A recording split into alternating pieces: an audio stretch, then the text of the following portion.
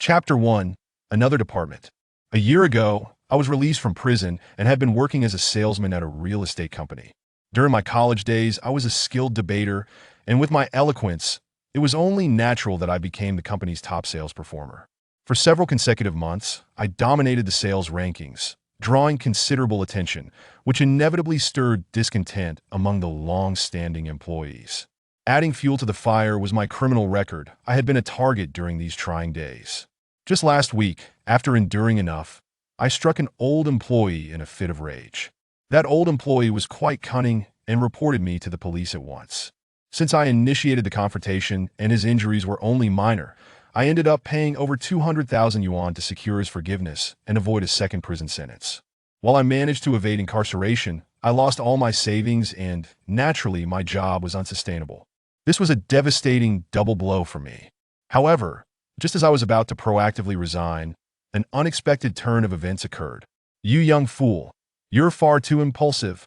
Department Manager Wang glared at me, expressing frustration, "But honestly, I'd hate to let you go. Hey, race the deal. If you're willing, I can transfer you to another department within the company. Just remember, having served time makes finding a job outside rather difficult." Upon hearing Manager Wang's words, I was suddenly enlightened. When I first got out of prison, it was indeed challenging to find work, and it was through connections that I ended up at this company. Later on, due to my outstanding performance, Wang held me in high regard, and our relationship had always been amicable. "Brother Wang, are you really able to transfer me to another department?" I did not hesitate to question him. "Fighting in the company is a grave offense. Aren't you worried about the repercussions?" Wang replied irritably, "This department hasn't officially launched, yet they're short on personnel. Plus, given my standing in the company, I can certainly protect you. But I must ask you beforehand, are you courageous? Are you afraid of ghosts?" My heart sank as I began to suspect which department he was referring to. "Brother Wang, I believe in science." "Ah!" Wang burst into laughter. "You're quite amusing. No wonder you're my top sales champion. Well then, you've met the folks at this new department. They're ghost house testers.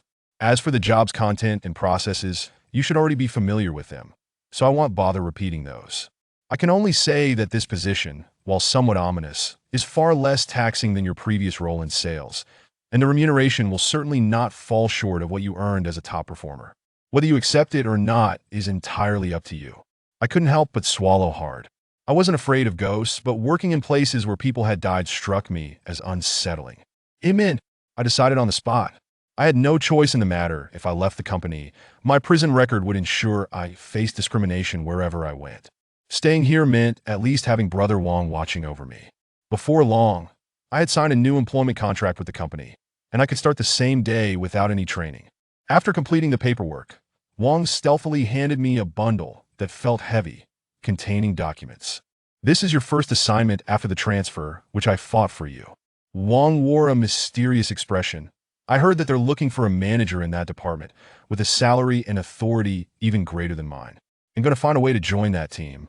Once we both prosper here, they'll have to take care of that Chun-Yi."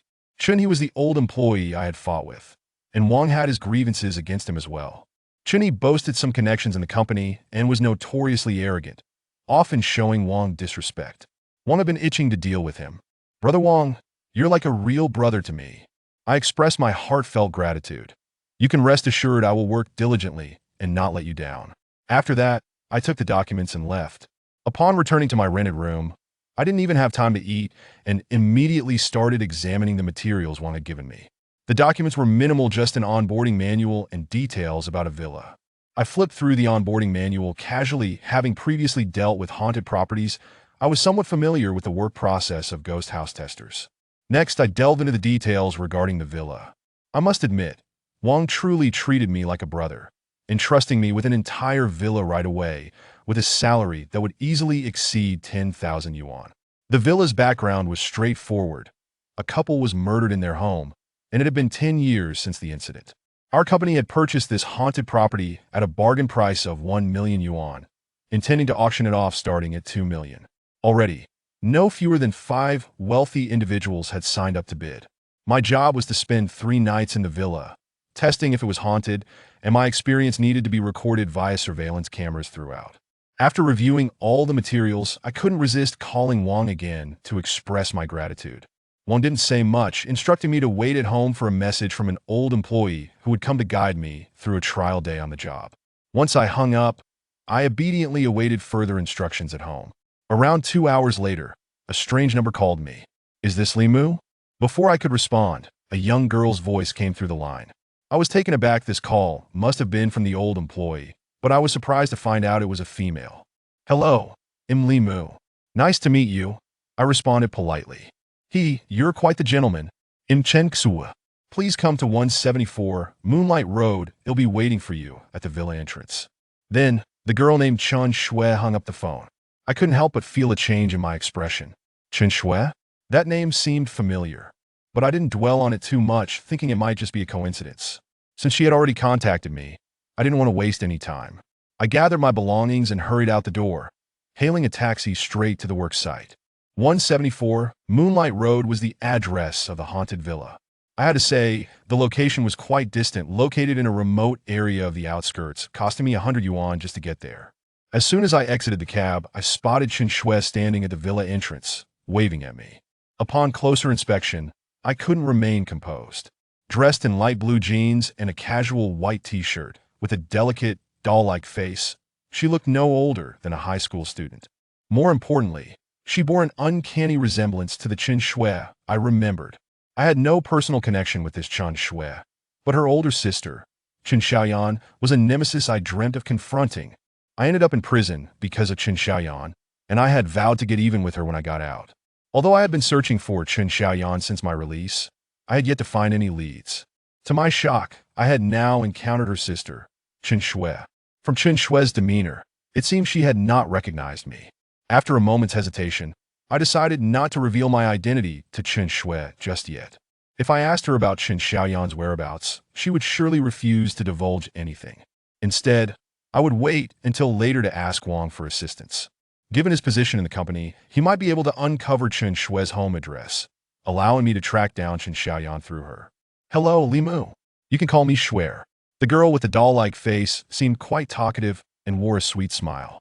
She appeared genuinely oblivious to my identity as she led me into the villa after exchanging pleasantries. After some insincere self-introductions, I learned that Chen Xue was still in university, working part-time at this company for over a year. Due to my hatred for Chen Xiaoyan, I felt no fondness for Chen Xue either. I merely nodded along insincerely, pretending to agree with her. "Limu, you'll be responsible for the first floor today. I'll handle the second floor." While munching on snacks, Chen Xue assigned me my duties. "I've already set up the cameras on the second floor. We'll take a shower now. You should set up your cameras." With that, she casually pulled out a set of pajamas from her backpack and headed straight for the second floor bathroom.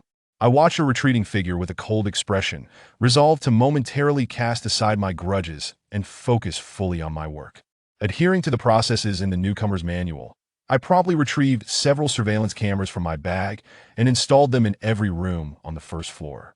The company required that every room, except for the bathrooms, be equipped with cameras, and the video feeds had to be transmitted to the company's staff via my laptop. Once I finished all of this, I exited one of the bedrooms, intending to chat with Chen Xue to gauge her background. However, to my surprise, over an hour had passed, and she was still in the bathroom. I shrugged in frustration, deciding to inspect the entire villa in the meantime. But after wandering through all the rooms, I was left dumbfounded. I distinctly remembered Chen Xue saying an hour ago that she had already installed the cameras on the second floor. Yet, upon my inspection, there were no cameras present on the second floor at all. Her lack of work ethic was of no concern to me. My primary goal was to have Wang help me investigate where she lived. This way, I could find a chance to lie in wait for Chen Xiaoyan at her home. As I descended from the second floor, I prepared to take up the phone to text Wang. But upon opening my phone, I discovered that Wang had called me numerous times, and my phone had been set to silent mode. I stared in disbelief for a while, unable to comprehend. Since I used to work in sales, I had a habit of keeping my phone on loud for client meetings. Who could have silenced it? Was it Chen Xue? But hadn't she been in the shower the whole time? Just then, Wang sent me a message. I glanced at the contents and felt a jolt of panic. "Limu, for God's sake, pick up the phone. Where the hell are you? Are you in that villa on Moonlight Road? If you are, get out of there immediately." Chapter 2: A year-dead person. Upon seeing Lao Wang's message, I was utterly bewildered. His tone was frantic, and rather than urging me to leave, he implored me to run, as if remaining in that villa would precipitate some horrific event. Yet, wasn't this assignment procured for me by Lao Wang himself? Why should I flee? I hastily replied to him, "Brother Wang, what on earth is happening? I am currently in the villa you mentioned. Wasn't it you who asked me to come for the trial?" Hardly had I sent the message when Lao Wang responded. His urgency heightened. "Trial? What nonsense, Run? I mixed up the documents." Mixed up? I thought to myself that Lao Wang truly had a careless streak. Just as I was preparing to respond, contemplating whether I should simply carry on with the trial since I was already there, another message from Lao Wang arrived, freezing me in place. "Listen to me. You cannot stay in that villa. Damn it, the old employees Haven Tea contacted you. What are you doing there alone?" My scalp tingled with anxiety. The old employees hadn't reached out to me. What about Chen Shui? I quickly replied, "Brother Wang, this afternoon a girl named Chen Shui contacted me. She was the one who invited me here." "Isn't she from the company?" To my surprise, there was a full minute's delay before Lao Wang replied, perhaps confirming with the company. "Li Mu, don't ask anything further, just run." The information about the Moonlight Road Villa was never properly organized. That house is notorious for more than one death. The first owner died 10 years ago, the second 5 years ago, and last year 3 men and 1 woman perished there while exploring. And that girl's name was Chen Shui. Boom! Lao Wang's final revelation struck me like a thunderclap, nearly causing me to lose control. Chen Shui is dead. She died a year ago. How could this be? What I saw just now was, at this moment, I was once again dazed, paralyzed in place, my mind a blank slate. Hearing such news at night transcended mere eeriness that I didn't even have the presence of mind to inquire about Chen Shui's home address. Regardless of what I had just witnessed, I had to leave immediately, but just as I turned to gather my belongings, I suddenly locked eyes with a woman. I gasped and stumbled back several steps, nearly fainting from fright. There stood Chen Shui in a pristine white nightgown, staring blankly at me, her expression devoid of emotion.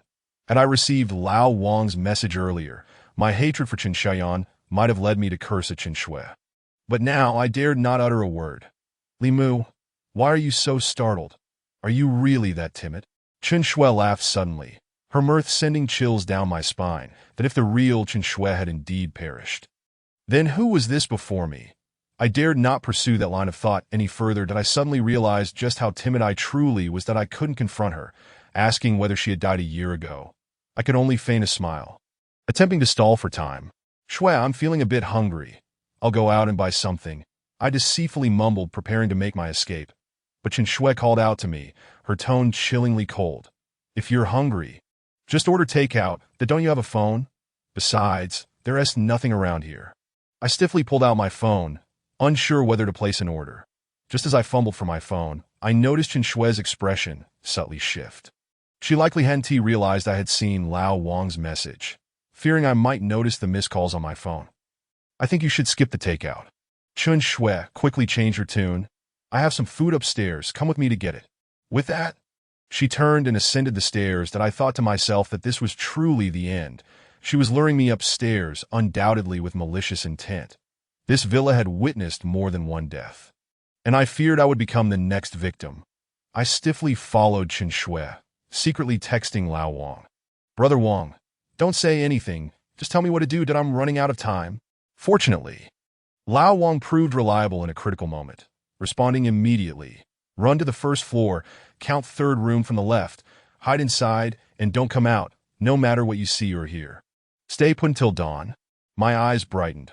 I finally glimpsed a sliver of hope. Without a moment's hesitation, I turned and sprinted, even faster than when I was being chased by the police, that I dashed to the first floor, burst into the 3rd room, and slammed the door shut with a resounding bang, hastily locking it. After securing the door, I was utterly spent, cold sweat pouring down my face, my legs trembling. But before I could catch my breath, urgent footsteps approached from outside, that I knew it was Chen Shui. What should I do? Would that wretched woman attempt to phase through the wall? After all, in movies, characters like her could easily do so. In a flurry, I whipped out my phone again, preparing to ask Lao Wang for further instructions. However, when I illuminated the screen, I discovered there was no signal. Bang, bang, bang. Just then, someone began knocking at the door. And I soon heard Chen Shui's displeased voice. Li Mu, why are you running? Didn't you say you were hungry? I stood frozen in place, my teeth chattering uncontrollably, paralyzed by fear that if I dared open that door today, I would surely meet my demise. Bang, bang, bang. Chen Shui continued to hammer on the door, her impatience growing evident. Li Mu, open the door for a moment. I need to explain the work process to you. Realizing that food could not entice me to unlock the door, Chen Shui switched tactics, but I was not so easily deceived. If I were that foolish, I wouldn't have achieved the top sales in the company. I sighed inwardly, lamenting my ill-fated connection with anyone surnamed Chen. Initially wrongfully imprisoned due to a betrayal by someone with that surname, I had barely saved enough money after my release, only to be ruined by that scoundrel Chen He. Now, I was confronted by yet another woman with the surname Chen, uncertain of her true nature. Why was my life so tragic? Bang, bang, bang, bang, bang, bang. Chen Shui relentlessly pounded on the door, the noise intensifying. Initially, she had merely knocked, but now it had escalated to violent banging, as if she could break in at any moment. I stood there, dumbfounded, too terrified to move. Did I end this situation? Escaping was impossible. I could only remain in this room, that if Chen Shui truly broke in, I feared my end would be gruesome. Bang, bang, bang. Suddenly, another round of knocking echoed. I listened closely and nearly suffocated from panic. Chen Shui's incessant banging had not ceased, yet I heard another set of knocks from behind me. It dawned on me that this room indeed had two doors.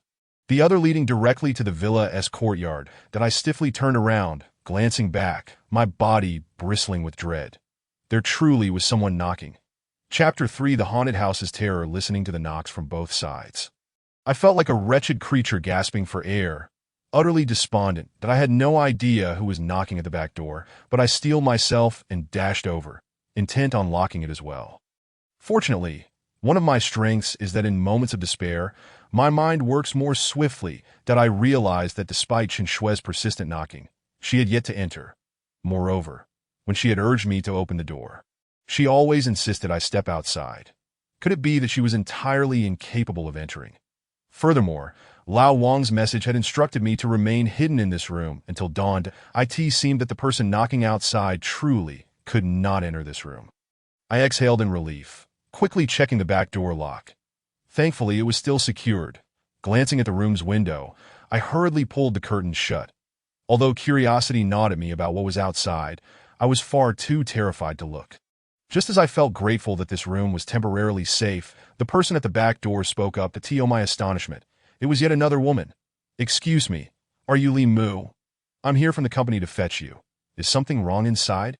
Hearing that voice sent a jolt of exhilaration through me. The company had sent someone to rescue me. I was desperate to escape this haunted place and was on the verge of opening the door. However, just as my hand rested on the doorknob, I suddenly froze. That I recalled Lao Wang's warning.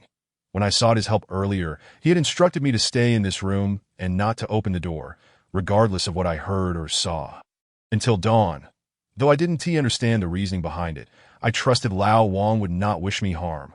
Moreover, I had just run in here moments ago. Even if the company knew I was in trouble, they couldn't possibly have dispatched someone so quickly. I swallowed hard and walked to the window, pulling back the curtain to shout at the woman outside. Miss, I'm Li Mu. Are you truly sent by the company to get me?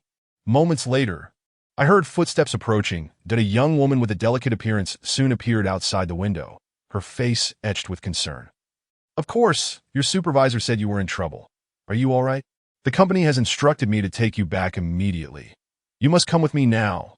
This place is unsafe. I gazed at her meaningfully, yet remained resolute, refraining from opening the door.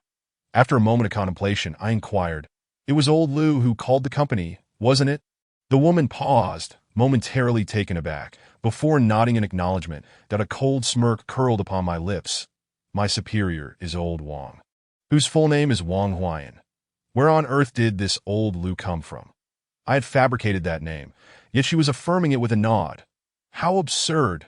Furthermore, if the company had indeed sent someone to fetch me, would they truly dispatch a woman in the dead of night? Given the circumstances, not even a stout man like myself could remain unshaken. Were the company's leaders devoid of reason? Get lost! I shouted vehemently, yanking the curtains shut and retreating to a corner to hide. Given the current predicament, it seemed I would not be leaving until dawn. The woman outside, realizing her deception had been unveiled, ceased conversing and resumed banging on the door. Chen Shui's incessant knocking continued unabated, as if these two women were relentless harbingers of doom, pounding for several hours to my nerves were taut, curled up in the corner, trembling. Throughout the night, I dared not close my eyes, terrified that should I fall asleep, the individuals outside might burst in. Thus, I endured until the first light of dawn. The cacophony of knocking persisted, but abruptly ceased with the crow of a rooster. A surge of relief washed over me. At long last, daylight had arrived, according to old Wang. Once the sun rose, I would be free to leave. Surely, the individuals outside had vanished by now. However, I tend to be cautious, despite the cessation of the knocking. I was still apprehensive that Chen Shui and her accomplices might be lying in wait outside. Perhaps it would be prudent to wait a little longer. I remained huddled in my corner, biding my time for the sun to fully rise, to my dismay. Fatigue from the sleepless night coupled with overwhelming tension led me to inadvertently drift off to sleep, that I have no idea how long I slumbered. But I was abruptly awakened by the insistent ringing of my phone. Struggling to open my eyes, I felt a throbbing headache and, upon checking my phone, was astonished to find that I had signal. How peculiar that I am in the same place. There had been no signal at night, yet it had returned with the dawn. Glancing at the caller ID, I saw it was old Wang calling. "Brother Wang," I hastily answered, nearly bursting into tears. "Li Mu, are you all right?" Old Wang's voice trembled on the other end, revealing his concern that I might have encountered misfortune. "I'm fine. I followed your advice and stayed in that room all night." Not opening the door, I recounted the events of the previous night and then asked, "Where are you now?" Old Wang replied, "I'm outside the villa. You should come out now. We've been waiting for you for several hours." A glance at the time revealed that I had slept for several hours, having drifted into slumber until noon. Slowly rising from the floor, my legs felt numb, and I trembled as I said, "Brother Wang, could you come in and get me?" Unexpectedly, old Wang fell silent for a few seconds before outright refusing. "Li Mu, you are safe now. You should come out by yourself." Anger surged within me. This old scoundrel had nearly caused my demise due to his mix-up with the documents, and now he was unwilling to come in to retrieve me. I suspected he was even more timid than I, too frightened to enter in broad daylight, that I hung up the phone and flung open the door, dashing outside. Last night, old Wang had instructed me to stay in that room, and I had indeed remained unscathed. Now that he claimed I was safe, it must be true. Emerging from the room, I had no time to dismantle the surveillance cameras, seizing my laptop and preparing to flee this wretched place. Yet, upon reaching the front door, I discovered that the living room door had already been locked by Chen Shui. A cold sweat broke out across my forehead. Had I attempted to escape without consulting old Wang, I surely would not have made it out. Thankfully, I had remained composed and sent old Wang a message, heeding his guidance to hide in that room. Otherwise, my life would have undoubtedly been forfeit. I had no idea what type of lock this door possessed. I could not open it even with a key. Resigned, I returned to the room, unlocked the back door, and bolted outside, bathed once more in sunlight. I felt on the verge of tears from sheer joy. I don't believe I had ever felt such elation, even on the day of my release from prison, that I had no desire to linger in this dreadful place. So I hurriedly made my way towards the front gate. As I exited the villa, I finally spotted old Wang's car parked at the entrance, along with several other company personnel. Chapter 4. The Deceased Couple. As I sprinted from the villa, I noticed that, aside from old Wang, the other company members appeared utterly astonished. Their expressions conveyed that my survival was nothing short of a miracle. They quickly surrounded me, bombarding me with questions. Their inquiries revolved around what I had witnessed in the villa and how I had managed to emerge unscathed. To be candid, after enduring a night of terror, I felt utterly exhausted and had no desire to utter a single word. However, unsure of the positions held by these individuals within the company, I refrained from offending them, that I mentioned that I had seen Chen Shui in the villa.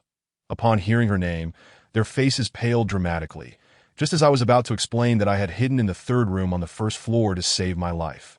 I noticed old Wang signaling me with his eyes, His expression suggested he wished to keep the secrets of the haunted house from these individuals. Thus, I fabricated a lie, stating that I had no idea why Chen Shui had not harmed me. "All right, Supervisor Wu," Old Wang interjected, approaching one of the middle-aged men and patting him on the shoulder, seemingly intent on preventing them from further interrogating me. "Li Mu was frightened last night. He's quite timid. Perhaps we should let him return home to rest. I will inquire about the villa's matters thoroughly later." Supervisor Wu, whose position was inferior to Old Wang's, had no choice but to relent. After exchanging pleasantries with Old Wang, he led the other young staff members away. "Let's get in the car," Old Wang said, casting me an awkward glance and waving me over. Once in the car, I remained silent, my demeanor sullen. Old Wang, being considerate, drove me directly to the bottom of my rental apartment and treated me to a serving of fried rice. After satisfying my hunger, I began to feel somewhat better, my eyes fixed intently on Old Wang. "Brother Wang, don't you think it's time you explained everything to me?" Despite Old Wang being my superior and treating me well, I was still somewhat upset with him for nearly causing my demise. "Ah, this was my fault," Old Wang replied, his face filled with remorse as he sighed. "I genuinely intended to assist you in achieving a performance record. But who would have thought I had mistakenly handed over the wrong documents, the ones concerning the haunted house on Moonlight Road?" Upon hearing Old Wang's explanation, my anger dissipated. He had only sought to help me. It would have been unreasonable to hold a grudge against him. If blame were to be assigned, it should fall upon my misfortune. "Brother Wang, what on earth happened at the haunted house on Moonlight Road 174? I asked in a hushed tone. "And what about that Chen Shui? How did she die? If she truly is dead, then last night." Old Wang's expression suddenly turned grave, as if he were privy to something significant. Soon I learned from him that a couple had perished in the Moonlight Road haunted house 10 years prior. Victims of a robbery homicide that I had read about this incident in the documents, so I was aware. However, what the documents did not reveal was that, at the time, the area had not yet undergone urban planning. It was merely a rural-urban fringe, and its geographical location was rather remote. Furthermore, there were hardly any villas in that area at the time, just a two-story house constructed by its owners, due to the poor security conditions back then. The couple had been murdered in their home, and no one had known. The eerie occurrences began shortly after the couple's demise, according to Old Wang. Not long after their deaths, many locals claimed to have witnessed the couple at night, pleading for help from the window. Their appearance suggested they were in grave danger, desperately hoping that passers-by would enter to save them. Upon hearing this, chills ran down my spine, and vivid images flooded my mind. The deceased couple, having met a tragic end, still seeking salvation. It was likely they had experienced profound despair in life, yearning for someone to rescue them. It was precisely because of the haunting that the couple's family struggled for years to sell the property. Old Wang continued, shaking his head. Eventually, a wealthy businessman, undeterred by superstition, purchased the house from the couple's family. Subsequently, that haunted house was demolished and replaced with the current villa. However, who could have predicted that shortly after the wealthy businessman moved in, a month later, he and his entire family would be found dead in the house? According to Old Wang's account, the discovery of the deceased family was made by a thief who had broken in. The thief was so terrified that he fled in a panic, which ultimately alerted the nearby residents. Upon their call to the police, the officers discovered the wealthy businessman and his family all hanging lifelessly in the same room, their bodies in a state of decay. Hearing this description nearly caused me to regurgitate the fried rice I had just consumed. Old Wang revealed that the thief had intended to rob the place at night. Upon climbing through the window, he was met with such a horrifying sight that I suspected that anyone who entered would surely lose their sanity. After that incident, no one dared to approach the location until a year ago. Old Wang wore a stern expression as he gazed at me, saying, "A year ago, for students, 3 boys and 1 girl, ventured into that villa for an exploration, and ultimately, they all perished within its confines. That girl, her name was Chen Shui." Upon hearing this, I was left utterly speechless. Chen Shui had indeed met her demise, that I truly encountered a ghost last night. "But you said there were no ghosts," I retorted, casting an irritable glance at Old Wang that he was momentarily taken aback and nearly choked on his words. "When did I ever tell you there were no ghosts?" He replied. At this moment, I found myself at a loss for words. Suddenly, I recalled Wang's original inquiry. Li Mu, are you brave? Do you fear ghosts? I had assumed he merely wished to inquire about my courage and belief in the supernatural. After all, to become a trial sleeper in a haunted house, one must frequently visit places where tragedies have occurred. If one is timid and superstitious, they are certainly ill-suited for such a role. Little did I know that this fellow was playing word games with me. Perhaps sensing my irritation, old Wang hastily clarified, "To be honest, I don't believe in such supernatural matters either. Even what I just told you, I never believed it before. I thought it was merely a case of hearsay. But you said you saw the deceased Chen Shui." And old Wang dared not continue, shivering slightly, likely questioning his own existence, just as I was. Yet I pondered, something felt amiss. Chapter 5. The midnight knocking. Observing my silence, old Wang inquired about my thoughts. I remained unresponsive, engrossed in contemplation. According to Wang, Chen Shui had perished a year ago within that haunted house. However, I had indeed seen her last night. Could it be that the Chen Shui who died a year ago was the same one I encountered last night? Or was it merely a case of sharing the same name? What if there was indeed a part-time Chen Shui within the company? Perhaps this Chen Shui was seldom seen due to her part-time status, rendering her existence largely unknown. Moreover, I was certain that the Chen Shui I met last night was the sister of Chen Xuan, that I needed to ascertain the specifics of this Chen Shui, including her home address. Otherwise, in this vast sea of humanity, where would I find Chen Xiaoyan to seek retribution? "Brother Wang, could you do me a favor?" I implored, hoping he would assist in my inquiry. "What is it?" he asked. "Please help me investigate whether there is another Chen Shui in the company." Before I could finish my sentence, old Wang nearly leaped up, his face a mask of terror. "Are you out of your mind?" He glared at me, exclaiming, "Did a ghost mesmerize you last night? There is no Chen Shui in the company. I've already told you, the Chen Shui who died a year ago is that girl. She is long gone." I understood that old Wang was frightened, which explained his agitation. Nevertheless, the information about Chen Shui was of paramount importance to me. "Brother Wang, please just consider it a favor. I must uncover her information." I gazed at him with a pleading expression. Wang seemed to grasp something and, with an exasperated look, asked, "Why do you need to know about Chen Shui? What is your relationship with her?" My face flushed with embarrassment, suddenly finding it difficult to articulate. This matter tied back to my own incarceration, a past I had long preferred to keep hidden. Yet if I sought Wang's assistance, I had to disclose the truth. Otherwise, why would he help me? After some contemplation, I organized my thoughts and recounted the circumstances surrounding my imprisonment, as well as the connection between Chen Xiaoyan and Chen Shui, to old Wang in a detailed narrative. Upon finishing, old Wang stood there, utterly stunned, regarding me as if I were a peculiar specimen. Frankly, I found his gaze intolerable. It felt as though he were judging me. "Brother Wang, do you not believe me?" I mumbled, looking down, my voice devoid of vigor. "What are you thinking?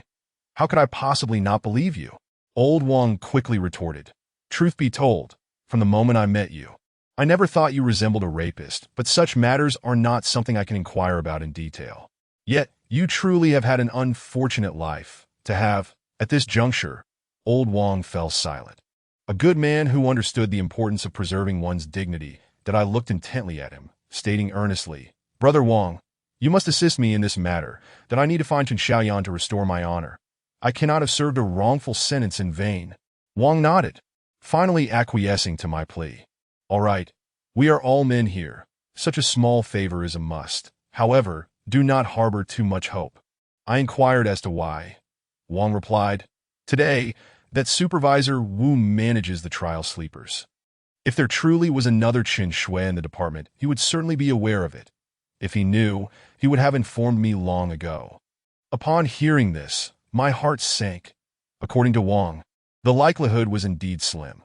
Yet, I had undeniably seen Chen Shui last night, and the company possessed records of the haunted house on Moonlight Road, including details of those who had perished within. Perhaps, if Wang investigated, he might uncover something of significance. Old Wang agreed to inquire on my behalf and granted me a few days off to rest at home, since I had yet to be formally transferred to the trial sleeper department. Old Wang remained my superior, and thus, when he said I could take leave, it was assured. After bidding farewell to old Wang, I returned home alone and collapsed in a bed that I lost track of time in my slumber. Awakening only when nature called and the sky had turned dark, struggling to rise, I prepared to head to the bathroom. Just as I slipped on my slippers and unsteadily got to my feet, a rapid series of knocks on the door struck like thunder, freezing me in place. Bang, bang, bang. The sound was piercing, rendering me paralyzed with fear. Having had the unsettling experience at the haunted house the previous night, I now possessed an irrational dread of knocking that I quickly grabbed my phone from the bedside. Glancing at the time, it was midnight. Who would come knocking at this hour? Aside from Old Wong. No one knew I resided here. Moreover, Old Wong would not come at such an hour without a prior call. Bang, bang, bang. As I stood there in disbelief, the person outside appeared to have lost their patience. Escalating from knocking to banging on the door, this familiar rhythm left me utterly dumbfounded. Could it be Chen Shui again? Damn it. Had she actually followed me here from the haunted house? Trembling, I opened my bedroom door and cautiously approached the living room door. Given that my residence was in an old, decrepit neighborhood, it was common for unruly children to play pranks by knocking on doors and running away. I had caught them several times before. I prefer to believe that this was merely a mischievous child from the neighborhood, awake in the middle of the night, playing a prank at my door. Although the probability was slim, it was not impossible. So I decided to investigate. Of course, I lacked the courage to open the door. I only dared to peer through the peephole. With that single glance, I mustered all my bravery. However, to my bewilderment, I saw nothing. The empty stairwell revealed no one knocking at my door, not even a ghostly shadow.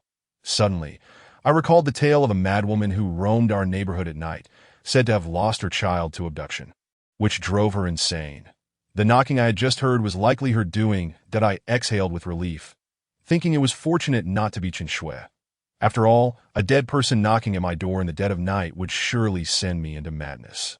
After using the restroom, I intended to return to my room for more rest. Yet, just as I lay back down, that familiar banging on the door returned. Bang, bang, bang. Chapter 6. The madwoman's warning this time. The banging was insistent, as if the person outside would force their way in if I did not answer. My anger flared, and I leaped from my room, cursing as I went. What the hell are you doing knocking at this hour?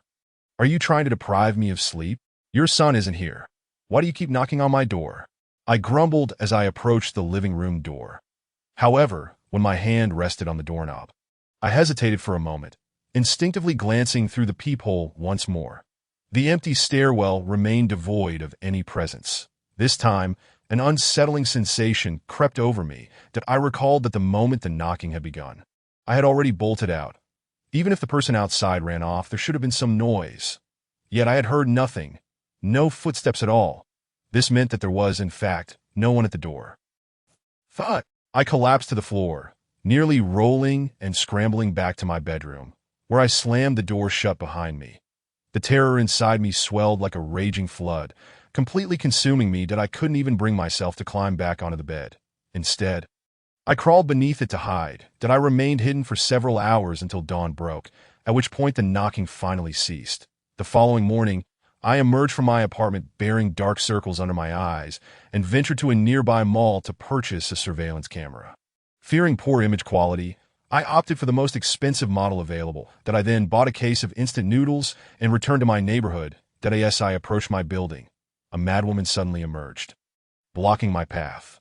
Upon closer inspection, I recognized her as the insane woman from our community.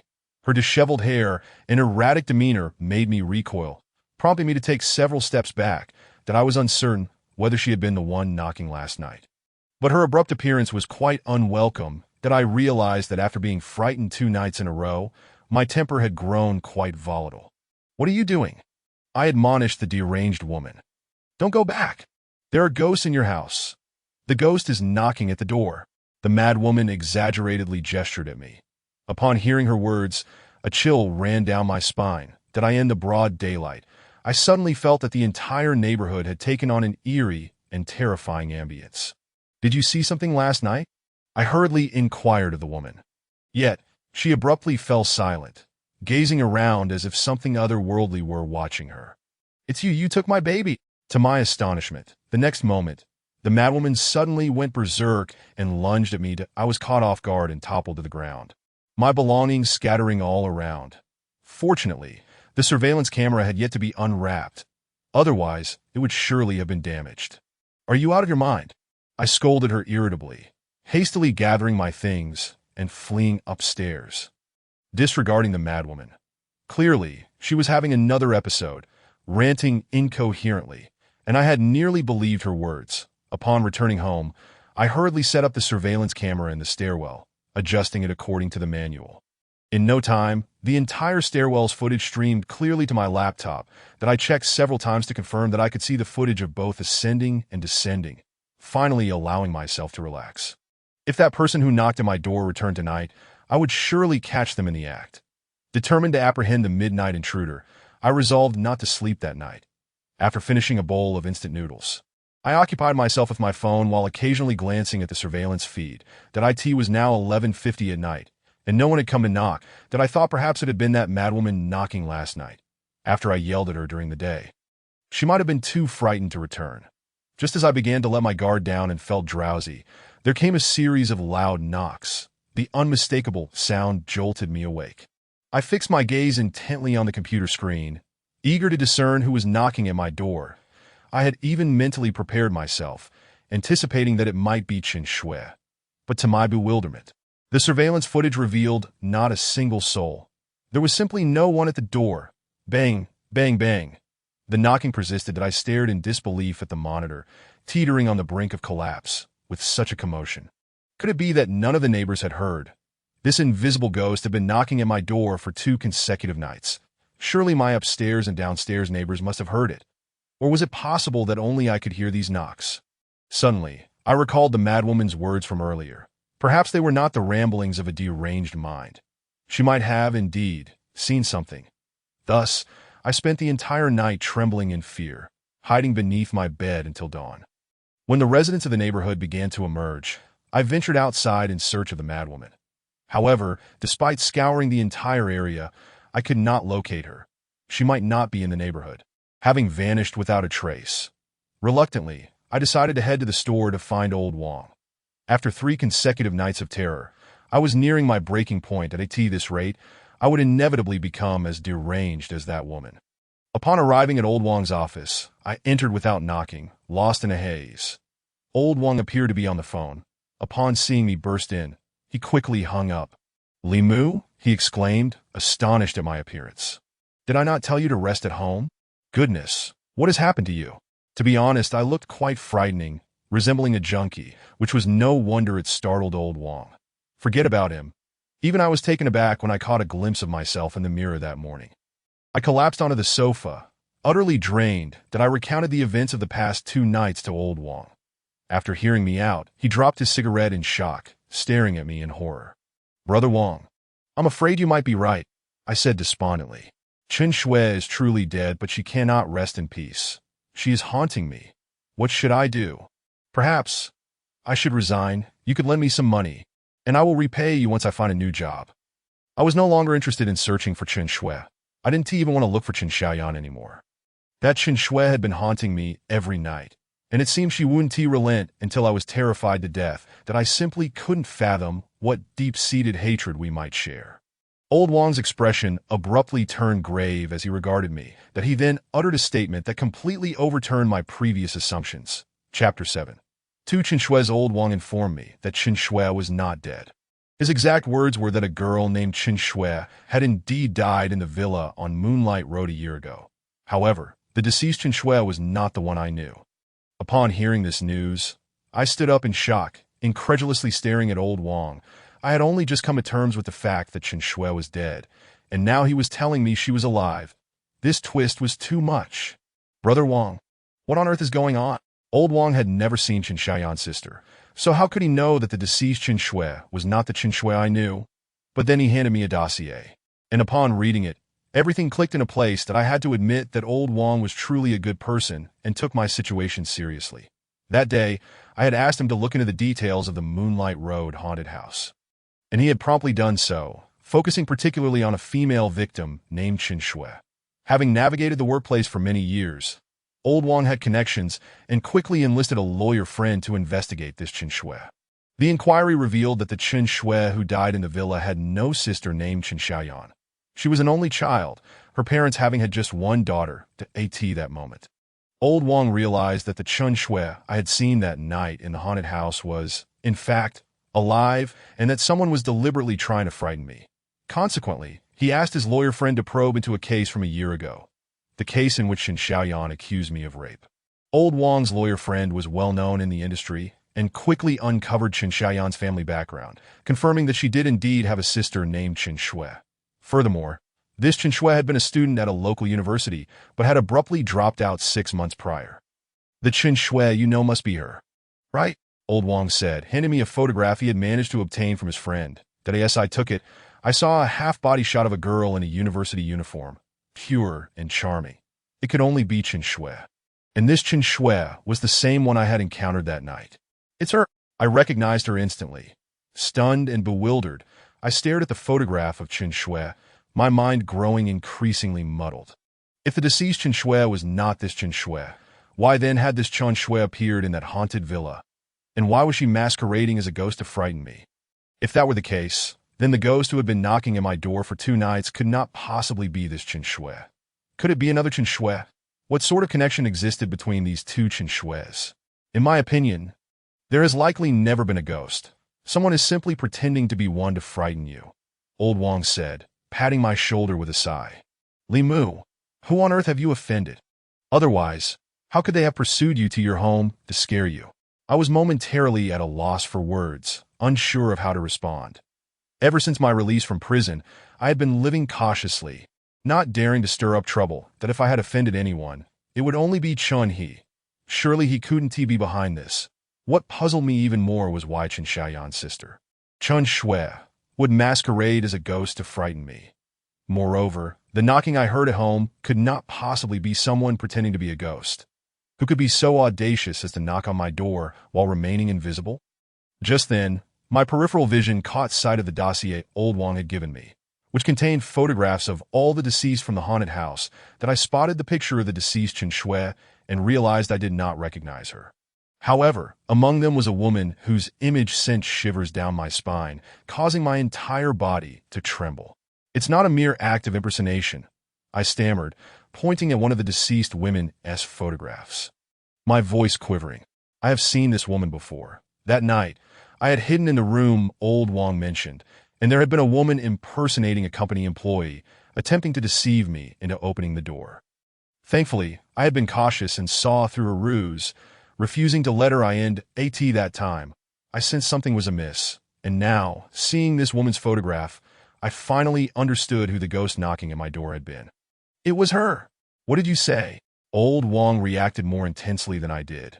As if that woman were someone significant to him, that I hastily explained the events of that night, insisting that I could not have mistaken her. It was indeed this woman attempting to trick me into opening the door. Old Wang's previously relaxed expression darkened once more that he stared at me, his voice trembling more than mine. Do you know who she is? I shook my head.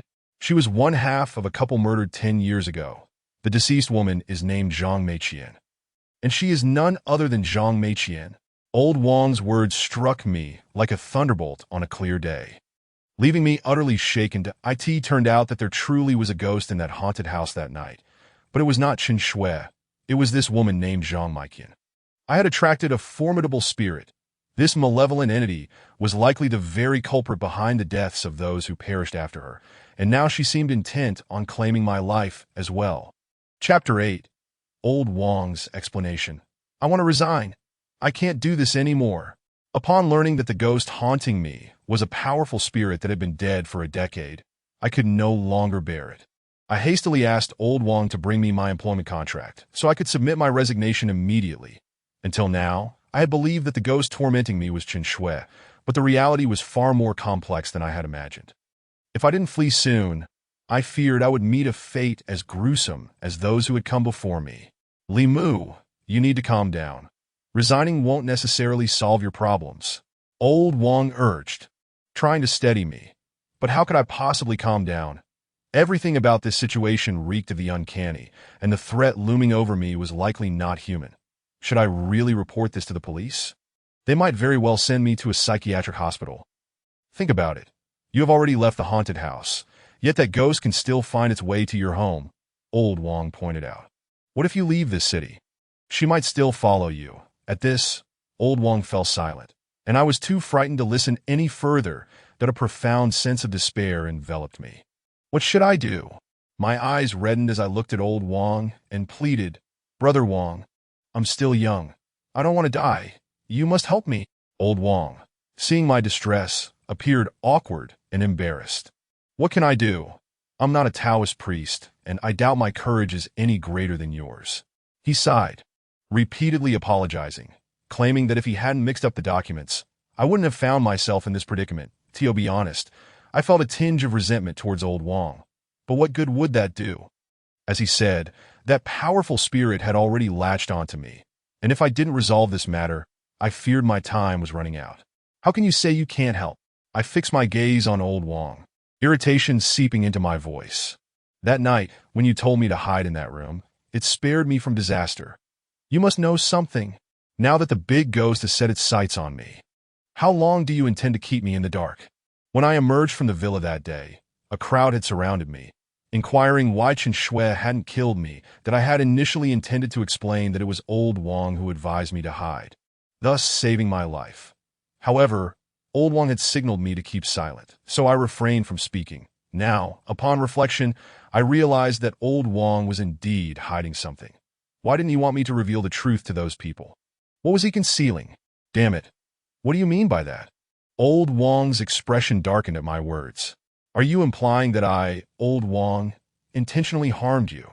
Do you think I did this on purpose? Have you no conscience? Seeing him so agitated, I immediately felt remorseful. Since joining the company, Old Wong had treated me well, almost like a younger brother, and my words had indeed been hurtful. I hastily apologized, urging him not to take my words to heart, explaining that my mental fortitude had been wearing thin, and I had been tormented by that ghost for days. Forget it, Old Wong said magnanimously. Choosing not to take offense, he explained, long ago, I heard an elder say that if you're unfortunate enough to encounter a malicious ghost, you should hide in the place where they died. The ghost won't dare to harm you. I was momentarily taken aback and asked why. Old Wong explained that whether a ghost was malevolent or simply restless, they would not linger in the place of their demise, as they could not accept how they had met their end. The more vengeful the spirit, the harder it was for them to accept this truth. I listened, astonished, realizing I had never considered such beliefs before. It seemed to contradict everything depicted in horror films. As far as I know, Zhang Meiqian and her husband were killed in that very room, Old Wong said, his face pale. Moreover, the second owner of the house also hanged themselves in that room. At the time, I was desperate and frightened for your safety, which is why I told you to hide there. To be honest, I never believed in such notions before, but who would have thought? Actually saved your life. I couldn't help but reflect on how fortunate it was that Old Wong had acted on impulse. Otherwise, I might have become a ghost myself. Xiao Li, this situation is indeed my fault. Old Wong sighed, his face filled with guilt.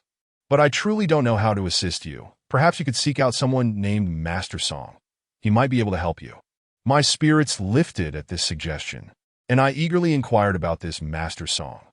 Old Wong explained that he had heard others mention Master Song, who seemed to be a highly capable individual in the realm of metaphysics. It was said that many prominent figures sought his guidance. Brother Wong, what is this Master Song's full name? Where can I find him? I felt a surge of excitement, ready to embark on a journey to seek Master Song's assistance. However, Old Wong shook his head repeatedly, looking embarrassed as he confessed that Master Song was too well known for him to gather any information about him, including his name. My hopes plummeted. How could I locate this Master Song if I only had his name? Even if I had the time to inquire, that powerful ghost would not grant me the luxury of time to live. Wait, I've just remembered. Old Wong suddenly slapped his thigh, excitement in his voice. A few days ago, I heard someone mention that Master Song would be coming to our city, Lanjing, to give a lecture on I Ching knowledge. I believe it's happening today at the Qingyan Temple on Beishan Mountain. Do you want to take a chance and see if you can catch him? Chapter 9. Seeking Master Song after leaving Old Wong. I made my way directly to Beishan, hoping to find Master Song as soon as possible. Though Beishan was not far from the city center, it still required nearly an hour's journey by car. If I hurried, it would be close to noon by the time I arrived, that I feared that Master Song might hold his lecture in the morning and leave right after, so I couldn't afford to waste any time. Fortunately, being a weekend, the main roads leading to Beishan were relatively clear, and I reached the foot of the mountain in under 40 minutes. Before I left Old Wang, he had given me a bank card containing 10,000 yuan. Initially, I hesitated to accept it, but Old Wang insisted that if I were fortunate enough to meet Master Song, I would likely need to spend money to seek his assistance, for the chance to save my life. I accepted the money. Upon arriving at the foot of the mountain, I raced up the steps, my legs nearly giving way from exhaustion. Along the way, many visitors were ascending to the Qingyun Temple to pray and burn incense. Beishan is considered one of Nanjing's notable attractions, particularly the Qingyun Temple, which draws numerous visitors daily. Had it been a different time, I would have scoffed at such superstitions. However, after the harrowing experiences of the past few days, I began to wonder if perhaps these worshippers were onto something, that if there are indeed ghosts in this world, then surely divine beings exist just above us, right? I even prepared myself for the worst-case scenario. If Master Song refused to help, I would likely be awaiting my demise. That I in that case, I would seek refuge in the Qingyun Temple, challenging that powerful spirit against the temple's deities. That as I reached the halfway point up the mountain, my energy was completely spent, and I stopped to catch my breath for a moment, only to witness an alarming sight. The number of visitors descending the mountain far outnumbered those ascending, and their expressions were grim. Sensing something was amiss, I hurriedly approached an elderly man coming down the mountain. "Sir, why is everyone leaving? Isn't there a lecture happening up there?" The man shot me a disdainful glance. "Are you here for Master Song's lecture?" I suggest you turn back." My heart sank at his words, and I pressed him for an explanation. "Master Song didn't even show up," the old man replied, visibly irritated. "We all came hoping to see him. But the temple's host announced that Master Song is feeling unwell and has postponed the lecture, that we are to await further notice." I stood frozen, dumbfounded. Master Song was not at Beishan. Had I made this trip for nothing? I thought to myself that someone of Master Song's stature should have notified us in advance if he was unable to attend, sparing so many people a fruitless journey. Was this not a reflection of his esteemed character? Just as I was about to inquire further, the man lost patience, shaking off my hand as he continued down the mountain. Watching him walk away, I slumped onto the steps, my face ashen. Just when I needed someone to save me, Master Song was unavailable due to illness. Was this mere coincidence, or was it fate? Was I destined to be unable to escape this calamity? I realized that hope had slipped through my fingers. Who knows when Master Song's next lecture will take place? By the time he holds another session, I fear I might already be among the spirits dwelling in that haunted house, reflecting on my life. Tears streamed down my face uncontrollably. Over a year ago, I was still a university student, excelling among my peers, with a promising future ahead. Yet, due to that venomous woman, Chen Xiaoyan, I found myself imprisoned, and my life was irrevocably altered. After my release, I did not succumb to despair. I persevered and managed to save a bit of money through my own talents. However, I soon encountered another individual, Chun He, who engaged me in a brawl, leading to my financial ruin and forcing me into the position of a test subject under Old Wang's supervision. Now, I am beset by a group of malevolent spirits intent on taking my life. The thought of this fills me with growing rage. Were it not for Chen Xiaoyan's treachery, none of this would have transpired. That my frustration mounts, and as I contemplate my plight, tears flow anew. Unwilling to resign to my fate, I resolved to visit Qingyun Temple once more to inquire about Master Song's whereabouts. That if the temple's abbot possesses a kind heart, perhaps I might have the chance to meet Master Song again. With this thought in mind, I wiped my tears away, rising to prepare for the ascent back up the mountain. However, the moment I turn around, I collide with an elderly gentleman that he appears to be in his 60s and nearly tumbles down the steps due to our encounter. Yet, my mind is solely focused on finding Master Song to save me, so I merely mutter an apology and attempt to walk away. To my surprise, the old man grabs my arm, scolding me. "Young man, are you blind? You bump into someone and expect to walk off unscathed?" I think to myself, having already apologized, What more does he want? Sir, I only have a little over $100, take it. I impatiently offer him all my loose change and turn to leave again. But this old man possesses remarkable strength. Pulling me back once more, he seems ready to berate me further, but upon scrutinizing me for a moment, he abruptly falls silent, merely staring intently. Growing anxious, I attempt to shake off his grip twice without success. Sir, what exactly do you want? I possess only this meager sum. If you seek more, I have none to give. To my astonishment, the old man begins to chuckle coldly, finally releasing my arm and remarking, I merely wish to hear a sincere apology from you. Not to take your money. Besides, I wouldn't dare accept the money of the deceased. Upon hearing this, I am instantly enraged. The mere mention of death is my greatest fear. I merely bumped into him, and now he dares to curse me. Sir, do not push your luck. If I strike you, there will be no one to stop me. I threaten him, preparing to depart. Yet the old man grows increasingly outrageous, snatching the hat from my head that I had just donned this hat after checking my reflection at home. Fearing my disheveled appearance might lead the police to mistake me for a junkie, as he engages with me, I am about to unleash a torrent of insults. Suddenly, the harsh sunlight beats down on my face, feeling as if it were a scorching 60 or 70 degrees, causing me to cry out in agony that I scramble toward a shaded area, only feeling relief once the sun no longer penetrates my skin. I gaze at the old man in terror, bewildered by the sudden turn of events. Take a good look at yourself. Does a living person fear the sunlight? The old man maintains his cold smirk, regarding me with disdain. I am frozen in place, a chill running down my spine. Living beings do not fear sunlight. So why do I, unless I have already departed from this world? Chapter 10.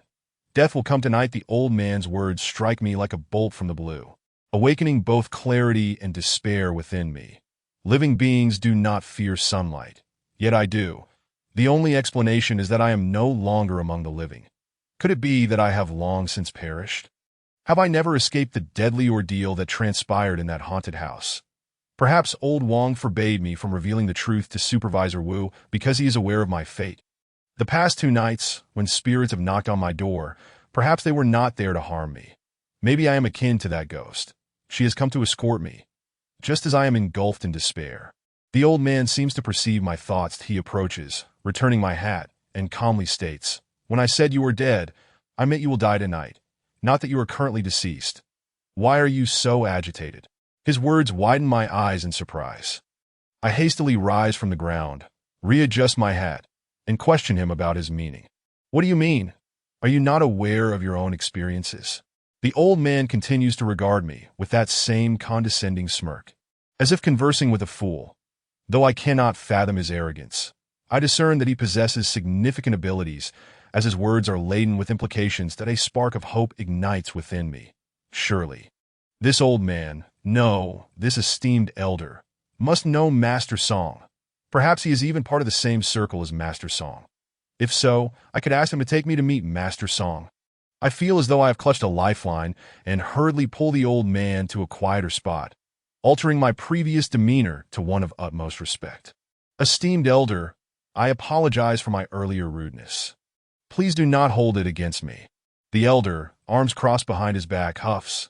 No matter, I do not stoop to the level of foolishness. My face flushes, and I am too preoccupied with my concerns to argue. Esteemed elder, with your remarkable abilities, you must be part of the same circle, correct? Do you know someone named Master Song? Upon hearing the name Master Song, the elder's expression visibly shifts, that he scrutinizes me intently for several seconds before asking, Are you also here to find Master Song? What is your purpose? In that moment, I decide to speak candidly. You must have noticed, I have encountered a ghost. I recount all the recent events to the elder, including the malevolent spirit in the haunted house and the 2 consecutive nights of knocking at my door. The elder listens, then gazes at me with a mocking smile. Young people truly lack respect for the supernatural. Daring to venture into a place where death has claimed lives, you show no fear, and you will inevitably pay the price. I wear a sorrowful expression, explaining that I am merely trying to survive. Esteemed elder, I am still young. I truly do not wish to die. Please help me. Were it not for the crowd around us, I would have knelt before him. The elder observes me calmly and replies, "Did I not already inform you of the outcome?" I am taken aback. "When did he tell me the outcome?" "You will die tonight." The elder bursts into laughter. "I am no divine being. How could I save you?"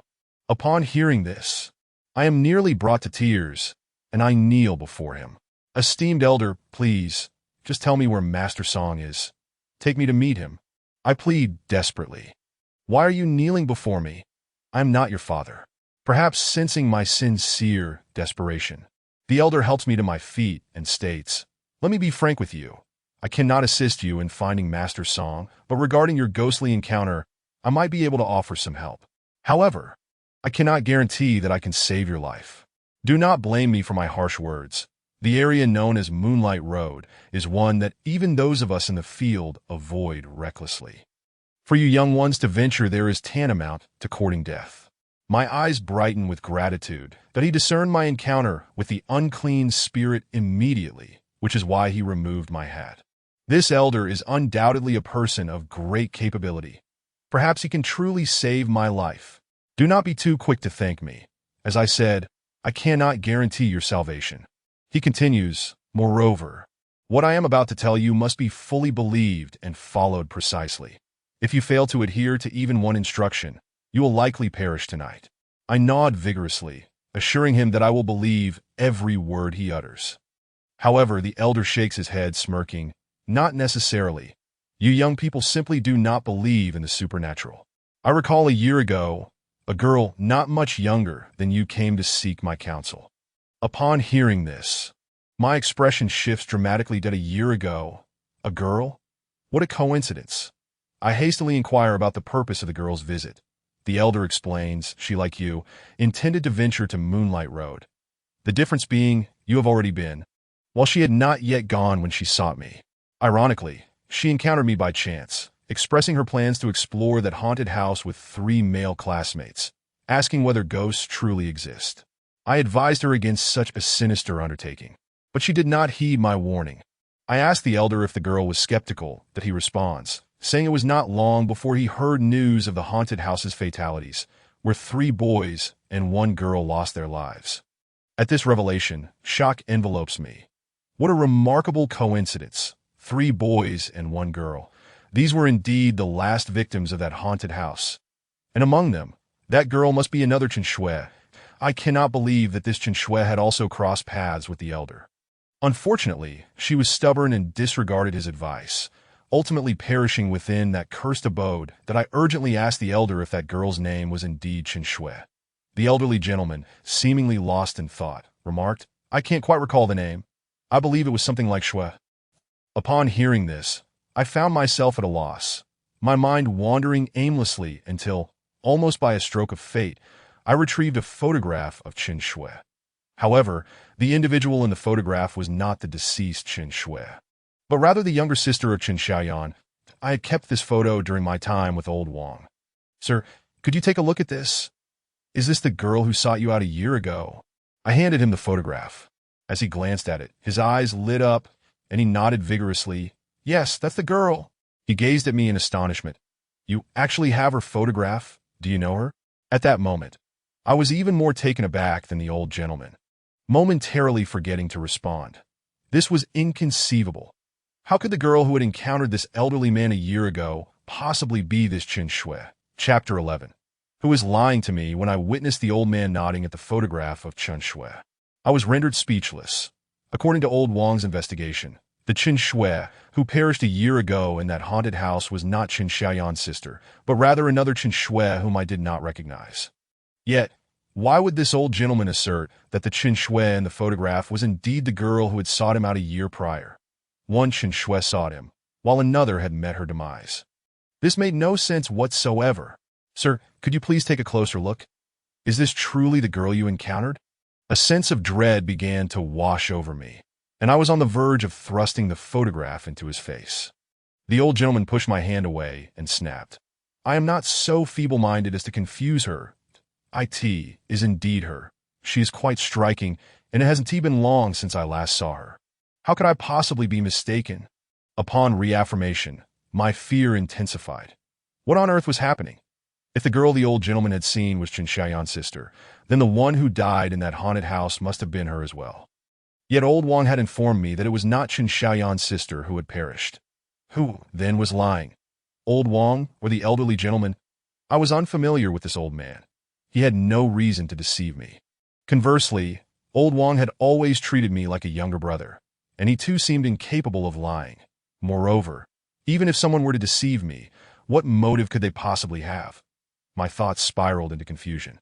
As I sensed an eerie aura enveloping this entire situation, that I pressed the old gentleman further, inquiring how he could be so certain that the girl in the photograph was dead. Had he witnessed the scene himself? I haven't the luxury of time for such things. I advised her against going. Why would I go myself? The old man shot me a glare and continued. When she came to me, she mentioned that they were a group of 3 men and 1 woman venturing into the haunted house. She claimed that with so many men, the energy would be strong. Yet a few days later, they all perished inside. If it wasn't her, then who could it be? I was momentarily taken aback. So it turned out that this old gentleman had not witnessed the death of Chen Xiaoyan's sister firsthand. He was merely speculating. Though his reasoning was sound, it was still speculation. This meant that old Wang had not deceived me. The one who died was indeed another Chen Shui whom I did not know. However, if that was the case, there remained a puzzling aspect. The 2 Chen Shuis must have known each other, potentially even as classmates at the same school. The girl who had encountered this elderly gentleman was Chen Xiaoyan's sister. Yet the one who had perished was another Chen Shui. Could it be that Chen Xiaoyan's sister had, in fact, believed this old gentleman a year ago and chose not to visit the haunted house, but instead sent another Chen Shui in her stead? Thus, the other Chen Shui met her untimely end while she survived. The thought sent a chill down my spine. This Chen Shui, who had clearly placed her faith in the old man, had still sent 4 others to their doom. How malicious could one's heart be? The Chen sisters exhibited a complete lack of humanity. One condemned others to prison, while the other endangered lives. They were more terrifying than ghosts. I resolved that once the current situation was resolved, I would seek out Chen Xiaoyan herself, ensuring I kept my distance from this Chen Shui, that I refrained from further dwelling on Chen Shui, and assured the old gentleman that I was certainly not the same as her. I believe his words, and whatever he instructed me to do, I would follow. The old gentleman nodded in satisfaction, stating, "When I said you would surely die tonight, it was not a curse, but a genuine warning. Though you emerged alive from that haunted house, your vitality has significantly waned. The spirits within have already latched onto you.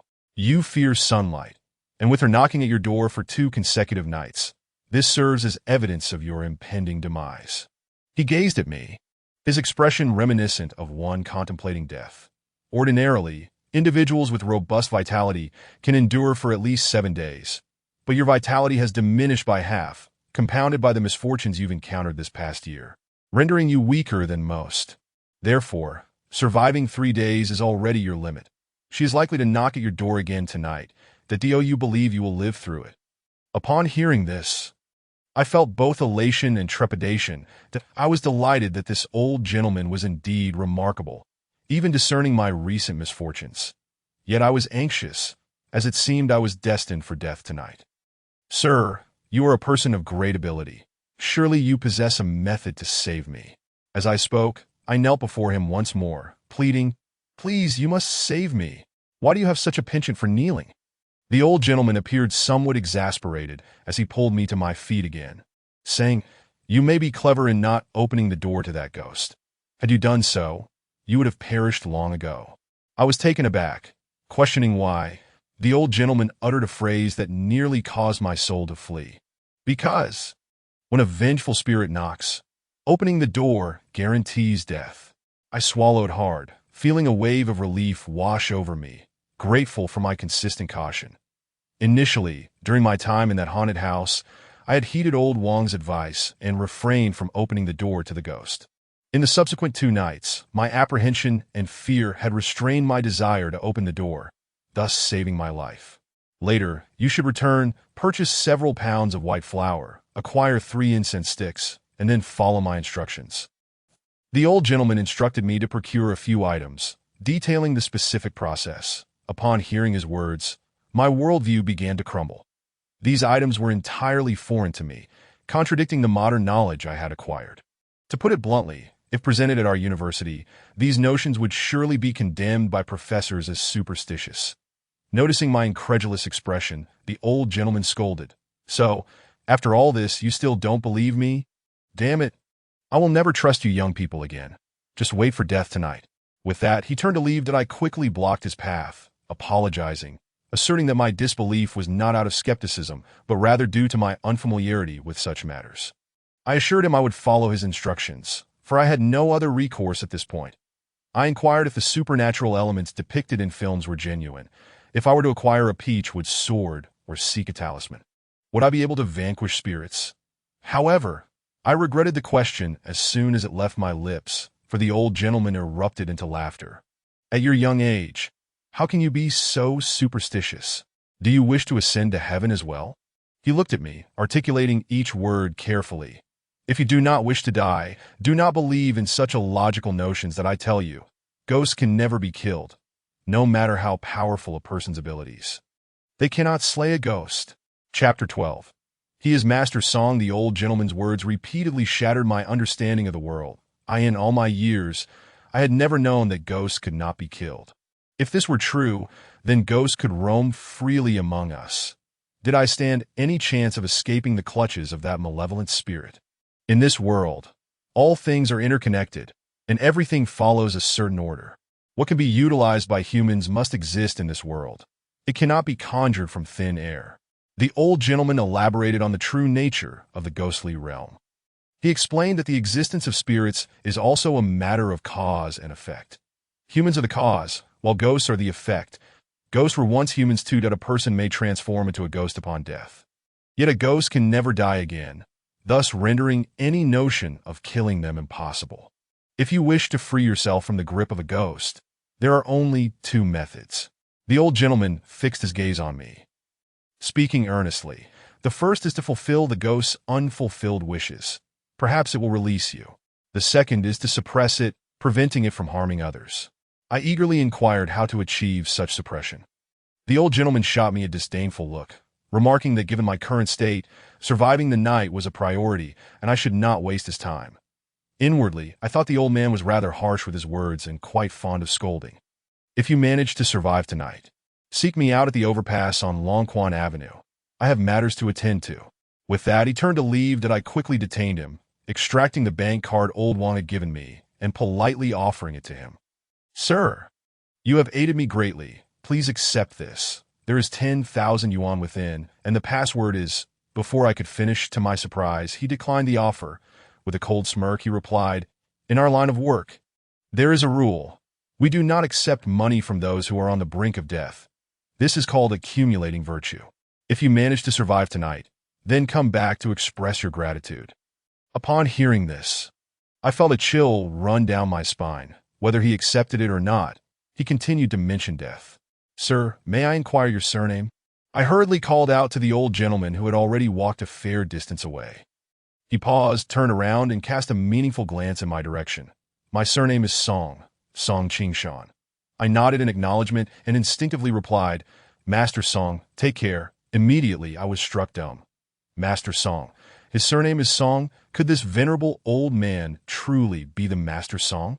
My eyes widened, nearly popping out of their sockets, despite the possibility that this might merely be a coincidence.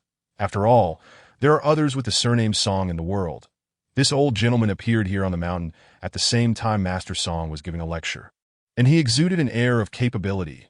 Surely, such coincidences cannot be so remarkable. A surge of joy coursed through me as I grasped the reality.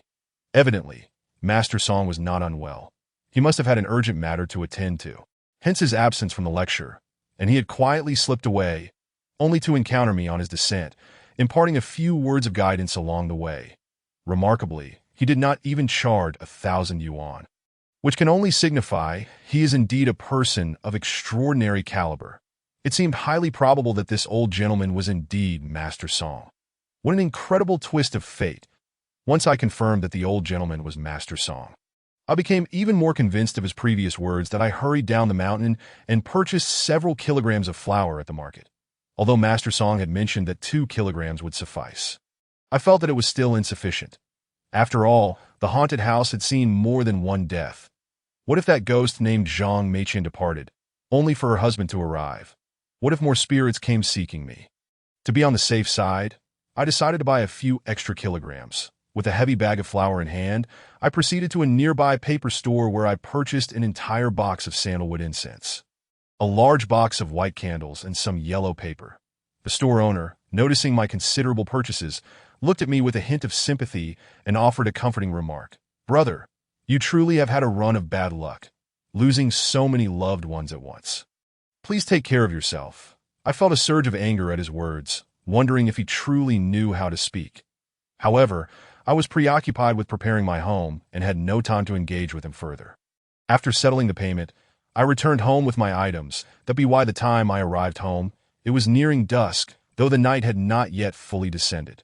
Following Master Song's guidance, I promptly dismantled the security camera outside. According to Master Song, the camera served no purpose whatsoever and would fail to capture anything. Moreover, if that formidable ghost possessed intelligence and became aware of my camera installation, it could render my subsequent actions ineffective. I placed my complete trust in Master Song's words and swiftly removed the camera. As night fell, I scattered a generous layer of flour, approximately 2 centimeters thick, outside my door. Once I had laid down the flour, I secured the door and retrieved 3 incense sticks and a white candle, along with a pile of yellow paper that I tore into pieces. After completing these preparations, I finally breathed a sigh of relief and returned to my bedroom to rest. However, the darkness had fully enveloped the surroundings, and my anxiety escalated.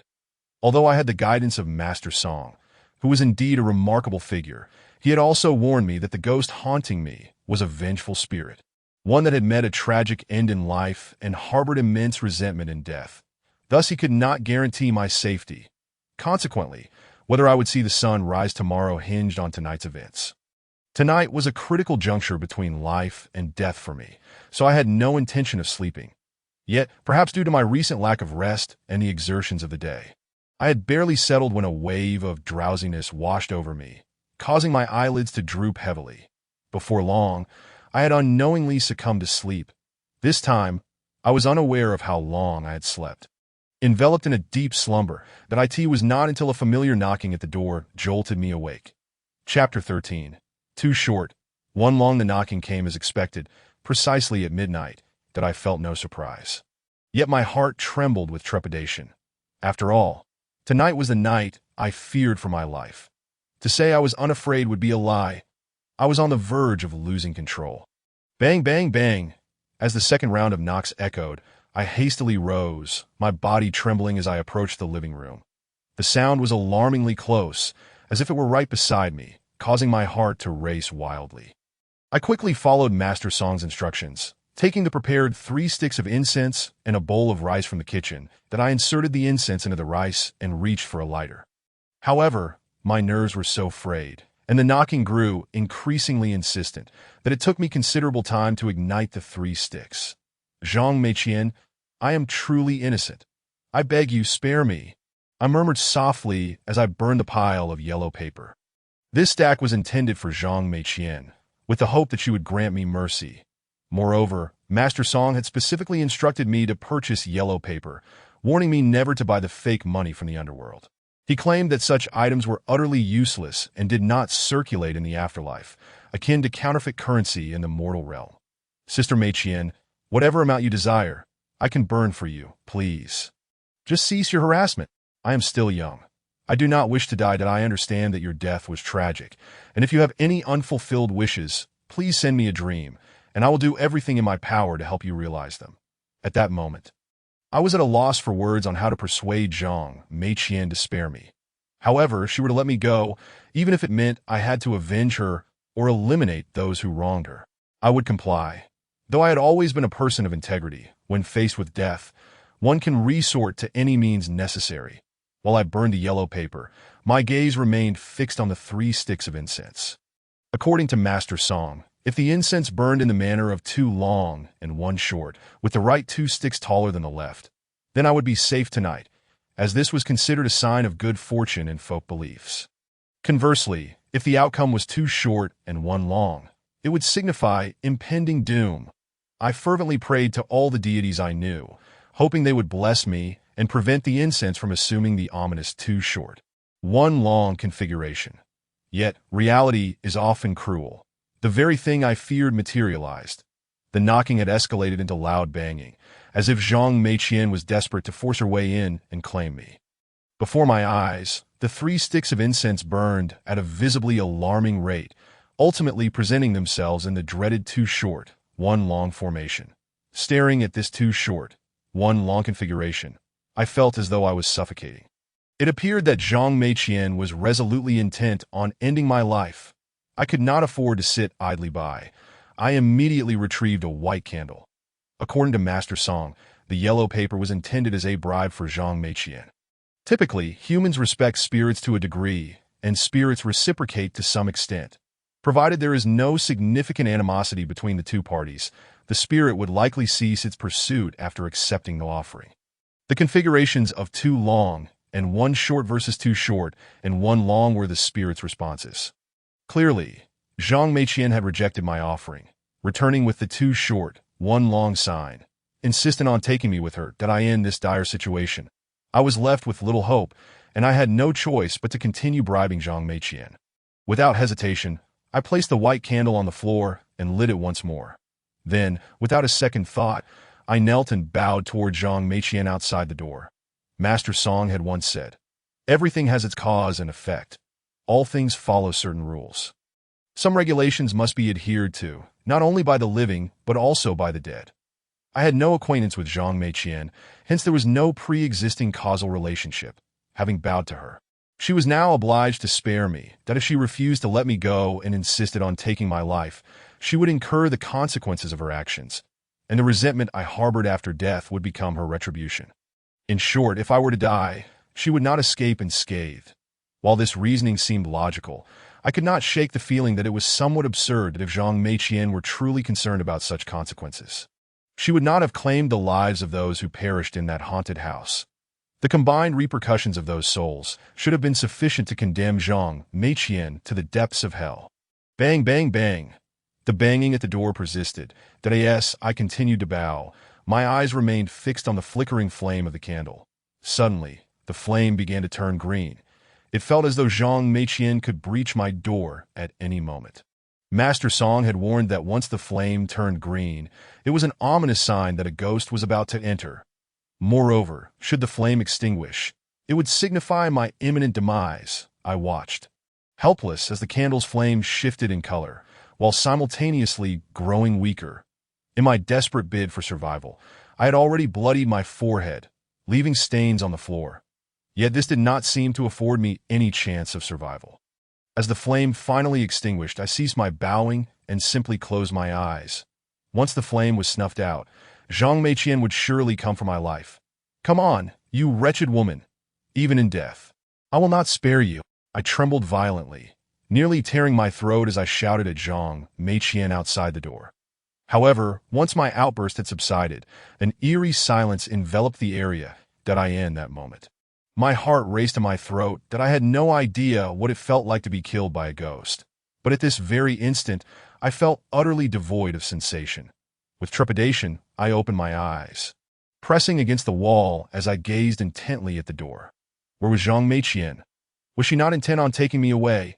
I scanned the surroundings, yet there was no sign of movement, nor any trace of Zhang Meiqian. That to my astonishment, it appeared I had not perished, and Zhang Meiqian had vanished. What could possibly be happening? Chapter 14. Dying for me, the floor beneath the bed remained as cold as ever. I had once again spent the entire night hiding under the bed until dawn broke. Just a few hours prior, that white candle had extinguished, yet here I was, miraculously still alive, that I could not fathom the reason behind my survival. Perhaps it was because I had heeded Master Song's words, following his instructions to the letter. Yet Master Song himself had proclaimed that once the candle snuffed out, my demise was inevitable. I was utterly perplexed as to why I had not perished. Could it be that Zhang Meiqian had experienced a pang of conscience, accepted my bribe, and decided against killing me? Trembling, I crawled out from beneath the bed, preparing to open the door and take a look. Based on my previous encounters with the ghost knocking at my door, I knew that as soon as dawn broke, the ghost would surely retreat. This was likely the pattern that Master Song had mentioned. All spirits must adhere to this rule. Upon opening the door, I glanced at the layer of white flour I had spread on the ground the previous night. To my astonishment, I discovered a pair of pitch-black footprints imprinted in the thick flour. They were human footprints, but dark, as though charred. Moreover, the footprints were simply bare prints, devoid of any shoe marks, as if someone had treaded upon the flour barefoot. However, upon closer inspection, I sensed something amiss that I hurried back inside, retrieved a measuring tape, and measured the dimensions of the footprints. After completing the measurement, my hands trembled so violently that I nearly dropped the tape.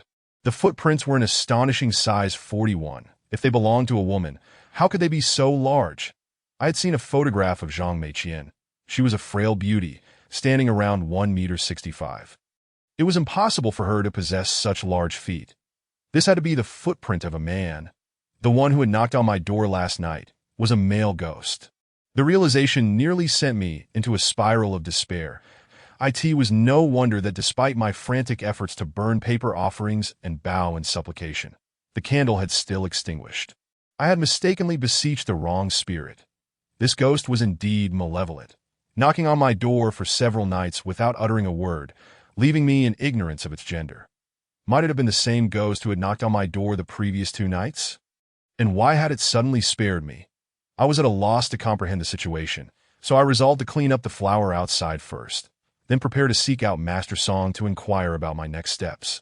I even tried to console myself with the thought that perhaps this male ghost had decided not to pursue me any longer. With that in mind, I returned inside, washed my face, and prepared to head out. As I descended the stairs, I heard an uproar within the community, as if many people were gathered to witness some commotion that I thought to myself, what could possibly be so noteworthy in this dilapidated neighborhood? Yet, when I reached the ground floor, I was met with the sight of 2 police cars stationed at the entrance, and a throng of elderly residents had gathered below my building. Nearby, a police cordon had been set up, leaving me to wonder what had transpired. Driven by curiosity, I attempted to squeeze my way into the crowd, but the sheer number of onlookers made it impossible that I had no choice but to grab hold of a cleaning lady and inquire about what had occurred to warrant the presence of the police. With a heavy sigh, she recounted a tale that nearly left me breathless. Upon hearing it, my head spun, and I felt a wave of dizziness wash over me, that a tragedy had indeed struck our community. Someone had died. The deceased was the madwoman who had leapt to her death from the rooftop of my building in the early hours of the morning. The residents were abuzz with speculation, claiming that the madwoman had gone berserk the previous night and somehow found her way to the rooftop. However, the doors leading to the rooftops of all the buildings in our neighborhood were securely locked. With all the keys in the possession of the cleaning lady, it was inconceivable that any resident could access the rooftop, let alone the madwoman. How had she managed to reach it? Upon hearing of the madwoman's demise, I was suddenly reminded of the dull thud I had heard shortly after I had scurried into my bedroom and hidden beneath the bed. At the time, I had been terrified that the ghost had not yet departed, so I hadn't paid close attention to the sound. Now, reflecting on it, that dull thud, it must have been the sound of the madwoman falling from the rooftop. The eerie coincidence sent chills down my spine. The ghost had clearly intended to kill me. I had survived, yet the madwoman had perished. Moreover, the timing of her death was uncanny, occurring precisely when I had taken refuge beneath the bed. Could it be that this madwoman had shielded me from harm? If that were the case, then last night's ghost had it truly intended to spare me. Perhaps the madwoman had unwittingly stumbled into the building. Encountering the ghost, which then, unable to claim me, had pursued her instead, that had driven her to the rooftop, forcing her to jump. Otherwise, how could a madwoman, especially one of her gender, possibly have opened the locked door to the rooftop? Yet even so, if the ghost had been responsible for the madwoman's death, it could still return to finish the job with me. Why was I still alive? I pondered over this endlessly.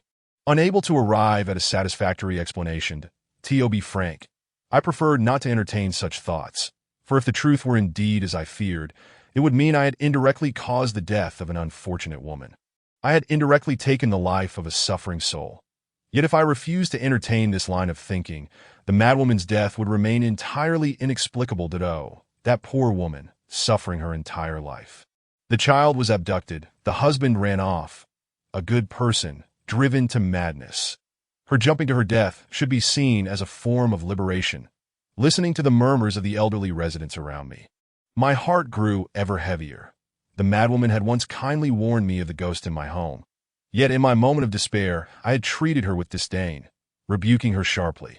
This woman had endured a lifetime of hardship, ultimately becoming my scapegoat.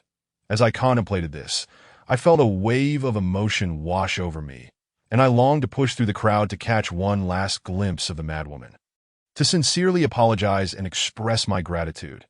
Even if she now appeared in a state most unrecognizable, I wished to bow my head in hope for her peace and happiness in the next life. However, the throng of onlookers was simply too vast. After struggling for what felt like an eternity, I was met with a few harsh words from an elderly man who scolded me for being in the way. Ignoring him, I dejectedly stepped back from the crowd, intending to find Master Song first. Just as I lifted my gaze, I suddenly spotted a familiar figure standing amidst the crowd. The owner of that figure seemed to have noticed me as well. Flashing me a peculiar smile before swiftly turning to flee, I stood frozen, my mouth agape, as I stared at the individual. How could it be her? How could she possibly be here? Was there a connection between the madwoman's death and her? Chapter 15. Encountering Chen Shui again, I could never have anticipated that Chen Shui would appear outside my building.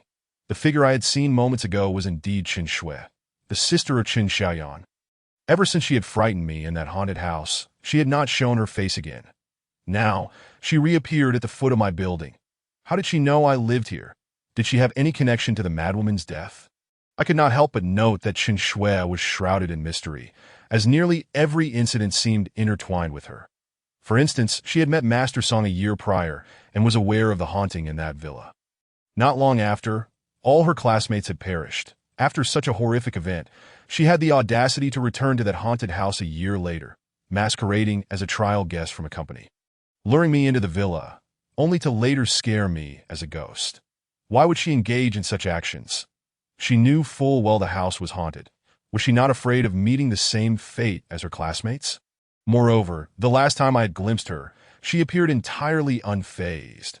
Was it possible that she was in cahoots with the ghost haunting that villa? If that were true, then her classmates' deaths might also be linked to her. The more I contemplated this, the colder I felt. This woman was not only malicious, she was utterly deranged. As I mulled over these thoughts, I pursued her relentlessly that I had to confront Chen Shui and demand answers. However, my physical condition was dismal, and after a night without sleep, I found myself unable to catch up with her despite running for a considerable distance. That it became clear that she was quite adept at fleeing. Yet I was determined and pressed on, even as my stamina waned. After running for over half an hour, I estimated I had covered 6 or 7 kilometers. Exhausted, I finally came to a halt, panting heavily. Fortunately, Chen Shui had also slowed her pace, leaning against a motorcycle, gasping for breath. "Why aren't you running anymore?" I glared at her, filled with a desire to confront her physically, yet I was utterly spent. Chen Shui, after catching her breath, was inexplicably smiling at me. To be honest, she was quite beautiful and appeared innocent, particularly with that doll-like face. No man could possibly resist her charm. However, in that moment, I genuinely wanted to slap her. What was there to smile about? You must be so eager for my attention, chasing me for so long without giving up. Chen Shui teased me, her playful demeanor only fueling my ire. I gritted my teeth, glaring at her, and exclaimed, "Do you not understand why I am pursuing you? Why are you here outside my home? Is there any connection between you and the madwoman's death?" She had chosen to reappear at such a crucial moment, and I could not help but suspect her intentions. "What nonsense are you spouting?" Chen Shui wore an expression of displeasure and huffed at me. "What does her death have to do with me? Don't pin this on me. She was just a child." Upon hearing her words, I nearly retched. She had the audacity to act cute in front of me. Good grief, which child would venture into a haunted house at night to play ghost? Fine. You refuse to acknowledge it, but what about a year ago? I fixed my gaze on her and suddenly sneered. 3 boys and 1 girl died a year ago. Do you dare claim that has nothing to do with you? Mentioning the events of a year prior. Chen Shui's countenance shifted, her expression becoming markedly unnatural. That I realized my suspicions were correct. The Chen Shui who perished a year ago was undoubtedly linked to her. Those 3 boys were likely the ones who intended to explore the haunted house with her. Yet, she had heeded Master Song's words and refrained from going to that cursed place, allowing another Chen Shui and those boys to venture there instead. In other words, she had indirectly caused the deaths of 4 individuals. A year ago. I know not of what you speak. Just moments before, Chen Shui had been playful, but her tone had turned icy. Witnessing her reaction only solidified my suspicions. This woman, like her sister, was far from virtuous. Continue your charade. You are well aware of your own deeds. I seethed. Were it not for you deceiving me into that haunted house, I would not have suffered so terribly these past few days, and that madwoman would still be alive. You and your sister are both harbingers of misfortune. You both deserve to rot in hell.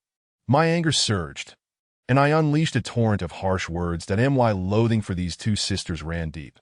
Perhaps I had gone too far, for Chen Shui's eyes reddened, and biting her lip, she glared at me fiercely. You have no right to insult my sister. What gives you the right? What gives me the right? How dare she question me? Fury surged within me as I roared, only because she twisted the truth and wrongfully imprisoned me, ruining my life. Damn! You sisters are both wretched creatures. Listen well. There are deities watching from above. The deeds you have committed will inevitably return to haunt you. I had never hurled such insults at anyone, especially a woman, but I could no longer contain myself. Chen Xiaoyan had wronged me with her deceit, and Chen Shui had subjected me to ghostly torment that nearly cost me my life. That I had not struck her was a testament to my gentlemanly restraint. Li Mu Yu. Chen Shui was so incensed that tears streamed down her face, as if my words had broken her. Yet, she quickly wiped her tears and shot me a cold smirk. You still have the audacity to curse others. Perhaps you should focus on your own troubles. Look at yourself. Being haunted by a ghost is no pleasant experience. Is it? Do you think that ghosts spared your life last night? Just wait. It will come for you again. Chen Shui's words caused my expression to shift immediately. It seemed she was aware of my recent tribulations and even knew that the ghost had sought my life the previous night, but had inexplicably spared me. From her tone, it appeared that the ghost would return to trouble me. What do you know? I demanded fiercely. You were the one who tricked me into that haunted house. Shouldn't you owe me an explanation? Chen Shui, evidently feeling victorious, regarded me scornfully. Oomph. You think I owe you anything? Why don't you just go die? You are a fool, the greatest fool in the universe, oblivious to the deceit surrounding you. You deserve your current predicament. If you wish to uncover the truth, you must seek it out yourself. My fury boiled over, and I charged at her. However, to my surprise, Chen Shui swiftly leaped onto a motorcycle, produced the key from her waist, and sped away. I stood there, stunned, watching her escape. Damn it. So that was why she had been leaning against that motorcycle. It was hers all along. Chapter 16. Still on the brink of death, Chen Shui had fled. I had failed to ask her anything, and my frustration boiled over. This woman was enigmatic, harboring numerous secrets. If only I could uncover them, perhaps I would understand why I was haunted by a ghost. I pondered when I might encounter her again. Standing still, I meticulously recalled Chen Shui's earlier remarks, gleaning 2 critical pieces of information. First, she was acutely aware of my recent experiences, even knowing that I had nearly lost my life the previous night. Why was she so informed? Could she truly have a connection to the ghost dwelling in that haunted house? Moreover, she had made a statement that resonated with clarity. She claimed I was a fool, oblivious to the deception of those around me. Analyzing her words, it seemed my current plight was tied to someone close to me who had deceived me. Who could this person be? I reflected carefully. Since my release from prison, I had only been employed in my current company. Although I had worked for nearly a year, I had few acquaintances, my sole friend being Old Wang. Recently, the only individuals I had interacted with were Old Wang and Master Song. Could Chen Shui be referring to one of them? I pondered further, but shook my head, dismissing the notion that I knew precisely how Old Wang treated me. While anyone could betray me, he would never do so. As for Master Song, that was even less likely. He was a man of wisdom, bearing no grudge against me, and he had devoted his time to guide me. What could he possibly gain from that? A bitter smile crept across my face. I had allowed myself to doubt those who aided me based on the words of a duplicitous woman. Chen Shui was undoubtedly not a trustworthy individual. Her words could not be taken at face value. I composed myself, hailed a taxi, and set off for Longquan Avenue to meet Master Song. When we last parted, he had instructed me to find him at the overpass on Longquan Avenue if I survived the previous night. It suddenly struck me that I had no way to contact him. Even if I reached the overpass, how would I reach him? However, my concerns proved unfounded. Upon arriving at the overpass, I spotted Master Song. He had set up a fortune-telling stall, reclining with his legs crossed, exhaling clouds of smoke. Surrounding him were a dozen other stalls, all selling mundane goods, yet it stood out as peculiar that I was taken aback. Was this truly the Master Song introduced to me by Old Wong? He appeared to lack the aura typically associated with such a figure. According to Old Wong, Master Song was a prominent personality within his circle, mingling with notable individuals. How could someone of his stature be reduced to peddling fortunes at an overpass? As I contemplated this, disappointment washed over me. Perhaps this old man merely shared the same surname and was not the Master Song I sought. Everything had been wishful thinking on my part. Nevertheless, he had indeed helped me, and given my standing, I likely had no access to the genuine Master Song, that I might as well settle for this. As I stood there, lost in thought, Master Song noticed me, his expression revealing surprise. "Ah, young man, your life force is quite resilient," he remarked with a knowing smile that I hurried over, still maintaining my respect, and greeted him. "Thanks to your auspicious words. I am still alive, though some unexpected events transpired last night." Before I could finish, Master Song raised his hand to interrupt me. "This is not the place for discussion. Let us go to a nearby tea house." With that, he began to pack up his stall that I inquired about his reasons, to which he explained that the bustling crowd made it easy for onlookers to misjudge him as a lunatic, that I agreed and assisted him in packing up before we headed to a nearby tea house. Longquan Avenue is situated in the Old City, a place rife with all manner of people. Generally, unless an official was visiting, even the city management would neglect this area, that I assumed Master Song would take me to the tea house for an in-depth conversation.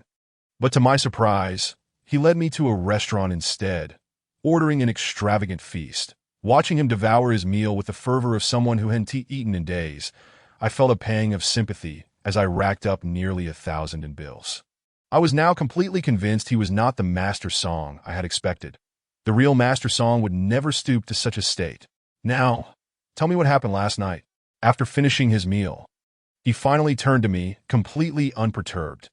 Eager to learn what lay ahead, I recounted the events of the previous night, including the death of the madwoman, that he listened intently, his expression shifting to one of astonishment. It seemed he too had not anticipated that someone would become my scapegoat. "If what you say is true, then the candle did eventually extinguish, and you should have perished last night," Master Song said, furrowing his brow as he lit a cigarette and took a drag. "That woman indeed shielded you from a calamity. Had she not mistakenly entered your building and diverted that ghost, you would have been the one to die." I clutched my chopsticks tightly, feeling a wave of discomfort wash over me. What troubles me is that the madwoman's death does not seem to deter the ghost from returning to seek my life. Does the ghost merely need to eliminate another person to spare me? Am I free from danger now? This was my primary concern, that if my assumptions were correct and the ghost would no longer return to haunt me, then I would be safe. However, if not, I remained in peril, my life still hanging by a thread. "You are overthinking it," Master Song scoffed, shattering my hopes. He shook his head and said, "That ghost comes to knock on your door every night, even risking the repercussions of your karma, to take your life. Do you truly believe that the death of a madwoman could dispel that ghost's obsession?" Upon hearing this, a wave of despair washed over me. Last night, despite burning incense and bowing in supplication, that ghost remained adamant about killing me, evidently determined to see me dead. It seems that the life of the madwoman could not possibly exchange for my own. Then why hasn't it returned to continue its pursuit of me? I asked, still clinging to a glimmer of hope. Master Song regarded me intently and replied, "The answer is simple. Last night, a powerful figure was nearby, and it was they who saved you." Chapter 17. The mysterious Master Song's words left me utterly astonished. My survival last night was not due to the madwoman sacrificing herself for me, but rather the silent intervention of an extraordinary being near my home. "Master, how can this be?" I protested, incredulous. "I don't know any such person, apart from you. There is no one else." Could it be that you saved me? Master Song leisurely exhaled a puff of smoke, casting a disdainful glance my way. Don't flatter yourself. Dio, you think I would rush out in the middle of the night to save you? Am I your father? He continued. Besides, I have no idea where you reside. His tone was as ungracious as ever, but I discerned that he wasn't the one who came to my aid last night. Just as you said. The ghost who killed the madwoman could still return to harm you, Dides. Oh, why are you still alive? Master Song suddenly adopted a serious demeanor and continued. It is clear that after the madwoman's death, a powerful figure intervened to prevent that ghost from returning to kill you. Otherwise, it would not have spared you. As for who that powerful figure is and why they chose to save you, I cannot say. I already mentioned that the haunted house on Moonlight Road is fraught with danger, that if you wish to uncover the truth, you must investigate for yourself. After hearing this, I found myself in a state of turmoil. I had always thought that my misfortune stemmed from the careless mistake of old Wang, who mistakenly provided me with the wrong information about the haunted house, leading me to mistakenly enter that abode and become ensnared by the ghost.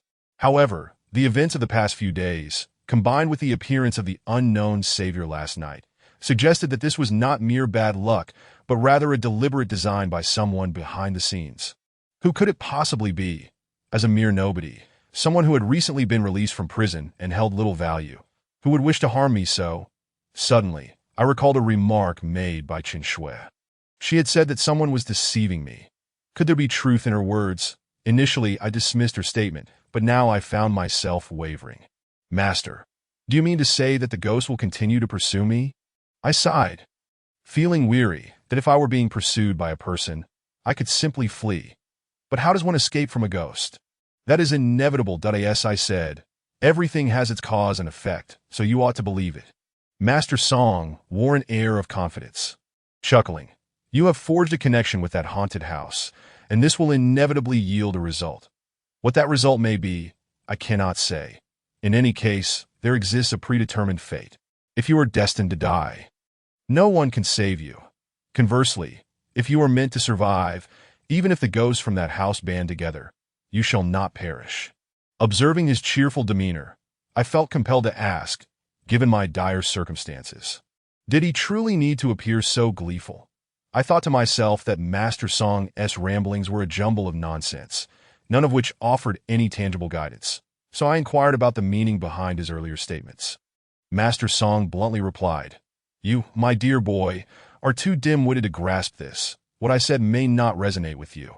In simpler terms, everything that transpired last night was predestined. It was fated that the madwoman would wander into your building, and it was fated that she would die. Her death delayed the ghost's timing, allowing the mysterious master to come to your rescue. Had she not died, that ghost would have swiftly entered to kill you. And even if the master were nearby, he would not have arrived in time to save you. This is all part of the predetermined fate. Do you understand? I stood there, momentarily stunned, shaking my head in a confused manner. Yet one truth crystallized in my mind. The madwoman had not died in vain. She had truly saved my life. Had it not been for her delaying the ghost's actions, even with the master's presence, I would not have been saved in time. With this realization, I felt an overwhelming sense of gratitude toward the madwoman, resolving to pay my respects to her in the future. I told you that you are a fool, incapable of comprehending such profound matters that I've spent a considerable amount of time explaining. Yet here I am, the fool as well. Master Song shook his head, exasperated that I paid him no mind as he continued to berate me. Suddenly, I recalled something and hurriedly asked, Master, you possess the skill of divination, do you not? If everything is predetermined, then surely you could tell me whether I am destined to live or die. Of course, this presupposes that he truly could divine such matters. You Navi, fool. Master Song scoffed coldly, gazing at my ignorance. While divination holds some truth, do not assume it to be omnipotent. Divination can help guide one away from danger, but do not expect someone skilled in it to predict life and death. I was perplexed and hastily inquired why this was the case. Master Song looked at me earnestly and stated, Have you heard of the phrase, Heaven's secrets must not be divulged? While it is harmless to seek guidance to avoid misfortune, once it concerns matters of life and death, Revealing such truths constitutes a breach of heavenly secrets. This would create a karmic bond between us. If you were to escape a calamity because of my words, I would face dire consequences. My limbs may be severed, or I might be forced to take your place in death. Do you understand why? I stood there, momentarily stunned by his words, questioning the multitude of rules within his circle. Master Song clarified, "This is not merely a convention of the circle. It is the way, which I also refer to as the heavenly way. Every living being within its domain, including ghosts, must adhere to the rules set forth by the heavenly way. Otherwise, they will face retribution. You seem to be quite the character, asking why and how without taking action. Are you truly incapable?" Master Song looked at me with disdain. "You are on the brink of death, yet you do not seek the answers yourself. Asking me is as futile as inquiring of those ghosts." Seeing that Master Song was losing patience, I quickly plastered on a smile, employing my charm to appease him, showering him with compliments and requesting the server to bring 2 bottles of fine wine, which eventually placated the old man. "You may be a bit of a fool, but you are not entirely bad," he remarked after consuming 2 bottles, his cheeks flushed with intoxication, clearly feeling the effects of the drink. "To speak frankly, I never intended to involve myself in your affairs. But seeing you so young, it would be a pity for you to perish. Wouldn't it?" I eagerly nodded, affirming, "Indeed, your kind heart speaks volumes. However, I must be honest with you. I am not the Master Song you seek. Even if I were that Master Song, I would not be able to intervene in your situation. I lack the ability. You are no child anymore, that I've divined your past. You've been imprisoned. How can someone who has been incarcerated remain so naive, continually placing their life in the hands of others and asking for guidance? It is no wonder I call you a fool." Master Song, clearly intoxicated, struggled with his words, yet his insults were sharp and clear. I was taken aback that he knew of my imprisonment. It seemed he possessed some genuine skill. "Master Song, what should I do next?" I instinctively asked him, that he regarded me with a look of utter disbelief, exclaiming, "I am truly at a loss for words with you again.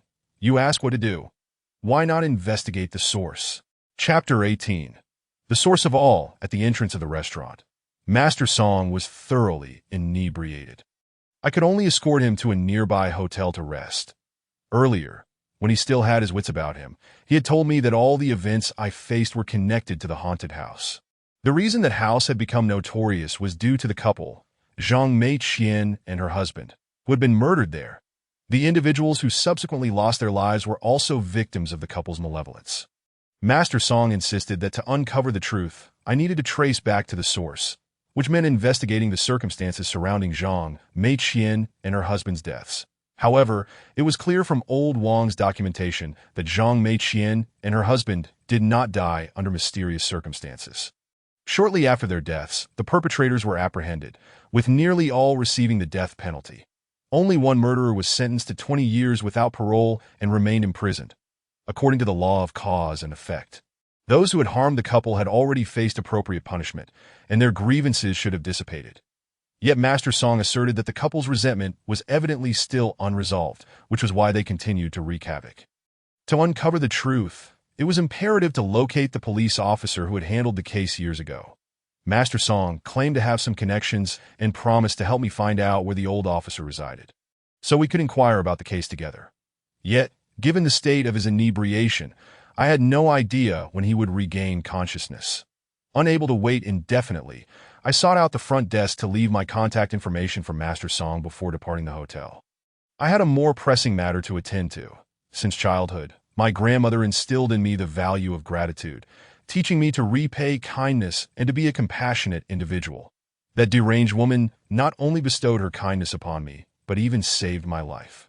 Now that she has passed, the only thing I can do is to pay my respects and sincerely express my gratitude that I'm uncertain how much longer I shall live. This matter cannot be postponed. Should I die without having honored her memory, I would be tormented even in death that I in the city of Longyan. The system of compulsory cremation has yet to be implemented. Thus, when someone dies, their family typically invites a priest to conduct a memorial service for several days before transporting the body back to their hometown for burial. The deranged woman died within the community, and I presumed the memorial service would be held here. However, upon my return, I was met with an unsettling silence. There was no service taking place. Only a few elderly women whispering among themselves that I hurried over to inquire about the situation. Hasn't her family arranged a memorial service for the deranged woman? What service? They've already taken her to the crematorium. One of the women replied. Her face etched with sorrow. I was taken aback by the news and hastily asked if it had occurred so swiftly that wasn't she a pitiable soul in life? Did her family not deem it necessary to hold a service for her? Even in this 21st century, where many dismiss superstitions, traditional customs still hold sway. Even those who do not believe in such things would typically arrange a service for a deceased family member, even if only for a day or two. What service? No one bothered to hold one for her. Her parents have long since passed, and her relatives have ceased to visit. The police contacted her husband, and upon his arrival, he ordered the crematorium to take her away, all while bringing along his new lover to occupy her home. That poor girl. Her husband is truly despicable. The elderly women lamented, cursing the husband in the most derogatory terms, invoking the names of his ancestors. Unable to contain my outrage, I joined in their condemnation. How could this man still consider himself human? The deranged woman had scarcely been laid to rest before he returned with a new partner to seize her home. Is this truly the behavior of a human being? Yet, this was a private matter, and I had no right to intrude that I could only ask these women which crematorium had taken her body. After obtaining the address, I quickly hailed a taxi to that location. Upon arrival, I inquired about the deranged woman's remains, only to learn that her body had already been cremated, yet the ashes had not yet been handled. The staff informed me that they had never encountered such a situation, where the deceased husband had so callously left the management of the ashes to them, suggesting that they could dispose of them however they saw fit. Even down the drain, my heart ached at this news. Feeling immense sorrow for the deranged woman who had married such a beast that I rushed to a nearby inn, withdrew 2,000 yuan, and purchased an urn for her ashes, ensuring she received a proper resting place and erecting a memorial plaque in her honor. Fortunately, I had learned her name, Lu Mingming. That it was evident that her parents had chosen this name rather casually, as though her life had passed in a blur, devoid of kindness. Standing before her memorial, I bowed deeply, speaking earnestly. I am truly sorry, Sister Mingming. I am to blame for your fate. Yet I assure you, it was never my intention to cause you harm. You saved my life, and this is all I can offer in return. I hope that in your next life, you find peace. With tears in my eyes, I turned to depart. However, the staff stopped me once more that I inquired if there was anything else, and he handed me a pocket watch, stating it was the deranged woman's belonging. According to regulations, any belongings must be returned to the deceased family, but given that her husband might not want them, I see that you hold her in regard, that if you wish to keep it, please do. If not, feel free to discard it. After saying this, the staff member returned to his duties. That I opened the pocket watch, discovering a small photograph inside. It depicted a woman and an infant together. I was momentarily stunned. This must be a picture of the deranged woman with her lost child. I was astonished to see how beautiful and delicate she appeared before her descent into madness. The child was undeniably adorable. Ever since the loss of her child, the deranged woman had spiraled into despair, her appearance deteriorating to the point where her true self was scarcely recognizable. That I sighed, carefully stowing the pocket watch away as a keepsake. That I hailed a taxi, intending to return to the inn to check if Master Song had awakened. If I could swiftly uncover the truth, it would serve my interests well. The specter that had spared me last night might return tonight, and if not tonight, then surely tomorrow night. That I end the taxi. I opened my phone, preparing to research the first incident that had occurred a decade prior at the haunted residence. According to Lao Wang and Master Song, that case had caused quite a stir. With details still available online, that I searched for keywords, Longjian City, 10 years ago, major case. Soon enough, I stumbled upon a news article. As I absorbed the contents, a wave of shock washed over me that I could hardly believe it. The murder case involving Zhang Meiqian and her husband was indeed that very incident. Chapter 19. The terrifying nature of humanity. A decade ago, I was just a child. My family lived in the countryside, and we did not own a television. Yet, as children often do, I yearned to watch cartoons. After school, I would rush to my friends' homes to indulge in animated shows. One day, after the cartoons ended, my friends and I aimlessly switched channels, only to find a news report that tender age. I lacked the wisdom to comprehend the significance of news.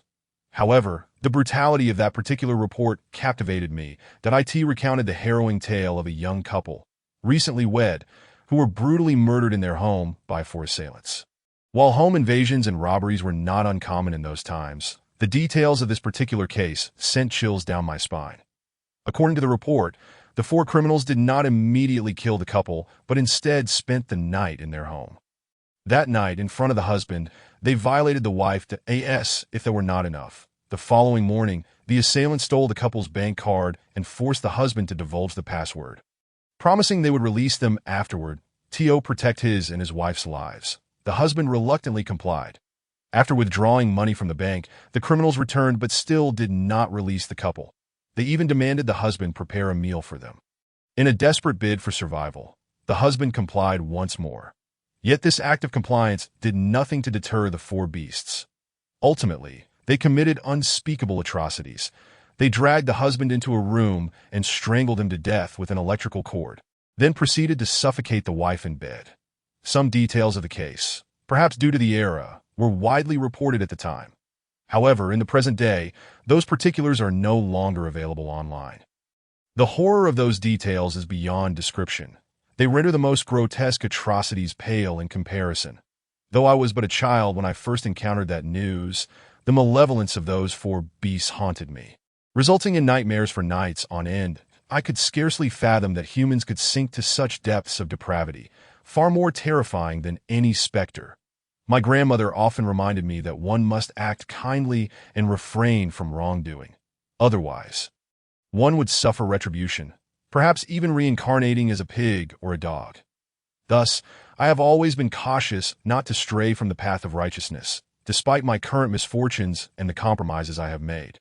Yet I have never committed any grievous acts. Now, as I unearthed the details of the case from a decade ago in Longyan City, I was struck with disbelief.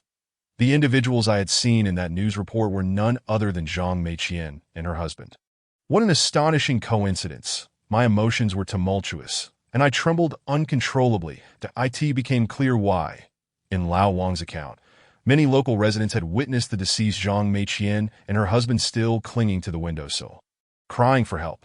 I had previously pondered what they had endured in life that compelled them to cry out even in death. Now, I understood. They had indeed suffered unspeakable torment during their lives. I distinctly remembered two details from that news report that had left an indelible mark on me. The first was how, after enduring the heinous acts at the hands of those four beasts, Zhang Meiqian was granted a rare moment of solitude with her husband. Despite her trauma, she asked him if he was okay, to which he, ravaged and broken, reassured her that he was fine. They then embraced and wept together.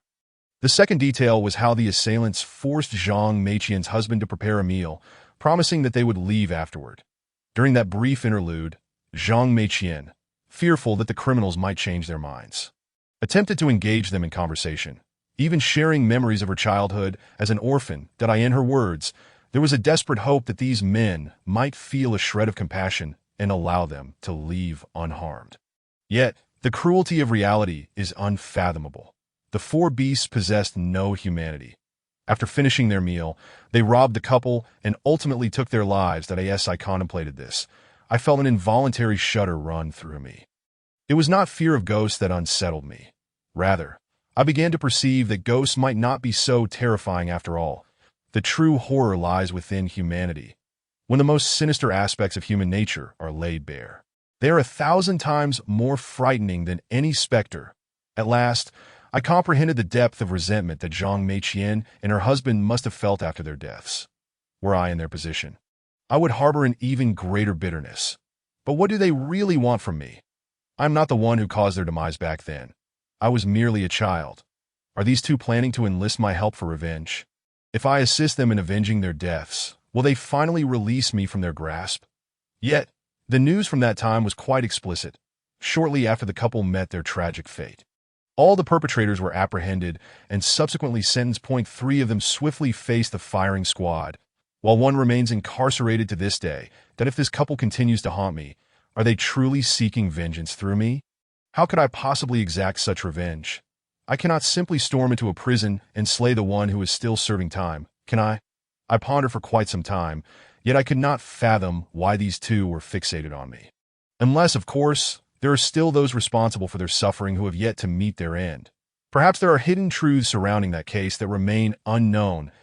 It seems I must consult the retired officer who handled the case back then to uncover the truth. Before long, I arrived at the hotel entrance. Just as I was about to pay for my ride, someone unexpectedly tapped me on the shoulder from behind. Startled, I jumped, having been on edge lately due to recent unsettling occurrences. Turning around, I discovered it was Master Song, who had apparently awakened. "Old Song, could you refrain from sneaking up on me like that? It could give someone a heart attack," I said, wiping the cold sweat from my brow. Feeling somewhat exasperated. Earlier, he had asked me not to call him Master Song, claiming it sounded too mystical, so I had opted for the more familiar Old Song. "Are you afraid of ghosts in broad daylight?" He shot me a disapproving glance and said, "I found out that the retired officer who handled that case has the surname Lee. He resides in the Moonlight Road area of Shirley Poo." Upon hearing Moonlight Road, I felt a shiver run down my spine. I had grown sensitive and averse to that place. However, I was genuinely surprised that Old Song had managed to uncover this information so swiftly. When exactly had he awakened? "Why are you dawdling?" Old Song expressed impatience. "If you have questions, you should hurry. Night is approaching, and you wouldn't want the ghosts to come looking for you again, would you?" Glancing at the time, I realized it was indeed getting late. Seizing the opportunity before the car departed, I urged Old Song to hop in, and we set off for Shirley Poo. Chapter 20. The truth in the car. I inquired when Old Song had awakened. Despite being so inebriated, he had recovered remarkably fast. He explained that while he wished to sleep longer, now that we had found the information, it was in our best interest to uncover the truth as quickly as possible. His concern warmed my heart, leading me to develop a slight fondness for the old man. Despite his tendency to berate me and his dismissive demeanor, he genuinely cared. He reminded me of Old Wong, belonging to that category of individuals who are tough on the outside but soft-hearted within. Compared to the true Master Song, I preferred Old Song for his grounded nature. Those like Master Song are likely only encountered by the wealthy. Someone like me, without connections or money, would probably be disregarded. Old Song. I've looked into the case of Zhang Meiqian. I sighed. I never imagined that after all they endured, it's no wonder their spirits are so restless after their deaths.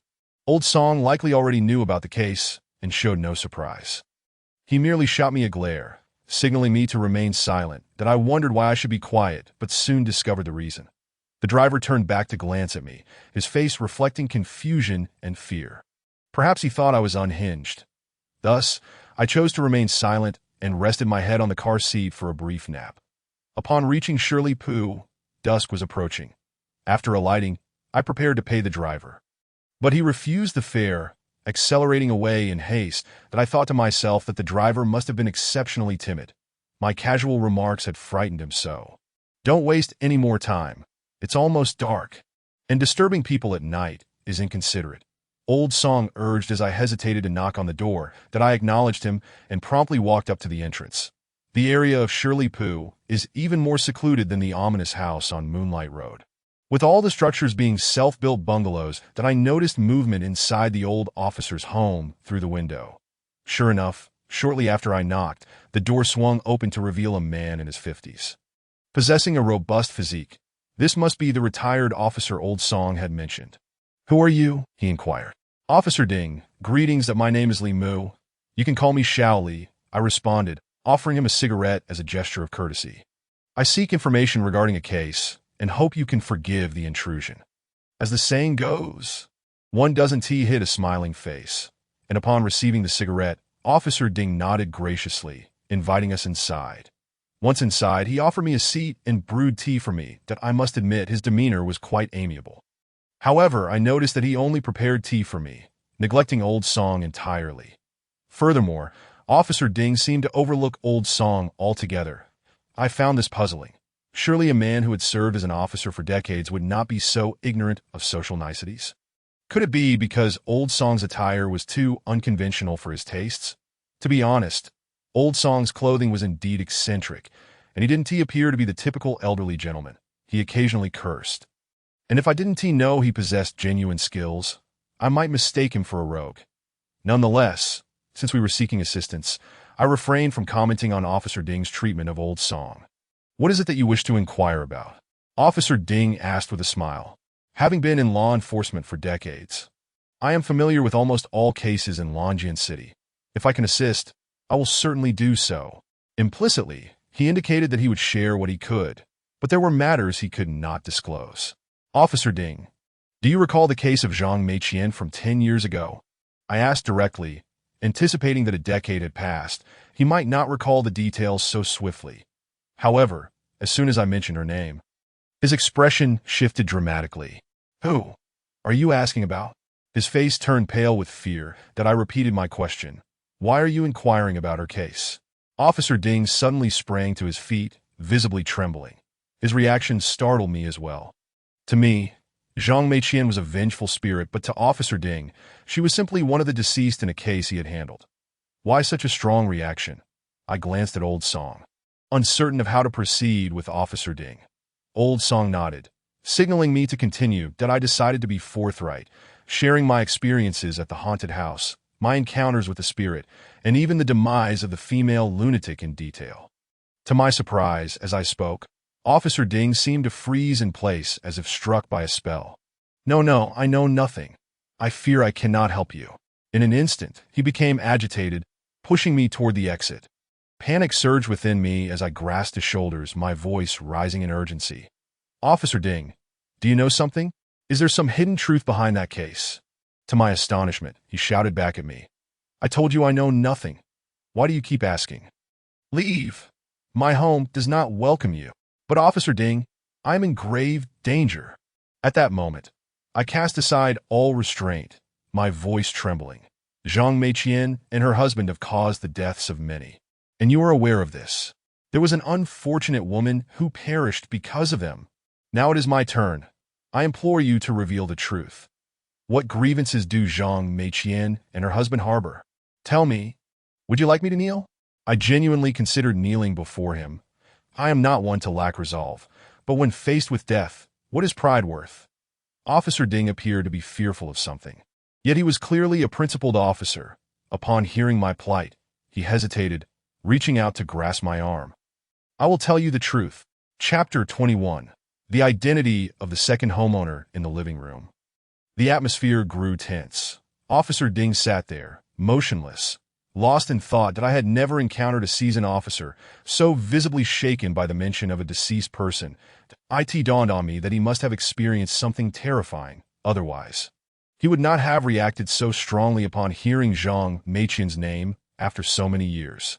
Officer Ding, I called out, unable to contain myself, that he snapped back to reality, letting out a sigh.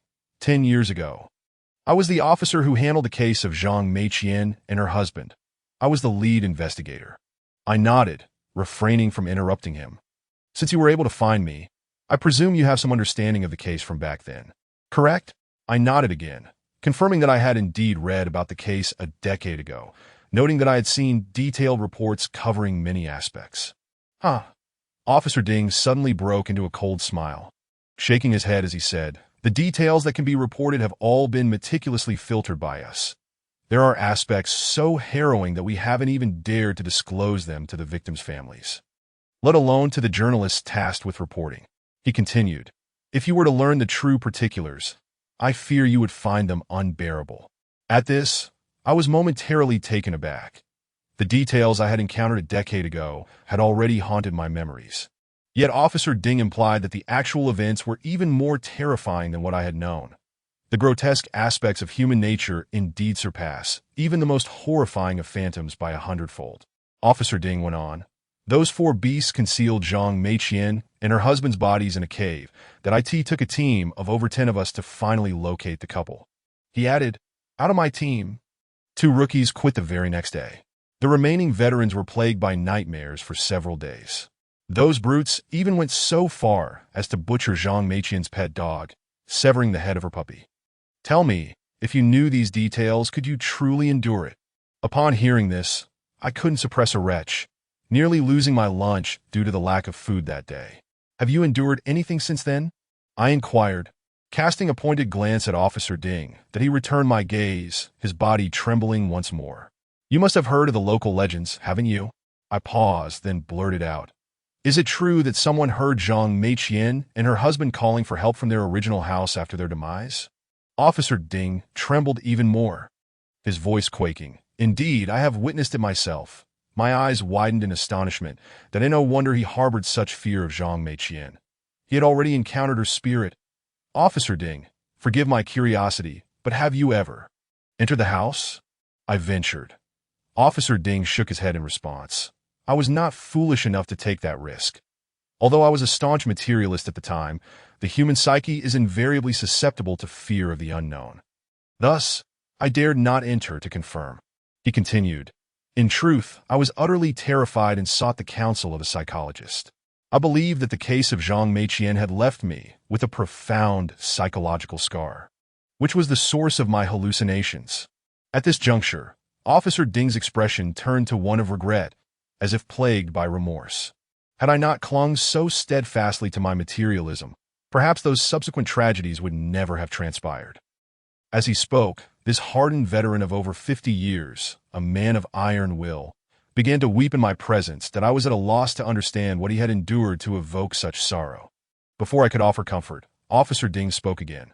At the time of Zhang Meiqian and her husband's deaths, they had yet to begin harming others. They merely wandered in the place of their demise, repeatedly reenacting the scene of their own tragedy. I was skeptical of these tales, even though I had witnessed them firsthand. After consulting with a psychologist, I dismissed it from my mind. In the 5 years that followed, that haunted house remained undisturbed. That is, until 5 years later. He paused, looking directly at me. You must be aware that 5 years later, another family perished in that house, leaving no survivors. I nodded, confirming my knowledge of the event. A wealthy businessman whose entire family was found hanged within that cursed abode. This incident, I must admit, is partly my fault. Officer Ding sighed, his face marred by guilt. At the time, this businessman wished to purchase that haunted house to convert it into a villa. However, he was unable to reach the owners, Zhang Meiqian and her husband's parents, so he sought my assistance in making contact. I acted out of goodwill, thinking that the parents of that young couple had endured hardship and had long been attempting to resolve the fate of that house, yet had failed to sell it. Thus, I facilitated the connection between the businessman and Zhang Meiqian's parents, enabling the property transaction. But had I not intervened, perhaps that businessman and his family would still be alive. I felt a sense of helplessness wash over me. Old Wang had also tried to help me, leading me inadvertently to the haunted house. While it was indeed his mistake, I felt it unjust to blame him. You acted out of kindness, never intending for things to turn out this way, I consoled. The businessman, too, with such wealth, could have chosen any villa to purchase. Why did he insist on acquiring a site marred by tragedy? Was he not merely seeking a thrill? I was curious at the time, Officer Ding remarked. Yet this businessman claimed to know a master who informed him that this haunted house was a fabled land of fortune. He believed that if he purchased it and resided there for half a year, his career would flourish. He took that advice to heart and proceeded with the purchase, only to discover that it was not a land of fortune, but a death trap. Upon hearing this, I sensed something amiss. This so-called master could not have been acting maliciously, could he? If it were truly a land of fortune, Zhang Meiqian and her husband would not have met such a tragic end. Such a simple truth was evident even to me. Did the businessman not comprehend it? I glanced at old Song, seeking his reaction, only to find him frowning, as if he too sensed the incongruity. Alas! It is truly a pity for that businessman, Officer Ding lamented. I heard he was one of the directors of the Yulong Group, with a fortune exceeding 100 billion. I thought to myself that it was indeed a tragic loss. He amassed such wealth, yet before enjoying it he lost his life. However, when I heard the words Yulong Group, I was instantly taken aback. Yulong Group? Goodness, was that not the very company I was currently employed with? It dawned on me that the deceased businessman was one of the owners of my company. Why had old Wang never mentioned this? Chapter 22.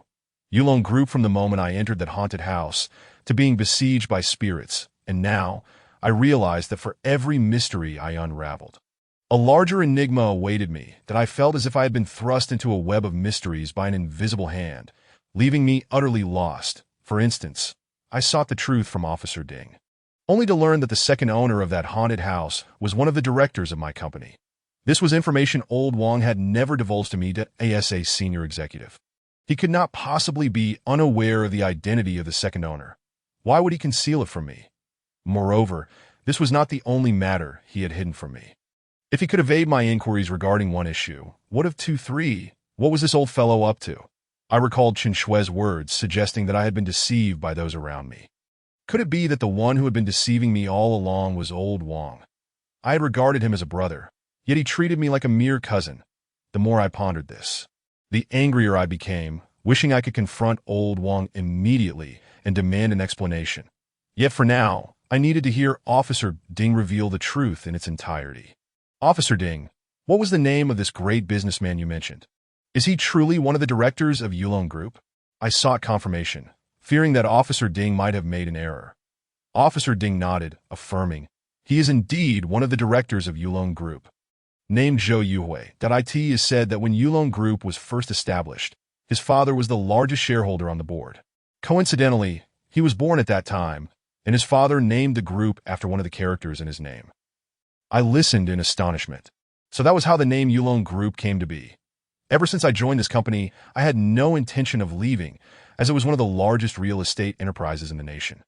Having developed over the years, it had ventured into various industries, establishing itself as a true prestigious enterprise that as someone with a criminal past, securing a position in such a reputable company was a rare opportunity. And I hoped to rise through the ranks in the future, that I never anticipated that the great owner of Yulong Group would also meet his demise within that haunted house.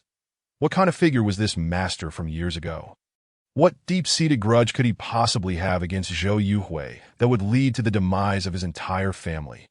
Officer Ding, what happened next? I inquired. Officer Ding sighed, tears suddenly streaming down his face as he choked out, afterward. Zhou Yui's entire family perished, and once again, my colleagues and I were thrust into a waking nightmare. In this nightmare, none of my old colleagues emerged unscathed. Only I, the sinner, survived. My heart sank as I grasped the gravity of his words. I instinctively uttered, "What happened to them?" Officer Ding wept. They all perished, each experiencing bizarre occurrences before their deaths. Ever since we collected the bodies of Zhou Yui's family, they began to die one after another. Some lasted 5 days, others 7, and the longest among them did not survive past the 7th night. Upon hearing this, I could no longer remain seated, a realization dawning upon me that I hastily asked, "What do you mean by bizarre occurrences?" Officer Ding gazed at me and remarked, "Before their demise, they all claimed that every night they were haunted by a ghost knocking at their door, a sound that only they could hear, and no one else, not even their family, could perceive it.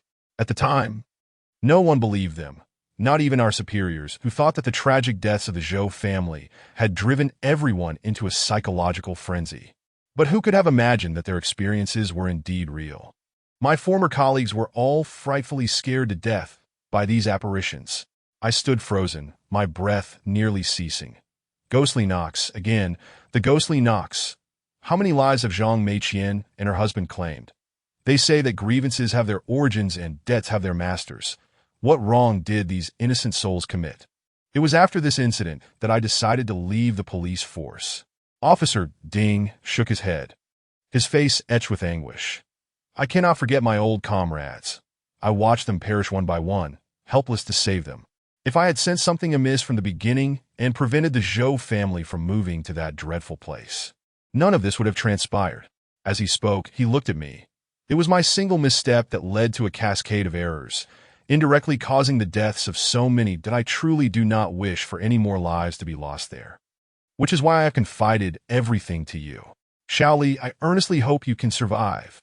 I could see the sincerity in Officer Ding's eyes. He genuinely wished for my survival, of course.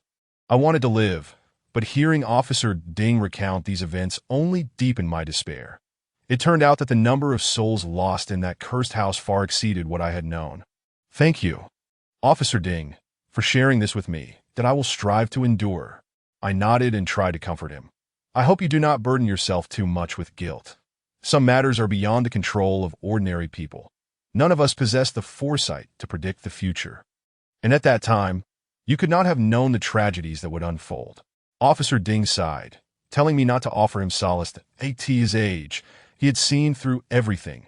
Living another day was all that mattered. I then inquired about the deaths of the third group, which included another Chen Shui and 3 men. However, Officer Ding stated that this incident occurred a year ago, and by then, he had already resigned. Hence, he was unaware of the circumstances. After I had exhausted my questions, I prepared to leave with Lao Song. Just as I stood up, Officer Ding called out to me once more. Shaoli, there is actually one more thing I feel compelled to share. Officer Ding looked at me and said, years ago, an order came down from above forbidding us to disclose any information regarding this case, as it was quite complicated. But now that I am no longer a police officer, it is permissible for me to tell you. Moreover, I have long suspected that Zhang Meiqian and her husband's continuous harm to others might be related to this matter. I was instantly left speechless, my heart racing. What could this mysterious issue be? And according to Officer Ding, it might be connected to the couple's ongoing malice, that if I could resolve this issue, would they cease their torment? I pressed Officer Ding for clarification, but he replied, aside from those who handled the case back then, no one else is privy to this information. In fact, the individuals responsible for Zhang Meiqian and her husband's deaths were not merely 4. There was a 5th person, who has never been captured. I was taken aback that a 5th person. Who could this elusive figure be? Such a significant case, whose repercussions have spread nationwide, is still a topic of discussion to this day. What kind of influence must this individual possess to remain untouchable for so many years? Who on earth are they? Chapter 23. The 5th person, Officer Ding. Who is the 5th person? I asked, my voice tinged with anger. In such a heinous case, regardless of who he is, justice must be served. How can we allow him to evade accountability? It was no wonder that Zhang Meiqian and her husband were unable to find peace. It all stemmed from this 5th individual. If it were not for this person's continued freedom, perhaps the couple would not have transformed into vengeful spirits. If I were in their shoes, I too would find it unbearable. Do you think I do not wish for justice? Officer Ding replied, exasperated. That 5th person is, damn it, just a child. He is only 23 now. How could I have apprehended him back then? Upon hearing this, the realization struck me. All this time, the 5th person was merely a child. After the incident, it was said that many were enraged by the vile acts of those 4 beasts, leading to countless individuals storming their homes, with even the police unable to contain the public outcry. While the 4 beasts were indeed inhumane, their families were not to blame. Yet when public anger erupted, who could concern themselves with such nuances? If the child's existence were to be exposed, coupled with the fact that children are often easy targets, he likely would not have survived for long. But I truly did not expect that such a tragic event would involve a mere child. How could a child, still so innocent, have plunged into such madness? Officer Ding, what is this child's name? Do you recall any details about him? I inquired urgently. Officer Ding regarded me with a stoic expression, saying, I understand your intentions, according to my previous convictions and professional ethics. I ought to keep this information confidential.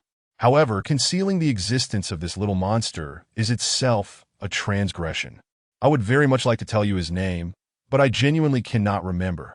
As for where his family resides, after the case concluded, they moved away from their previous location. All I recall is that his surname is Wang. Upon hearing the surname Wang, my eyelids involuntarily fluttered, and I instinctively thought of old Wang. But I quickly dismissed the notion. Old Wang was nearing 40, while that child would have been merely 13 10 years ago, so the ages do not align. Yet it has been rather uncanny lately. Everyone I have encountered either shares a name or a surname with someone else. First, it was 2 Chen Shuis, then Master Song and Lao Song. And now, even the surname of that little monster matches old Wang's, that I could tell that Officer Ding was not deliberately withholding information.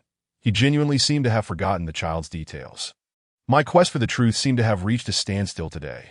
Nevertheless, I must acknowledge that I had gleaned much information from Officer Ding, the most crucial piece being the need to locate the child from back then. According to Officer Ding, this child had no parental guidance, leading to early school dropout and a life of aimlessness. ultimately becoming acquainted with those four individuals, which soon culminated in the heinous crime. This child was also one of the demons, neglected before the crime, but once it occurred, his family became alarmingly protective, even threatening Officer Ding and his colleagues, asserting that if their child were exposed, they would make them pay dearly. Shortly thereafter, the child's family moved away, and they might have even changed their names to find this person would indeed be an insurmountable challenge. After concluding the conversation, I expressed my heartfelt gratitude to Officer Ding and departed with Lao Song. Upon exiting Officer Ding's residence, I noticed that Lao Song had maintained a remarkably calm demeanor throughout, which struck me as somewhat odd. I queried, "Lao Song, have you noticed that Officer Ding seems to regard you as though you were invisible? He hasn't looked your way once." Lao Song replied nonchalantly, "I am not a woman. What is there to look at?" I clarified that this was not my intent. It was merely peculiar that Officer Ding appeared quite displeased with him. Yet Lao Song merely snorted and offered no further comment. Choosing to ignore me, to be honest, I felt that Lao Song was acting strangely tonight, though I could not pinpoint exactly what was amiss. Perhaps he had drunk too much and was still reeling from my tea. As we walked, I asked Lao Song what our next step should be, and he echoed my thoughts, suggesting that we first locate that child from years ago. Only by finding him might we quell the grievances of Zhang Meiqian and her husband, but he mentioned that he knew a few people and would reach out to see if they could assist in uncovering the child's whereabouts. Soon, Lao Song and I arrived at the roadside, preparing to hail a ride home. However, Lao Song seemed disinclined to accompany me, stating he had other matters to attend to and would not be traveling the same route. I pondered what business he could possibly have at this late hour, but Lao Song, ever unconventional, turned and walked away before I could inquire further. With a resigned sigh, I thought to myself that I hoped this old man would not fall victim to any misfortune on such a night. Just as I was about to stretch my hand to hail a cab, my phone rang. To my surprise, it was a call from Lao Song. "Lao Song, what is the matter? Do you need something? Damn it! What are you up to, you brat? I've been trying to call you off the hook, and you only just pick up now. Did you get taken by a ghost or something?" I wondered if Lao Song had some last-minute instructions for me. Hence the call. But to my astonishment, as soon as I answered, he unleashed a tirade of curses that left me utterly bewildered. "What nonsense are you spouting? You were just with me. What is the point of this ridiculous call?" To my shock, Lao Song paused for a brief moment before erupting into another round of curses. Once he finished, I stood frozen, my legs trembling uncontrollably. Old Song informed me that he had remained in the hotel for the entire afternoon and had not accompanied me at all. I stared wide-eyed in the direction where Old Song had just departed, but his figure had long since vanished. If the real Old Song had indeed never left with me, then who the hell was the Old Song who had accompanied me to find Officer Ding? At this thought, I sank to my knees. The Old Song I had just encountered was certainly not the real Old Song. It was no wonder I had always felt something was amiss. It turned out he was a ghost in disguise. Chapter 24. The Lies of the Dead. On the night the madwoman died, I too was on the brink of life and death. Yet, at that moment, I found myself devoid of fear, for when one reaches the depths of despair, they become numb. However, now, I was acutely aware of that terror and the lingering dread, which rendered me unable to recover for quite some time. I had never imagined that I had spent several hours in the company of a ghost, sharing a vehicle and visiting Officer Ding. Now, I understood why Officer Ding had consistently avoided looking at that Old Song. Not even offering him a cup of tea, it was not that Officer Ding looked down on Old Song. Rather, he simply could not see him. When I had been in the car with the false Old Song, I spoke to him, yet the driver had turned back in sheer terror to gaze at me, ultimately refusing to accept fare and speeding away. This was because, in the driver's eyes, I was the only occupant in the vehicle. He could not see the false Old Song. At this realization, I felt an unsettling chill creep over me, and I couldn't help but exclaim how fortunate I was to be alive. My previous encounters with ghosts had always been through a door. I had never been in such close proximity before. Yet, I had spent so much time with that false Old Song, alone together for many moments, and he had not taken my life. Why would he let such a prime opportunity slip away? I was not lamenting my survival. Rather, I was genuinely perplexed. Was this false Old Song transformed from Zhang Meiqian, or was it her husband? "Kid, speak up. Who did you go out with just now? The real Old Song shouted in a panic on the phone after I had remained silent for too long. Yet I still said nothing, as a sudden realization struck me that if the real Old Song had been unable to reach me, then the lead on Officer Ding must have been provided by the false Old Song. Did this mean Officer Ding was also? I felt a wave of terror wash over me and hurriedly asked Old Song if he had discovered anything. Old Song responded that he had located the officer responsible for the Zhang Meiqian case, whose surname was Ding, but he had died 5 years ago, that he had intended to call me earlier in the afternoon, but due to my phone being unreachable and having consumed too much alcohol, he had fallen asleep again, only to wake at 6 in the evening. Afterward, he had called me dozens of times, still unable to reach me, until just now when I finally picked up upon hearing this. I felt utterly numb, my entire body tingling, unable to stand. The real Officer Ding had been dead for 5 years. That night, I had unknowingly shared my time with 2 ghosts. Where the hell have you been? What happened over there? Old Song, sensing my silence was something amiss, urgently questioned me. But at that moment, I was hardly in a state to provide detailed explanations. I simply stated that I might have encountered 2 ghosts simultaneously. Old Song's tone shifted to one of seriousness as he replied, "Do not retrace your steps. Whatever you do, do not return to that place. Remember, keep moving forward and get on the first vehicle you see. We can discuss things later."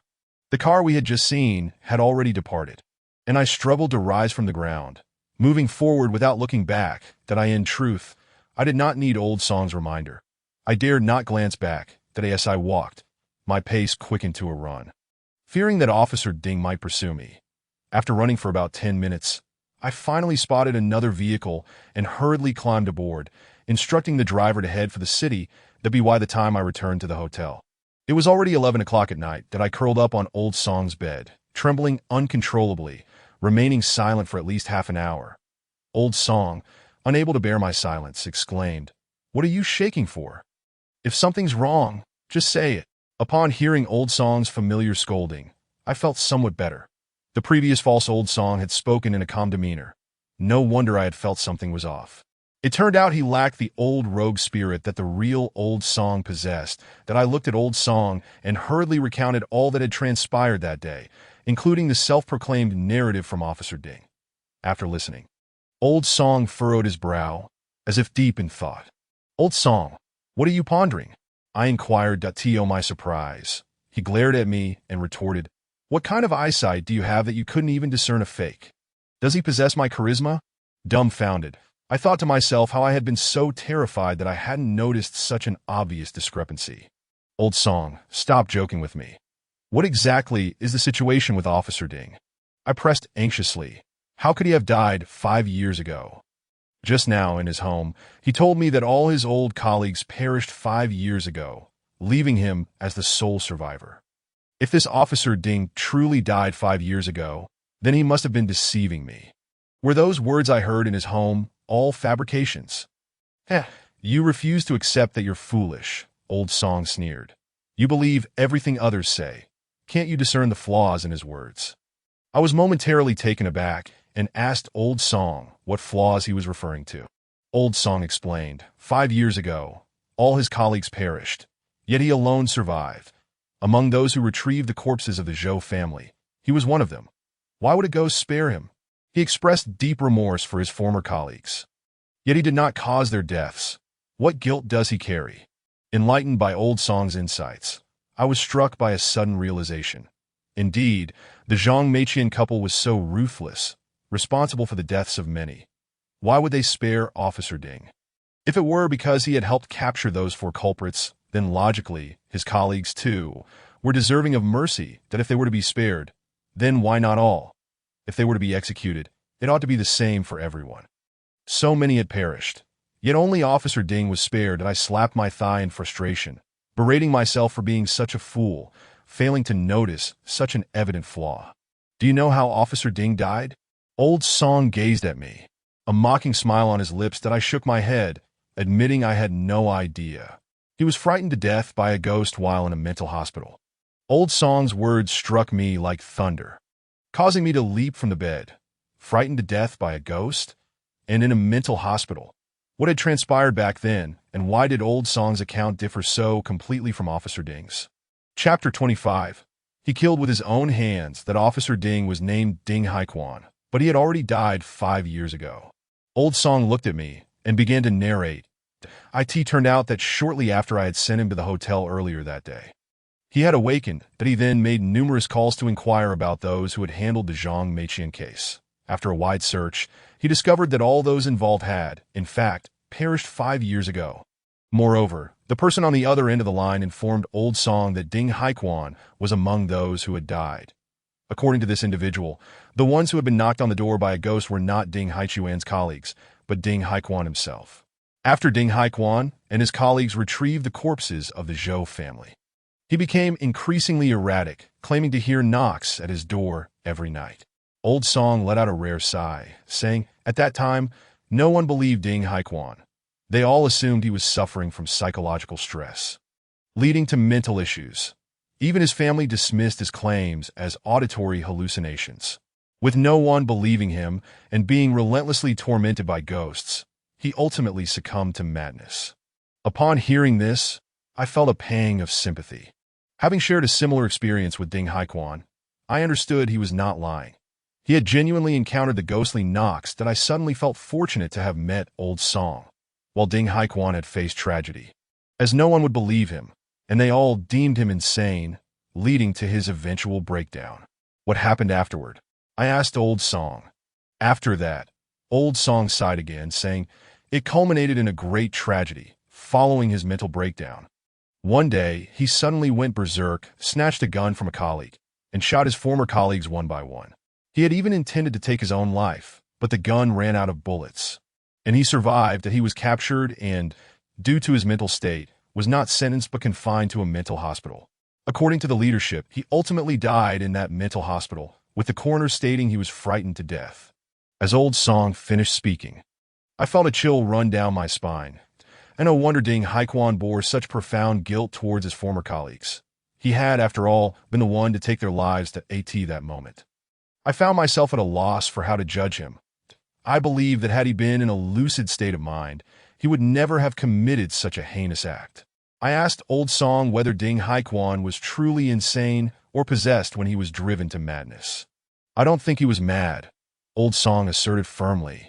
In the end, he was terrified to death by something, and he had been claiming that a ghost was knocking at his door. Clearly, he was haunted. That is precisely why I deemed this a tragedy. I sighed that I remarked that although the couple, Zhang Meiqian and her husband, met a most unjust and tragic end, it is inconceivable that they should continue to harm innocent lives. Each of those innocents, were they not wronged in their demise, including Ding Haiquan, who, even in death, could not accept the grim truth that he had slaughtered his former comrades, thus fabricating a lie for me. The occurrence of one tragedy has inexplicably triggered a cascade of subsequent misfortunes. And now it seems I am destined to become yet another tragedy. What you witnessed tonight was likely the ghost of Ding Haiquan, Old Song said. Aside from that one deception, he has likely spoken the truth. I nodded, as I shared the same sentiment. Ding Haiquan was not inherently malevolent.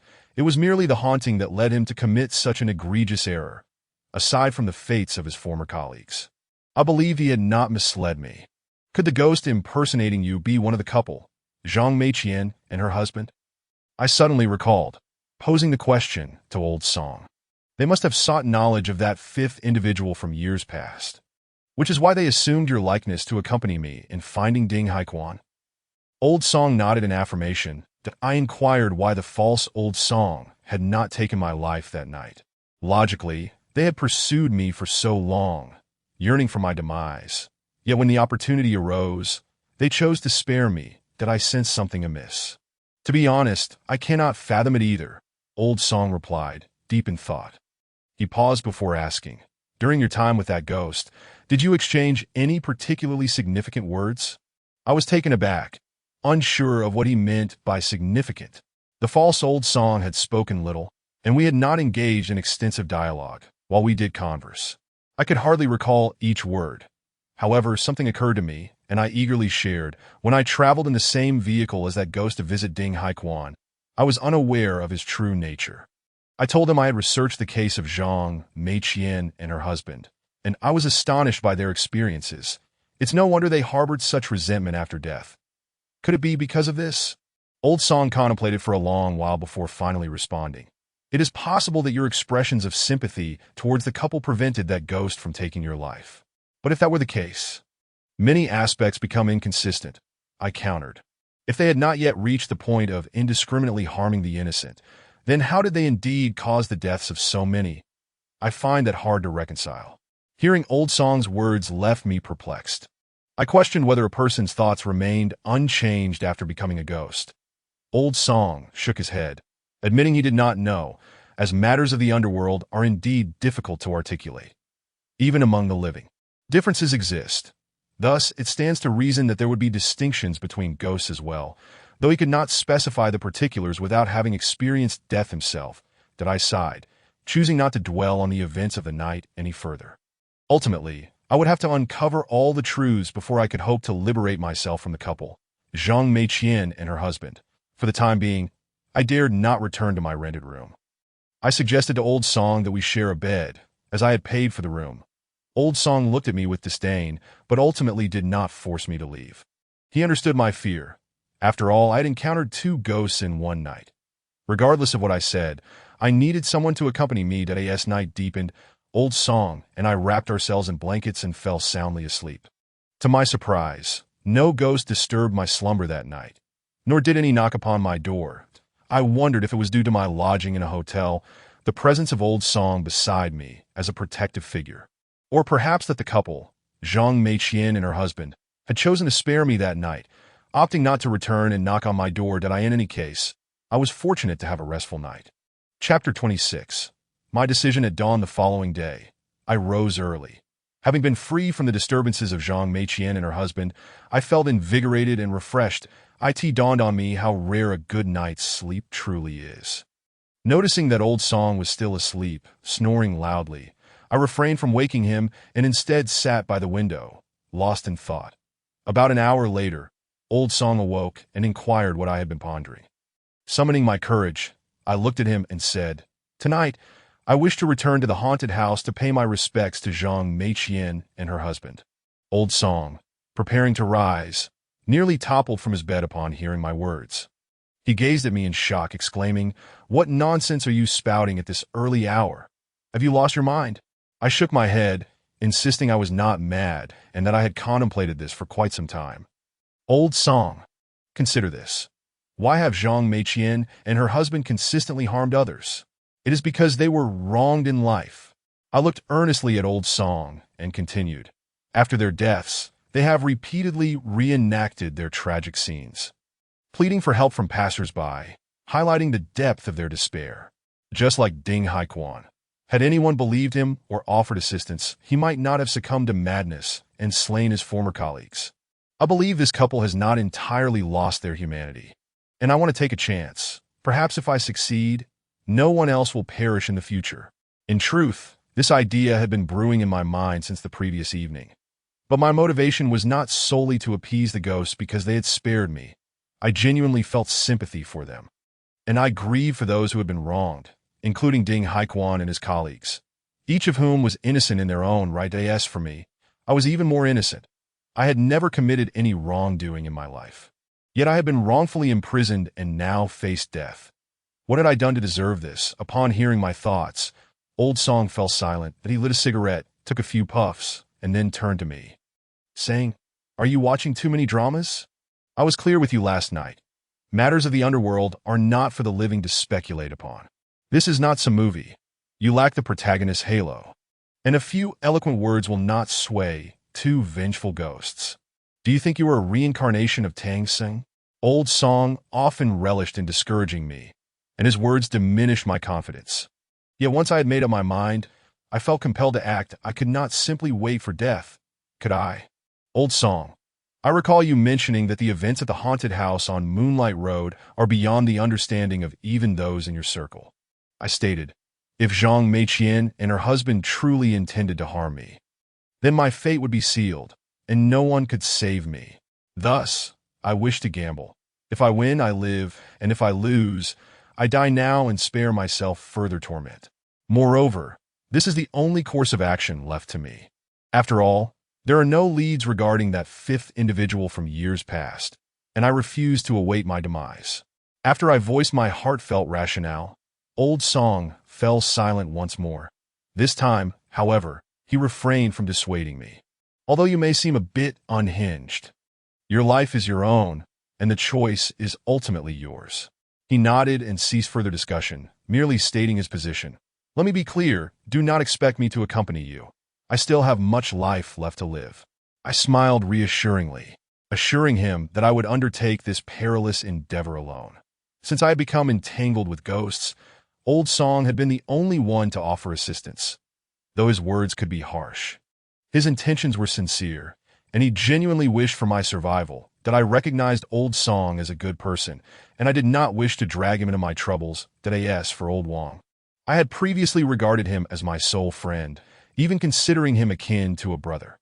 Yet certain actions of his had begun to raise my suspicions that he had concealed many matters from me, and some of his fabrications were rather clumsy. Initially, I had been reluctant to entertain such thoughts due to my trust in him. However, now I questioned whether he had mistakenly obtained the information about the haunted house on Moonlight Road, or if it had been a deliberate error. If it were the latter, that would be truly terrifying, that I planned to seek him out today to clarify the situation. Even if he continued to deceive me, as long as he did not incite my suspicions. I would not doubt him further that I have few friends, and I did not wish to lose this good brother. After checking out of the hotel, Old Song and I grabbed a bite to eat nearby before parting ways. He resumed his stall on the overpass while I headed directly to the company's store. Previously, I had always entered through the back door when visiting Old Wong at the store. I am no longer considered part of this establishment. Coupled with the existing tension between myself and the long-standing employees, particularly Chun-Hee, I anticipated that my return would only lead to intentional harassment and unkind remarks from them. Thus, I chose to enter through the back door once more. However, to my astonishment, I was unable to gain access this time, as I was promptly intercepted by the security guard at our store, a man named Zheng Peng, whom I recognized, among the 4 security personnel at our establishment. Zheng stood out as somewhat unique. Like myself, he preferred to avoid interactions with other staff members that my own avoidance stemmed from being ostracized by others, while it appeared that Zheng S was due to his inherently introverted nature, resulting in minimal engagement with his colleagues. Typically, I had no grievances with Zheng. Our exchanges were limited to polite nods that I was perplexed as to why he was blocking my entry, but out of courtesy, I extended a cigarette towards him, saying, "Brother Peng, I need to see Manager Wong. Would you kindly let me through?" Zheng regarded me with an impassive expression, as if I were a personal adversary. "You seem to no longer be an employee here. This is an employee entrance. You cannot go and if you wish to purchase a property, please use the front door," he replied. That I was taken aback. The entire store was aware of my financial ruin after losing over 200,000 to Chun-Hee due to our altercation. Did I truly appear to be in a position to buy a house? His insistence that I use the front entrance felt like a deliberate provocation. What had I done to deserve this? Chapter 27. Re-entering the haunted house, it is often said that people tend to conform. No one can maintain their purity amidst murky waters. That I surmised that Zheng, perhaps unable to resist the allure of camaraderie with Chun-Hee and his cohort, was intentionally making things difficult for me. Nevertheless, I no longer belonged to this establishment. His actions were utterly unnecessary. "Brother Peng, please have mercy and let me in. I truly have urgent matters to discuss with Manager Wong," I implored him, speaking with utmost politeness. Yet he remained obstinate, reiterating that this was an employee-only passage and that I could not enter without valid reason, suggesting that I might be attempting to steal something. This accusation infuriated me. I resorted to mentioning my connection with Wong, stating, "Surely you are aware of my relationship with Manager Wong." However, he merely scoffed dismissively, saying, "I'm sorry, but I'm not familiar with that. If you wish to see Manager Wong, you will all need to call him. If he permits you entry, then I will let you through." With no other recourse, I took out my phone and attempted to call Wong, only to discover that his number was unreachable. He had blocked me. Staring in disbelief at Zheng, as the phone rang without answer, the realization dawned upon me. Zheng had been deliberately placed there by Wong to obstruct me. Wong had no intention of seeing me. I suspected he had already learned of my discoveries, prompting him to shut me out completely. This revelation left me feeling despondent. Wang, it seemed, had indeed been hiding something. He was guilty. Were the claims made by Chen Shui true? Was there someone close to me who was deceiving me? That someone, it appeared, was Wang himself. Had his kindness all along been motivated by ulterior motives? If that were the case, his earlier mishandling of documents was not a mere mistake. It could very well have been a deliberate act to mislead me to Moonlight Road. All his pretenses of helping me secure my first performance were utterly false. With tears in my eyes and a heavy heart, I departed the scene, that if Wang was intentionally avoiding me, then even if I waited here all day, I would not gain access to him, that I felt a profound sorrow. After a year of working here, I found myself devoid of any true friends. Not even the brother I had always trusted, who was secretly plotting against me. I could not fathom why he would wish to harm me. What deep-seated animosity could justify such deceit? Unable to comprehend, I chose to cease my ruminations that I was uncertain who, if anyone, was still worthy of my trust, that if I wished to survive, I would have to rely solely on myself, that I hailed a taxi and made my way to a paper offering shop, intending to purchase some yellow paper to burn for Zhang Meiqian and her husband later that night. The shopkeeper, having recognized me from my previous visit, regarded me with surprise as I purchased a substantial amount of paper money. "Brother, has someone in your family passed away again?" he inquired. That I, feeling disheartened, ignored him, paid, and left. That evening, I arrived at 174 Moonlight Road. Upon disembarking, I glanced at Lao Song beside me, overwhelmed by a surge of emotion. Earlier that morning, he had confidently declared he would not accompany me into such danger. Yet here he was. It dawned upon me that those who genuinely care for you may not always express it overtly, while those who feign kindness may be scheming against you behind your back. Lao Song exemplified the classic case of a sharp tongue but a soft heart. Throughout our acquaintance, I had yet to perceive any ill intentions from him.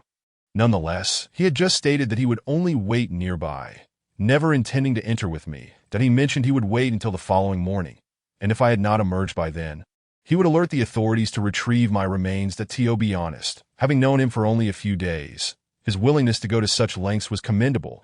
I produced the bank card that Wang had given me, handing it to Lao Song along with a bank account number and a phone number. "Lao Song, I know you may not think much of this money, so I want to be overly formal," I said. In case of an unfortunate outcome, I conveyed my last wishes to Lao Song. "If I have not come out by tomorrow morning, please transfer the money from this card to the provided bank account and notify the owner of the phone number, letting her know I am gone and urging her to live well." Lao Song was taken aback, inquiring about my relationship with the number's owner. "This is my grandmother," I replied. "What about your parents?" "I have never met my parents. My grandmother told me they passed away early. They died in an accident shortly after I was born." Upon hearing this, Lao Song looked at me with newfound sympathy, saying, "You should think carefully. Once you enter, there is no turning back. That if the things inside do not intend to let you go, not even 10 of me could save you. Moreover, there was something I had forgotten to mention. If you were slain by a vengeful spirit, your soul may very well be trapped within this haunted house, unable to reincarnate for eternity." My skin prickled at his words. Why hadn't he warned me of this sooner? Now that I stood at the threshold, I was torn between the decision to enter or retreat. If I chose not to go in, I would surely face his disdain, labeled a coward too fond of playing the saint. After much deliberation, I resolved to proceed. After all, whether I entered or not, my fate seemed sealed. Perhaps once inside, the couple would appreciate my sincere attitude and choose to spare my life. With that thought, I grasped the bag of yellow paper, bid Lao Song farewell, and made my way towards the haunted house. The last time I visited, Chen Shui had been there to greet me at the entrance. This time, without her, I knew I could not enter through the front. Thus, I opted to navigate around to the back of the villa and scale the wall. Having grown up in the countryside, I was well versed in climbing trees. Scaling a wall was no challenge for me.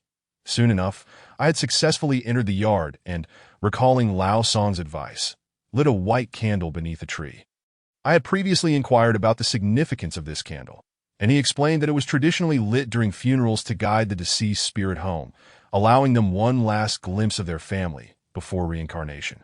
Hence, The white candle served as a means of communication with the spirits, that if the flame burned a steady golden yellow, it indicated that no spirits were present and all was well. However, if the flame exhibited a greenish hue, it signaled the potential presence of wandering spirits. And if it burned entirely green, it was an ominous sign, suggesting that a restless spirit was nearby and might pose a threat. The most terrifying possibility was if the flame turned green and exhibited signs of extinguishing, indicating that the spirit was perilously close and likely to take me away. That moment, as I ignited the white candle, the flame almost instantaneously flickered with a yellowish-green hue. Chapter 28. The haunted house and its visitors seeing that unsettling yellowish-green flicker. A cold sweat broke out across my skin. Yet I soon composed myself. After all, my purpose in coming here tonight was to negotiate with the couple. If they did not appear, my efforts would be in vain. With that in mind, I hastily ignited a pile of yellow paper, one sheet after another. Sister Mei-Chien, I have come to see you. Please do not take my life. I genuinely mourn the tragedy that has befallen you both, which is why I am here to offer paper offerings that I know you had a fondness for dogs, but I cannot bring a real dog, as that would be a life taken. Thus, I have brought you a toy instead. I spoke earnestly into the surrounding air, producing the dog toy from my bag and casting it into the flames. While researching this case online, I had taken note of certain details, particularly Zhang Meiqian's affection for dogs, that as an orphan, she had raised a golden retriever for companionship from a young age, and she cherished that dog. Regrettably, the assailants had shown no mercy, even to the dog. Consequently, I had gone out of my way to purchase a golden retriever toy from the mall, intending to offer it to Zhang Meiqian. To speak candidly, I have genuinely put forth considerable effort. However, when it comes to the prospect of incinerating a living being, I find myself utterly incapable. Sister Mei-Chien, if you harbor any unfulfilled wishes, feel free to voice them. I shall certainly assist you in fulfilling what I can. Yet if it is beyond my capabilities, I am truly powerless, for I am but a lowly individual, devoid of any remarkable talents. Take, for example, the fifth person from years past. I genuinely cannot locate him, and I hope you can empathize with my predicament. I was addressing the air, a rather surreal tableau in itself. Concurrently, I remained vigilant of the flame of the white candle, fearful that it might revert to a sickly green hue once more. The last time it did, that deranged woman intervened to shield me from harm. This time, however, no one was here to protect me. Yet, as fate would have it, just as I fervently wished for the flame to remain unchanged, it indeed turned green. The once yellowish-green flame now glowed an alarming green that sent shivers down my spine. Staring in disbelief at the verdant flame, I pondered how, despite my earnestness, Zhang Meiqian still sought to bring about my demise. Sister Mei-Chien, we only met last night. Although I cannot ascertain whether it was you or your husband, my kindness should have been evident. I felt a sense of relief for having spent a year in sales, though I was on the verge of losing control. My tongue remained agile. As I pleaded for mercy, I scanned my surroundings, terrified that Zhang Meiqian might suddenly materialize and catch me off guard. After a thorough search, I failed to glimpse either Zhang Meiqian or her spouse. However, I was not entirely without discovery. I caught a fleeting glimpse of a child, approximately 8 or 9 years old, standing in a room on the second floor. That I rubbed my eyes in disbelief and continued to gaze at the room. Who, at this ungodly hour, would allow their child to roam about a haunted house?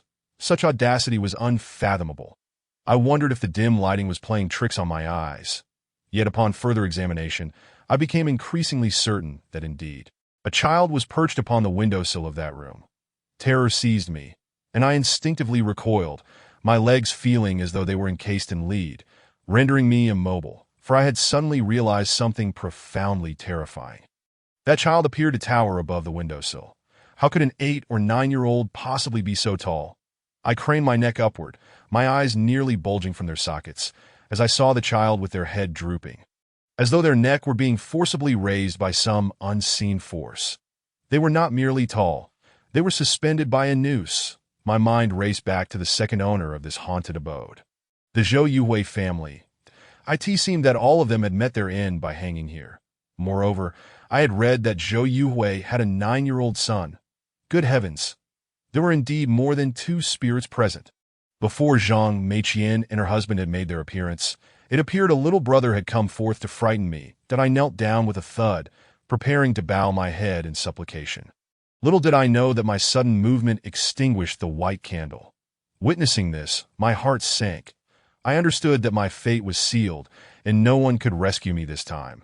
Indeed, in the very next instant, a withered, coarse hand grasped me tightly, prompting me to scream in a frenzy. "Please do not kill me. I implore you, spare my life. I never set foot here." Regret washed over me. I could have lived a few more days. Yet I had recklessly ventured in, seeking my own demise, that I lamented not heeding old Song's warnings. I truly was a fool. Just as I believed my end was nigh, a familiar curse echoed in my ear. "What the hell are you yelling about?" I turned to see old Song, and I was instantly overwhelmed with shock that it was indeed him. In that moment, I felt as though I had encountered a long-lost relative, gripping old Song's arm tightly, unwilling to let go. "Old Song, how did you get in here? Didn't you say you wouldn't come?" I gazed at him, brimming with joy. "If I don't come in, how will I summon your spirit tomorrow morning?" Old Song shot back, exasperated. "I sensed something was amiss the moment you entered. Had I delayed any longer, that hanging ghost would have claimed you as a substitute. Let us go. We must leave at once." I swallowed hard, no longer daring to act bravado. There was certainly more than one ghost here. Had old Song not entered in the nick of time, I would have undoubtedly become the child's scapegoat, hanging here for eternity. "All right," I nodded, preparing to follow old Song out. But just then, another hand reached out from an unknown source, seizing my other hand. A woman's voice urged me not to follow old Song. That moment, my left hand was held by old Song, while my right was gripped by an unseen force, pushing me to the brink of despair. Whose hand could this be? I turned to look, and my heart sank into the abyss. How could it be her? Was she not dead? Chapter 29. Who should I trust? I never anticipated encountering her here. Someone who should not exist in this realm. To be precise, she was no longer human. Upon realizing that the figure grasping my hand was the long-deceased madwoman, my heart raced in terror. This Lu Mingming, had she not already perished by taking a leap off a building to shield me from harm? "Do not follow him." Lu Mingming gripped my other hand tightly, desperately trying to prevent me from leaving with old Song. She retained the disheveled appearance of her deranged state, her clothes tattered and her hair unkempt, obscuring her visage. Yet I was certain it was Lu Mingming. I stood frozen, paralyzed in indecision. I could neither advance nor retreat that I glanced at old Song, whose expression was one of grave concern, indicating he too had seen Lu Mingming. "Sister Mingming, you have already passed away. Haven't you?" I stammered, questioning her, that my first instinct was that this woman, who had once shielded me, now, in her ghostly form, sought retribution. Moreover, her demeanor suggested she had regained some semblance of normality, speaking as one would expect of a living person. "If you trust me, do not follow him. He is a ghost." Lu Mingming spoke again, her voice slightly hoarse yet ethereal, as if it were drifting from a great distance. That I mused that she had indeed transformed into a ghost. Yet why did she assert that old Song was also a specter?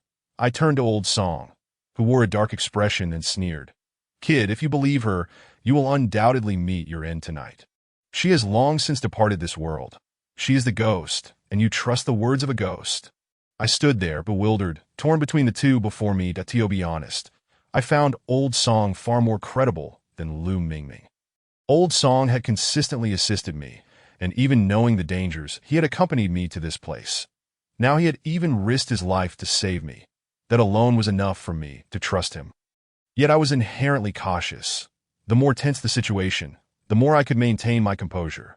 Suddenly, I recalled that old Song had explicitly stated that even if I were to perish in this haunted house, he would not enter, for it would not save me and would only jeopardize his own life. Even the most noble and selfless person could not willingly enter a situation where they knew they could not save me, risking their own existence for our brief acquaintance. Thus, I questioned whether this old Song was indeed the genuine article, considering I had previously encountered a false version of him. As for Lu Mingming, I owed her my life, and while I was grateful, she had been a lunatic before her death. Moreover, she had inadvertently wandered into my building, leading to her demise at the hands of a ghost. I had already owed her a life debt. Why would she come to my aid now? In that moment, I found myself at an impasse, uncertain of whom to trust. That if this old song was a fraud and I followed him, my fate would be sealed. Conversely, if I chose not to follow him, Lu Mingming might demand my life, leading to the same outcome. Damn it. Whom should I follow? Kid, what are you dawdling for? You can't possibly believe her. Can you? Old Song, seeing me frozen in place, grew increasingly agitated. I warned you not to come. You insisted on entering. Now, having risked my life to save you, you dare to trust her? I inhaled deeply and made a decisive choice. Shaking off Lu Mingming's grip and calling to Old Song, run. Without a moment's hesitation, Old Song seized my arm and we fled. Old Song, you didn't inform my parents, did you? I suddenly inquired. This question momentarily stunned Old Song, who shook his head. Rest assured, I haven't notified your parents yet. I didn't want to worry them. Upon hearing this, I was instantly incensed, yanking my arm away from Old Song and turning to run toward Lu Mingming. Old Song, witnessing my sudden withdrawal, erupted in anger. Kid, what are you doing? But I ignored him, grasping Lu Mingming's hand and hastily making my way toward the wall, intent on climbing over it to escape. This Old Song was a fraud, impossibly so. Earlier, the real Old Song had even inquired about my parents, to which I had replied that they had long since passed. Yet now, this impostor seemed entirely unaware of that fact. Thank goodness I had tested him. Otherwise, I would have unwittingly trapped myself today. Sister Mingming, thank you. I will express my gratitude once we escape. I was too preoccupied to consider that Lu Mingming was a ghost, and I gripped her hand tightly, preparing to flee together. However, the ghost impersonating Old Song would not allow us to leave unscathed. What once seemed an effortless ascent up the tree now felt impossible. I was drenched in cold sweat, desperately attempting to climb. Yet no matter how hard I tried, each time I reached a height, I found myself back at the base of the tree once more. I am utterly perplexed by the current situation. Yet it is evident that a malevolent spirit is at play. I recall Old Song once telling me that when a ghost takes a life, it does not do so by direct means, for a ghost lacks a physical form. It is merely an anomalous energy that can manipulate the magnetic fields in its vicinity to assault an individual's psyche.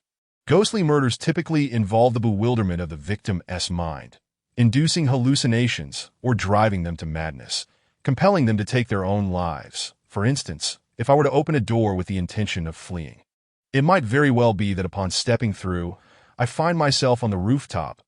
The moment I cross that threshold, I would plunge to my demise. This is akin to a sleight of hand. The more formidable the ghost, the more convincingly it can distort reality, rendering it nearly impossible for the victim to discern the truth from illusion. I am acutely aware that I am likely ensnared in such a trick. And at the time Old Song shared this with me, he had not yet divulged how to counteract it, as we were preoccupied with other matters. Glancing back at the false Old Song, I noticed him sneering at me with a chilling smile. That it was evident that he realized I had seen through his facade and thus ceased to play along. Moreover, I observed something exceedingly strange. I had been grasping Lu Mingming's hand all this time, never relinquishing my hold. Yet now I suddenly perceived that the hand I held seemed smaller, as though I were clasping a child's hand. I swallowed hard and stiffly turned to look. To my dismay, Lu Mingming was nowhere to be found. Instead, a child with a pale complexion and a protruding tongue was staring at me, grinning in a disturbingly eerie manner. Chapter 30. The one who harms is Old Song. Ah, I exclaimed, startled out of my wits, my very soul seeming to leap from my body as I abruptly released the child's hand. Where was Lu Mingming? Why had she transformed into this child? Was it possible that there had never been a Lu Mingming, and this child had been masquerading as her all along? Despite my attempts at caution and composure, I found it impossible to maintain my calm. The series of shocks had driven me nearly to madness.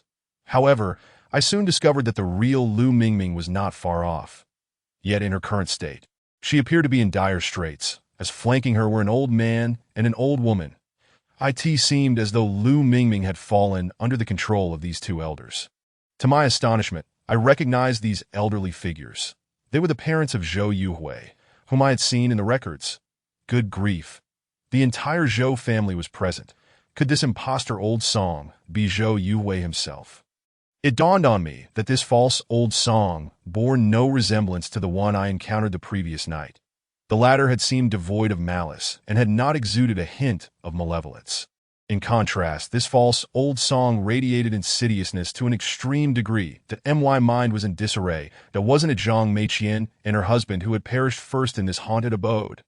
Logically, they should be the true masters of this sinister residence. So how is it that Zhou Yuhui's family, who had met their demise later, could act so brazenly? Could it be that the couple was orchestrating these events from the shadows? I swallowed hard, my gaze fixed on the ghostly child and the false old Song. That in the blink of an eye, the false old Song had taken the child's hand, closing the distance between us to less than 10 paces. A wave of profound pressure and boundless terror washed over me. That MY's situation had escalated beyond mere despair. I was acutely aware that I was destined to perish this night. Yet, guilt gnawed at me. For while my death was inconsequential, I had once again embroiled Lu Mingming in peril. You are indeed quite clever, but none of you shall escape, the false old Song suddenly declared, regarding me with a chilling smirk. His smile was entirely unlike that of the true old Song, as if every muscle in his face was infused with treachery. That I gazed back at him, asking in despair, "Are you Zhou Yuhui? What do you intend to do? I bear you no grudge. So why do you seek to harm me?" Upon hearing my words, the false old Song continued to mock me with a cold smile, as if I had posed an exceedingly foolish question. "I am Zhou Yuhui. It seems you are familiar with me?" He finally acknowledged, his curiosity piqued regarding my knowledge of him. That I replied, "Boss Zhou, I too am an employee of the Yulong Group. That I lament the tragic fate of your family.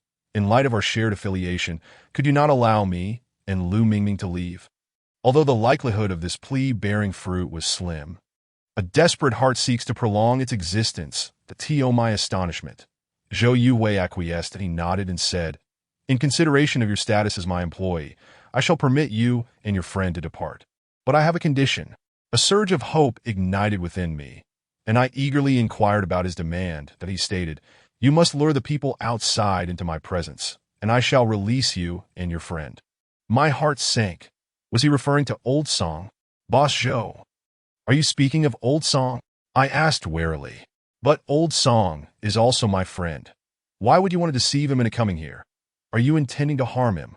Unexpectedly, Zhou Yuhui grew agitated, exclaiming, "The old Song you speak of is the one who caused the demise of my entire family. I would relish nothing more than to flay his skin and drink his blood, ensuring he suffers eternal torment." At his words, I felt a shiver run down my spine, my eyes widening in disbelief. Was it truly old Song who had brought about the end of Zhou Yuhui's family?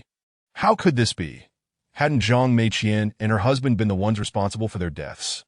Previously, Ding Haiquan had mentioned that Zhou Yuhui had moved to this place because a master had told him it was a land of good fortune. Zhou Yuhui, being superstitious, had moved in, only to be victimized shortly thereafter by Zhang Meiqian and her husband. It struck me that the direct perpetrator of Zhou Yuhui's family's demise should have been Zhang Meiqian, while the indirect culprit would be the master who had deceived Zhou Yuhui. Even if Zhou Yuhui were to blame Ding Haiquan, he could not possibly hold old Song accountable, unless the master who had deceived Zhou Yuhui all those years ago was none other than old Song himself. My heart raced and my scalp prickled. Was it truly old Song who had orchestrated the downfall of Zhou Yuhui's family? How could he commit such a heinous act? I found it difficult to believe. Or rather, I was unwilling to accept that old Song could be such a person. That I hastily addressed Zhou Yuhui. "Boss Zhou, could this all be a misunderstanding? The old Song I know is a good man. How could he have harmed your entire family?" However, my words seemed to only inflame Zhou Yuhui's anger further. "You know nothing. He is a beast, a complete hypocrite." Zhou Yuhui glared at me, his patience wearing thin. "Either you go out and lure him in for me, or you and your friend will remain here forever, waiting until you become a ghost, at which point you will have all the time in the world to question me why." I stood frozen, utterly unsure of how to proceed. Why did these vengeful spirits insist on forcing me to make a choice? I was still in the dark regarding the truth. How could I possibly deceive Old Song into coming in? If he entered, it would surely lead to his demise. Moreover, even if Zhou Yuhui's claims were accurate and Old Song was indeed the murderer of the Zhou family, he had never harmed me and had consistently assisted me. Even if I were to act like a saint, I could not betray the one who had helped me by leading him to his death. I yearned to ask Zhou Yuhui if he could not find someone else to lure Old Song in. Seeing that I was incapable of making a decision, Zhou Yuhui's patience finally ran out. He glared at me coldly and said, "It appears you are truly protective of him, preferring to sacrifice yourself rather than deceive him into coming here." With that, Zhou Yuhui advanced toward me, that my legs turned to jelly, and my mind went blank as I grappled with what to do if I did not lure Old Song in. Both Lu Mingming and I would undoubtedly be trapped here forever. While I might save Old Song, I would also condemn Lu Mingming. Yet if I did lure Old Song in, I would become a traitor, and there was no guarantee that Zhou Yuhui would actually allow me and Lu Mingming to leave. What should I do? What should I do? I steeled myself, preparing to voice my decision. But at that moment, the lights in the first-floor living room flickered on without warning, illuminating the entire backyard. Chapter 31.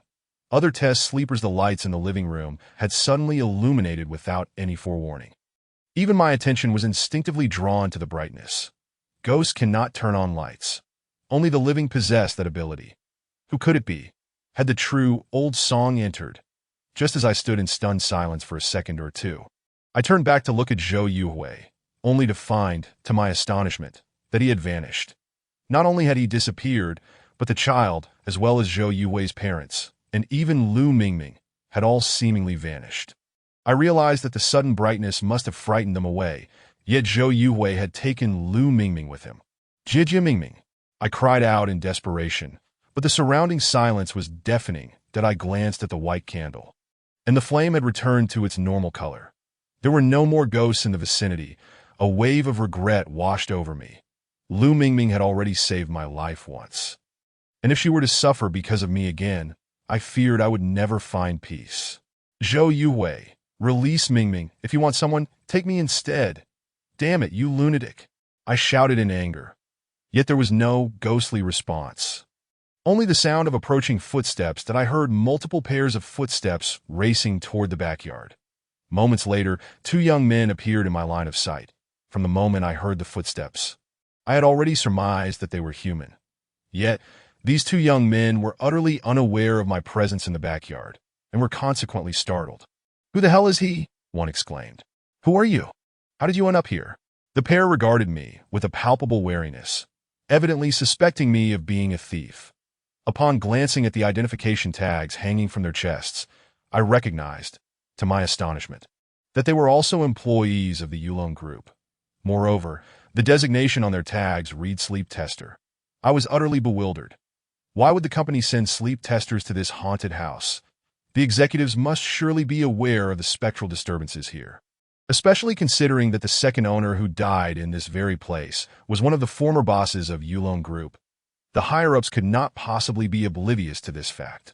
When I escaped from this haunted abode last time, the supervisor in charge of the sleep testers, Mr. Wu, was evidently aware of the paranormal occurrences as well. It was astonishing that they continued to send people here. Was this not tantamount to endangering lives? My suspicions regarding the integrity of this company deepened. First, Old Wang had deceived me into coming here, and now, other sleep testers were also arriving. What exactly did the executives intend to achieve? I hastily approached the two testers, intending to persuade them to leave. However, they appeared quite apprehensive of me, retreating further. Their youthful appearance suggested they had only just graduated from university. "Don't come any closer. If you do, we'll call the police." I quickly halted my advance, explaining that I was also an employee of Yulong Group, previously in the sales department, and had since been transferred to their current division, identifying myself as a sleep tester as well. The two young men exchanged bewildered glances, seemingly surprised that I was indeed their colleague. "That can't be right. Mr. Wu didn't mention anyone else would be coming today." One of them, named Shi Xiaodian, remarked cautiously, then instructed the other, "You go fetch brother he and the others, and find out what's going on." The other young man, tall and somewhat awkward, turned and hurried off to summon help. Upon hearing Sher Xiaotian mention Brother He, my expression shifted dramatically. Could it be that Brother He referred to Chen He? I had to admit, my intuition was unervingly accurate. Before long, the tall, bumbling fellow returned, accompanied by 6 others. 5 men and 1 woman. To my utter shock, the leader amongst them was indeed Chen He. I was left speechless. Wasn't he from the sales department? Why was he here in this haunted house? Moreover, he appeared to be leading this group. What astonished me even further was that the woman standing beside him was someone I recognized. Chen Shui. My goodness, how could both of them be here? Did they know each other? Chen He and Chen Shui. Were they related? A chill of dread crept over me. This situation was far too eerie. Clearly, Chen He and Chen Shui were equally taken aback by my unexpected presence. What the hell, Li Mu? Chen He exclaimed, directly calling my name. Chen Shui, on the other hand, struggled to contain her shock, seemingly unwilling to acknowledge me. Brother He, do you know him? Sher Xiaotian asked, looking perplexed. He quickly updated Chen He. Just now, when I came with Xiang Long, we saw him and thought he was a thief that he claims to be from our company. Chen He nodded, his expression betraying no curiosity about my presence, instead forming a cold smirk. The moment I caught sight of that smirk, I understood his intentions. Indeed, he was once an employee of our company, but that is no longer the case. He was dismissed. Chen He pointed at me. Speaking before the assembled group, do you know why this fellow was fired? Because he has a criminal record. He is a former convict who slipped through the cracks to join our company, causing chaos in our stores. He is no longer an employee, yet he appears here in the dead of night. Xiaotian, this guy must have sneaked in to steal something that I advise you to call the police. Upon hearing Chen He's words, the expressions of nearly everyone shifted, save for Chen Shui, who remained expressionless. That I thought to myself, Chen He's ability to distort the truth and omit crucial details was remarkable. It had been a year, yet he still targeted me. Had I not reached my breaking point, I would not have resorted to violence against him. This scoundrel hadn't changed a bit. He was still as despicable as ever. I knew it. That's why he is here in the middle of the night. He is here to steal, Sher Xiaotian said with a stern face, preparing to pull out his phone to call the police. Chen He's scheme had succeeded, and a smug grin crossed his face. Wait, I urgently intervened, imploring Sher Xiaotian. I am not here to steal. I have not been dismissed from the company. I was merely transferred to another department. If you don't believe me, you can call Supervisor Wu to verify my identity. Upon hearing my confident assertion, Sher Xiaotian seemed taken aback, glancing at Chen He for guidance. That I noted that when I mentioned calling Supervisor Wu, Chen He's expression darkened significantly. That I understood in that moment that Chen He was fully aware of my transfer to another department and that I had not been fired. Why bother making a phone call? Chen He retorted dismissively. Even if he is still an employee, Supervisor Wu never mentioned that anyone else would be here tonight. As soon as I suggested contacting Supervisor Wu for confirmation, Chen He immediately attempted to dissuade Sher Xiaotian, coldly asserting, he is intruding without permission, lurking around at night, that if he is not here to steal, then what is he doing? Li Mu, you'd best leave quickly. Having someone like you in our company is a disgrace. Chen He indeed seized every opportunity to humiliate me. Sher Xiaotian appeared conflicted, judging by his demeanor. He seemed to be the leader among the testers. Yet he was clearly mindful of Chen He's influence within the company, constantly gauging Chen He's reaction. I had no desire to engage in a verbal spat with Chen He and coldly stated, Chen He, do not slander me here. You claim I've come to steal. I refuse to shoulder that blame. It would be best to call Supervisor Wu and confirm things. I was determined to make that call, not to prove my innocence. After all, I was all too familiar with the adage that those in power could fabricate any charges they wished. My insistence on making that call stemmed from a desire to inquire of Supervisor Wu what precisely he intended. This haunted house was clearly fraught with peril. It had claimed so many lives, and anyone who ventured inside ultimately met a grim fate. I could not bear to watch these individuals walk into danger. Brother He, perhaps it would be wise to make that call, Sher Xiaotian. Clearly the obedient type seemed apprehensive about any potential repercussions, thus disregarding Chen He's authority.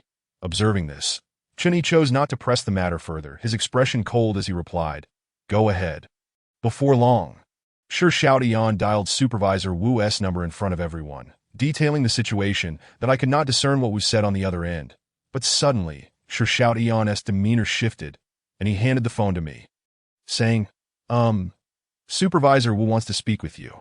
Chen He appeared momentarily taken aback, his displeasure evident, that I smiled as I accepted the phone, greeting Supervisor Wu politely that I knew Wu would want to speak with me, as he had numerous questions following my previous escape from the haunted house. However, he had been unable to ask them at that time due to old Wang's presence. People like Supervisor Wu were cunning. They undoubtedly recognized that I had withheld information during my last encounter. Shaoli, it's been a while since we last met, hasn't it? Wu said, his tone warm, as though we were familiar acquaintances. You've had quite a long break. I trust you're feeling well-rested? Wu continued, Old Wang has informed me that you're no longer part of the sales department, but rather with our current division. From now on, we'll be colleagues. I didn't expect to find you back at that place tonight. It's fortuitous, as you're familiar with it. Please guide Shao Tian and the others in their work. The last few words seemed to carry an unspoken implication. Since my transfer to this department, I had only worked once, rendering me no different from a newcomer. Yet he expected me to lead Shao Tian and the others. My expression darkened. I attempted to subtly convey, Supervisor Wu, you overestimate my capabilities. You are aware of the events that have transpired there. So why would you send so many people? Wu sighed, quickly explaining, Shaoli, we're all just employees here. Despite my position as a department head, I must adhere to directives from above. The company has mandated this course of action. What can I do? Moreover, the villa was acquired at great expense by the company. We cannot simply let it go to waste, but we must find a way to sell it, which means some hard work on your part. Upon hearing this, my frustration reached a boiling point. How many lives had been lost in that villa? Knowing full well the dangers it posed, they still chose to invest in it for profit. These capitalists were utterly indifferent to the lives of us mere workers. I gazed at Shao Tian and his fellow fresh graduates, unwilling to watch them fall into peril, that I pressed Wu once more, urging him to communicate with the company and cease sending people, as it was genuinely hazardous. Yet my voice was but a whisper among giants. My words carried little weight. Supervisor Wu remarked, the company fears unforeseen incidents, hence they have dispatched several individuals simultaneously. It is said that this abundance of positive energy will deter malevolent entities from manifesting and causing harm. I was momentarily speechless, not due to a lack of counterarguments, but because the company's decisions are beyond the influence of an ordinary employee like myself, that if one were to argue that a larger presence signifies stronger positive energy. Could one not point to the family of Yu Hui this week? Their vitality is indeed considerable. Moreover, Ding Haiquan and his seasoned colleagues are all robust, spirited men, yet they ultimately did not evade misfortune. Shaoli, I have reviewed your file, that do not fault Supervisor Wu for his candor. You possess a criminal record, do you not? Supervisor Wu implored earnestly. If you aspire to rise, your only option is to remain with our company. It is here that your future may unfold. With your capabilities, it would be no challenge to ascend to my position within a year or two. Tonight presents an opportunity. Out of respect for Old Wang, I extend this chance to you. I hope you, as a young man, will cherish it. Do you understand? I sighed, fully aware of Supervisor Wu's intentions, that he had witnessed my survival in this place and insisted on my staying, which would ultimately safeguard the likes of Shao Tian and others. I understand. I shall seize this opportunity. Thank you for your support, Supervisor Wu. I acquiesced, no longer resisting. My motives were not solely for Shao Tian and the others, but also for myself. As Supervisor Wu stated, I am someone with a past, and my future appears bleak. That if I am to survive, I must contemplate my development. This is indeed a chance I wish to grasp firmly. Subsequently, Supervisor Wu shared further details concerning Chen Xui. It turns out that Chen Shui is, in fact, related to Chen He. She is his cousin. Unable to find employment, she leveraged her relationship with Chen He's brother-in-law to forcibly secure a position in the company as a trial sleeper. Supervisor Wu comforted me, clarifying that this Chen Shui is not the same as the one who perished a year ago, advising me not to bear any psychological burden. However, I was acutely aware of the complications surrounding Chen Shui, and I refrained from disclosing my connection to her. That Wu further mentioned that Chen He is no longer part of the sales department. he learned that the position of trial sleeper is relatively effortless, requiring merely a few nights in a haunted house for ample compensation, and thus leveraged his brother-in-law's connections to switch roles. But he urged me to avoid conflict with Chun-Hee, emphasizing that he has connections within the company, and that we might frequently encounter each other, suggesting I should yield to him. After hearing this, I could not help but sigh once more. With Chun-Hee and now Chen Shui, my future days seemed fraught with difficulties. Chapter 33. All must perish. I did not terminate the call, but returned the phone to Shi Xiaodian. Supervisor Wu seemed to have additional instructions for him. Once Shi Xiaodian finished the call, he instantly altered his demeanor towards me, as if I were his superior. Li Ge, I sincerely apologize. It was all a misunderstanding, but I hope you can overlook it. I was momentarily taken aback, uncertain of what Supervisor Wu had communicated to Shi Xiaodian to elicit such courtesy.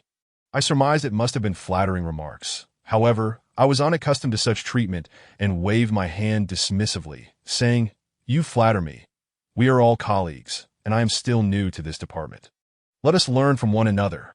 My modest demeanor contrasted sharply with Chun-Hee's brashness, instantly earning the favor of others.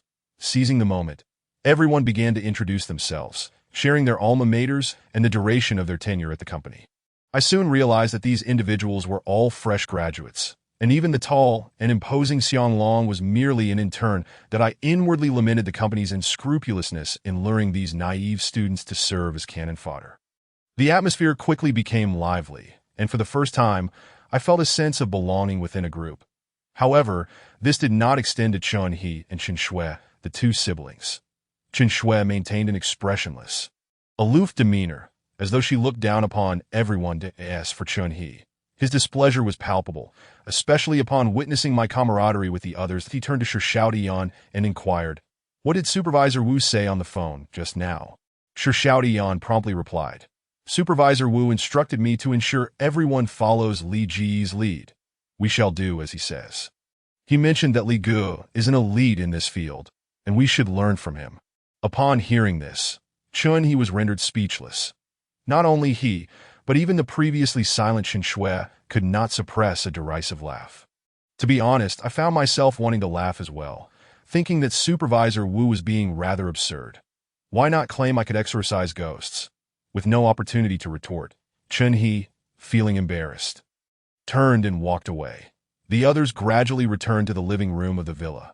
Chen Shui and I lagged behind, and I seized the chance to confront her, glaring, "What brings you to our company?" She glanced at me and finally spoke, "I can go wherever I please. Do I need to report to you? Do you really think you're in charge, Li Ge?" I could easily discern her mockery and, losing my temper, retorted coldly, "I do not care what you intend to do, as long as I am here today. Do not think you can harm anyone again." Perhaps fueled by my disdain for Chen Xiaoyan and Chun-Hee, or perhaps due to her previous antics of frightening me, I had a thoroughly negative impression of her. I sensed she was not a good person, and the Chen Shui who died a year ago, along with those 3 boys, were likely linked to her. She could not possibly be innocent. Upon hearing my words, Chen Shui shot me a sidelong glance, muttering "idiot," before turning to leave. That I stared in disbelief, thinking, how could she still insult me? Back in the villa, Shi Xiaodian hurriedly urged the others to install cameras in various rooms. Typically, a single trial sleeper suffices for a standard haunted house. Even in a lavish villa like this, 2 individuals would generally suffice. However, due to the peculiarities of this villa, the company had dispatched 7 or 8 people, intending to utilize the positive energy of the living to intimidate the malevolent spirits here. Yet, despite the numbers, their progress was agonizingly slow. Upon inquiry, I learned they were all first-time recruits, while they busied themselves. I discreetly slipped into the kitchen on the first floor and called Old Song to report in. "Damn, you're still alive." To my surprise, Old Song's astonished voice greeted me as soon as the call connected.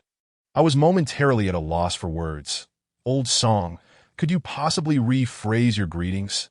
It seems you are less than pleased that I am alive." "Shut up," Old Song retorted. "I was outside and heard your screams. I thought you were done for." "What exactly happened? You sound surprisingly calm." He then muttered to himself, "This guy hasn't turned into a ghost, has he?" I had no time for banter and hurriedly recounted the events I had just encountered. Of course, omitting what Zhou Yuhui had said about Old Song being responsible for his family's demise, that I couldn't possibly believe that.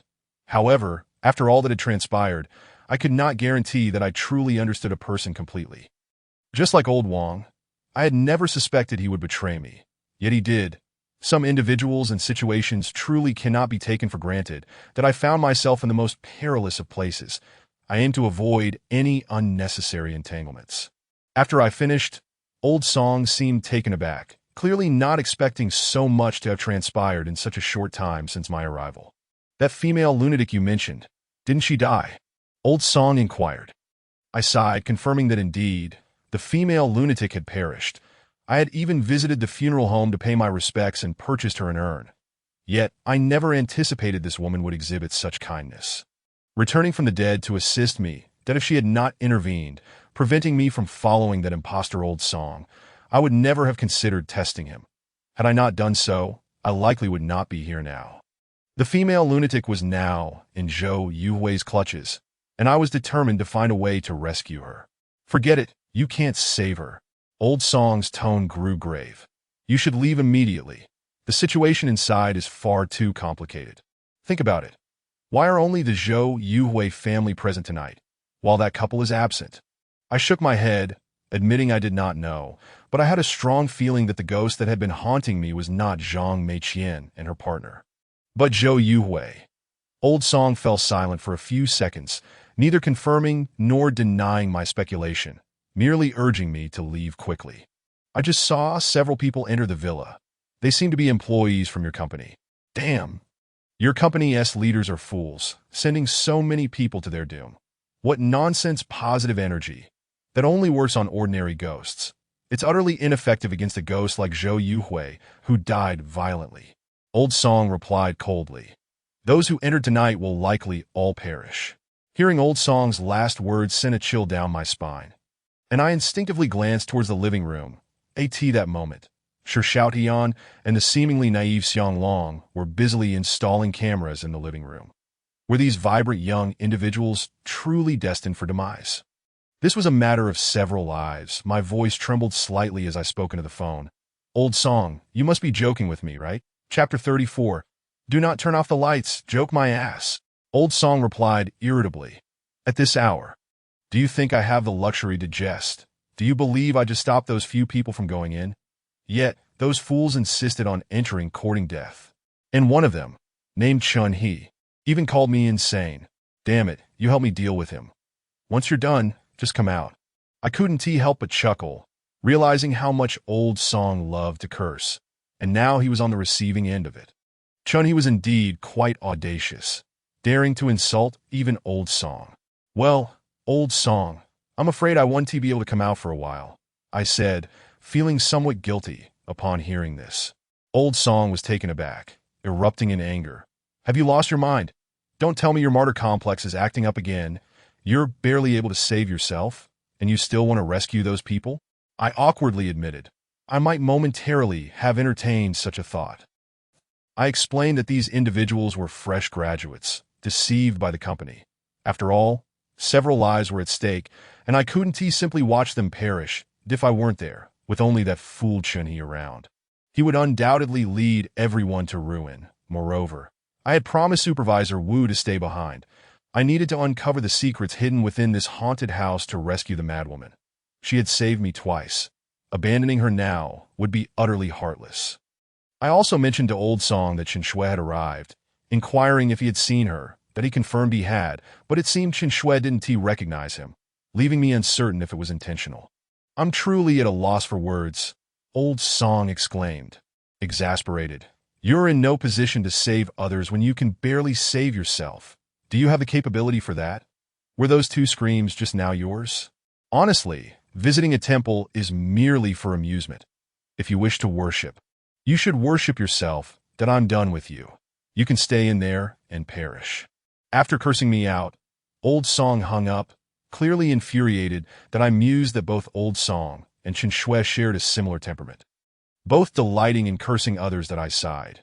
Feeling rather helpless, that to be frank, I had no desire to linger in this haunted house any longer, yet so many lives were at stake that it wasn't a matter of martyrdom, To disregard so many lives would require a truly terrifying character.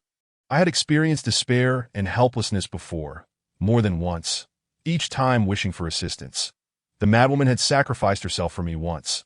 Though it wasn't voluntary, she had indeed saved me a second time. I still couldn't comprehend why she chose to do so, but it deeply moved me. If I were to disregard the lives of these individuals today, I would feel utterly unworthy of the madwoman's sacrifice. I took out the last white candle I carried, lighting it and placing it in the kitchen. After casting a glance at the flickering golden flame, I emerged from the kitchen. Meanwhile, Shoutian and the others had finished setting up the surveillance and approached me. Eager for my instructions, to be honest, this was the first time I felt such authority within the team, yet I had little to instruct them on. The work didn't require much technical skill. Once completed, that was sufficient. There weren't many directives to give. However, I genuinely had some advice for Shoutian and the others that I pulled them aside and said, "Tonight, do not turn off the lights. Every room must remain lit until dawn." Upon hearing this, Shoutian and the others looked at me in confusion, asking why. But how could I divulge the truth? Would I tell them it was haunted? They wouldn't believe me that I could only insist. There's no reason. Just do as I say. Keep the lights on, even in the bathroom. Previously, I had nearly been killed by Zhou Yuhui, but thankfully, Shoutian and the others had entered the villa and turned on the lights in the living room. Scaring Zhou Yuhui away, that I believed keeping the lights on would be beneficial. Perhaps it could save these people. Yet, Shoutian appeared troubled, stating that turning off the lights was essential, as the sleep tester's work required darkness. Since the haunted house was to be sold, it needed to be proven devoid of ghosts, necessitating the lights to be turned off for filming, ensuring the buyers could feel at ease. Li Mu, are you not an elite? This elite act of yours is rather pathetic. Chun He, who had remained silent until now, seized the moment to mock me, approaching with a sneer. If you're so timid, I suggest you switch departments. The cleaning department seems fitting for you. I wonder what Supervisor Wu was thinking, allowing us to heed your instructions. Are you mentally challenged? With that, he prepared to instruct Shoutian and the others to turn off the lights. I quickly intervened. No, since Supervisor Wu said to listen to me, you must follow my orders. I will not endanger you, that if the lights are turned off, something terrible will surely happen tonight. However, Chunyi seemed determined to oppose me, insisting that Shoutian and the others turn off the lights, that I end this matter. I appeared to be losing my standing, as doubts began to arise among Shoutian and the others. Chapter 35. Chun He screamed, Li Gu. Why can't we turn off the lights? What is the reasoning behind this? You just mentioned something bad would happen. What exactly will occur? Seeing my insistence on keeping the lights on, several of them surrounded me, demanding answers. Yet, how could I adequately explain? I turned to Chen Shui, hoping she might lend her voice in support, that I believed she understood the necessity of keeping the lights on. Otherwise, calamity would surely ensue. Yet, to my dismay, she seemed disinclined to speak up, maintaining an aloof demeanor. Since her arrival, she had done nothing but snack, reminiscent of our first encounter in the haunted house. Taking a deep breath, I could only fabricate an excuse, saying that this place had witnessed death with heavy energy. Hence, it was better to keep the lights on. To my surprise, my words were met with incredulous stares, as if I were a madman. Huh? Are you a monkey hired to entertain us? Chunyi continued to ridicule. Why not say that turning off the lights will summon ghosts? I always suspected you had a few screws loose. You call yourself an elite. Listen to me. Turn off the lights immediately. Or, how will we complete our task? I'm telling you, the remuneration for this task is 2,000 per day. I've worked in sales for so long, and I've never earned 200 in a day. You fresh graduates shouldn't fall for Li Mu's lunacy. I glared coldly at Chun He, seriously contemplating giving him a beating. However, I realized I could not prevent the lights from being turned off. The sleep tester's job required darkness. If I insisted otherwise, not only would the company penalize me, but Shoutian and the others would surely blame me for their predicament. Li Gu, perhaps we should just turn them off? Shoutian looked at me, asking once more, granting me some measure of grace. I sighed, conceding, fine, turn them off, but everyone stay in your respective rooms tonight. If nothing urgent arises, do not leave, that if something happens, use the intercom to contact me. Only then did the group breathe a sigh of relief. hastily heading to turn off the lights before retreating to their rooms to monitor the situation. Due to the number of people, each would guard a room, but I could clearly see that Chun was fearful, likely afraid of the dark, and he insisted on dragging Chen Shui with him. That I thought to myself, this guy is quite persistent. To embarrass me, he would turn off the lights. Just before entering the room, Chun muttered, "Damn it, I'm not closing the door. Why should I listen to him? Who does he think he is?" I heard him clearly but chose to ignore it, that if Chun sought his own demise and encountered trouble later, I certainly wouldn't lift a finger to rescue that scoundrel. Once everyone had retreated into their rooms, I remained alone in the living room, seated on the sofa, closest to the third room on the first floor. Should anything arise, I would usher the others into that room. The reason I dared to stay was precisely due to the existence of the third room. Last time, I had hidden there and narrowly escaped disaster.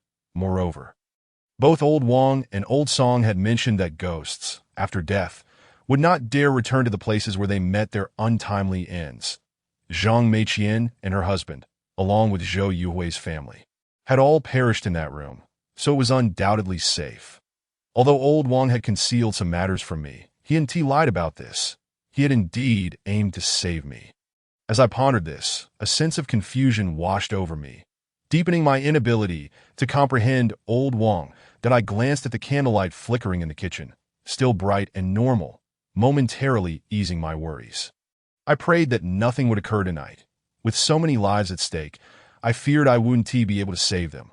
Yet in truth, an incident did arise. After about an hour, I suddenly heard Chun He's blood-curdling scream, startling me into jumping up from the sofa. Immediately, Shao Tian and the others rushed out of their rooms, quickly turning on the lights. That I saw Chun He's face, filled with terror, as he scrambled out of the room, followed closely by Chen Shui. Seeing Chun He in such a state sent a wave of anxiety through me. I had no time to gloat over his plight. That my first thought was whether Zhou Yuhui's family had returned. "Brother He, what happened? What is going on?" Shao Tian and the others hurriedly inquired. "Ghost, there is a ghost." Chun sat on the ground, visibly agitated as he gestured animatedly. "Just now, I was playing Do Di Zhu on the computer. No, I was working when I suddenly caught sight of a disheveled woman outside the window. It's a ghost." The moment those words escaped his lips, Shao Tian and the others instantly changed their expressions.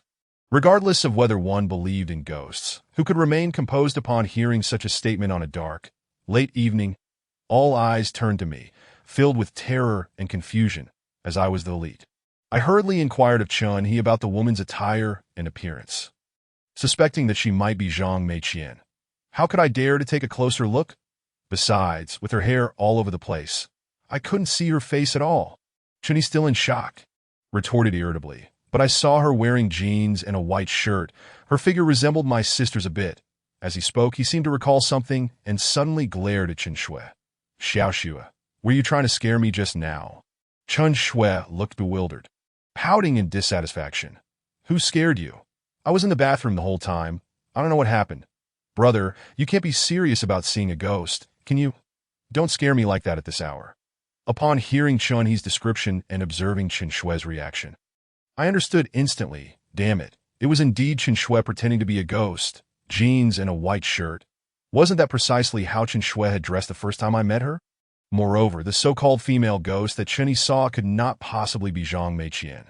The last time I encountered Zhang Meiqian, she was bundled up in winter clothing, and I recalled that she had died in winter.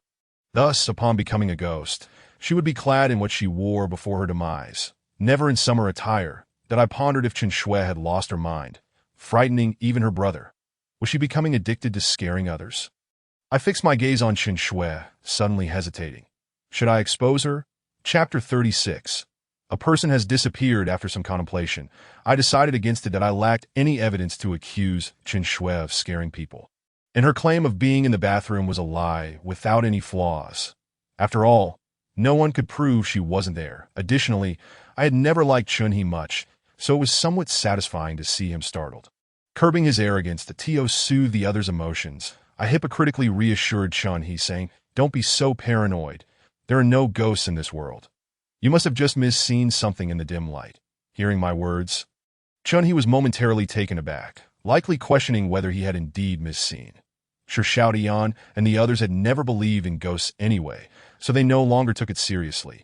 Li Gu, it's almost midnight. Should we prepare to head to the restroom for filming? Xiaodian asked me. According to company policy, at midnight, the test sleepers were required to take a camera to the restroom for comprehensive filming. For many, restrooms were considered the most haunted places. If we couldn't capture anything there, the house would surely be deemed safe. Sometimes, certain clients could be quite peculiar, requesting test sleepers to play ghost games in the restroom. Fortunately, this client was not so macabre, sparing us from such a perilous task. However, I still felt a sense of aversion about going to the restroom for filming. Yet, despite my reluctance, it was a rigid company rule that I could not evade that I nodded for Xiaodian and the others to prepare. As I spoke, I subconsciously counted the people present and suddenly noticed something was amiss. When Chun-Hee and the others had arrived, I had counted 8 of them, plus myself, making a total of 9. But now, there were only 8 of us present. Where had one person gone? After such a loud scream, surely no one could remain calm and hidden in the room, unless this person was slacking off and had already fallen asleep inside. A sense of panic surged within me, and I trembled as I asked Xiaodian. Xiaodian, where's the other person? Xiaodian was equally taken aback, quickly counting the people again, frowning as he said, "It seems we're missing Gao Xiang. That guy can't be sleeping in the room. Can he?" I remembered that Gao Xiang was a young man with glasses, looking quite frail, sporting dark circles under his eyes, clearly a night owl gaming enthusiast. Where's Gao Xiang's room? Let's go check. With that, I hurriedly led Xiaodian and the others to Gao Xiang's room. Chun-Hee, still shaken, dared not remain alone and hurriedly followed us. Before long, we arrived at Gao Xiang's room. His room was located at the end of the second floor, upon entering. The space was desolate, with only Gao Xiang's computer silently resting on the desk, that I glanced at the computer screen, which was currently displaying a game scene. Xiaodian became irate, saying, "This guy is outrageous.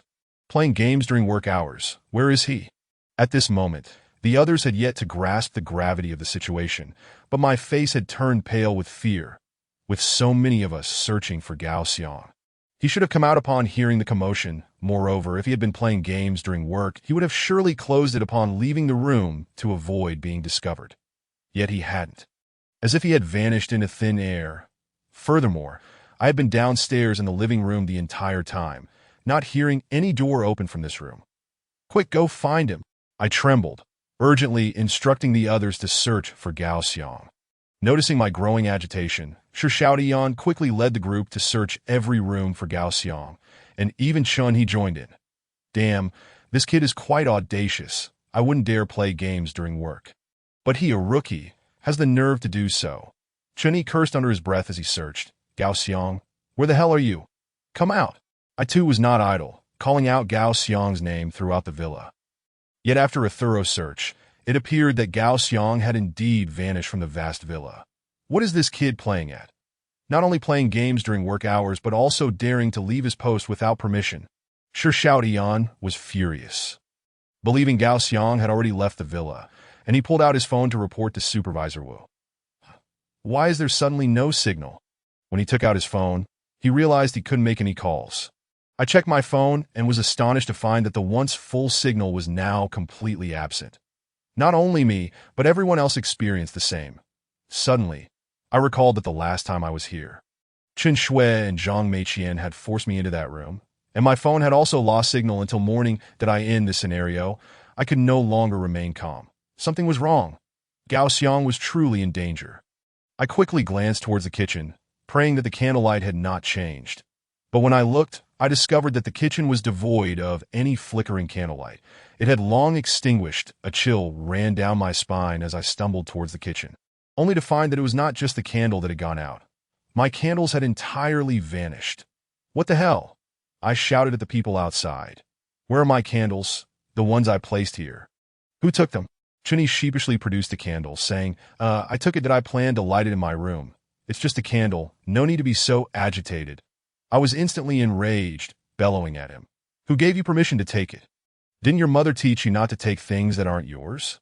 This bastard had no idea how crucial that candle was to me.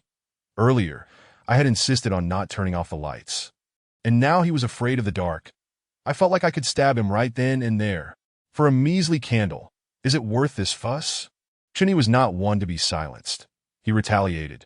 You think you have some authority just because you're an elite? Even if you were the manager, why should I let you scold me? Who do you think you are? With that, he threw the candle at me that I barely had time to react as the candle shattered on the ground. Breaking into two pieces, Chapter 37. A familiar knocking sound. My last white candle was thus destroyed by Chun. My eyes nearly bulged out as I lost all rationality. Damn you, you broke my thing. I roared, quickly forgetting the previous incident where I had to compensate him, and charged at Chunhee. This fellow was clearly a paper tiger. Seeing my fury, he immediately cowered, turning to flee. However, I had barely pursued him a few steps when I was restrained by two individuals. Upon seeing that Shi Xiaotian and Xianglong were holding me back, I shouted furiously, "Let me go! I'll kill this beast!" Seeing someone intervene, Chunhee suddenly ceased his escape and instead grew bold. Li Mu, you think you're something special.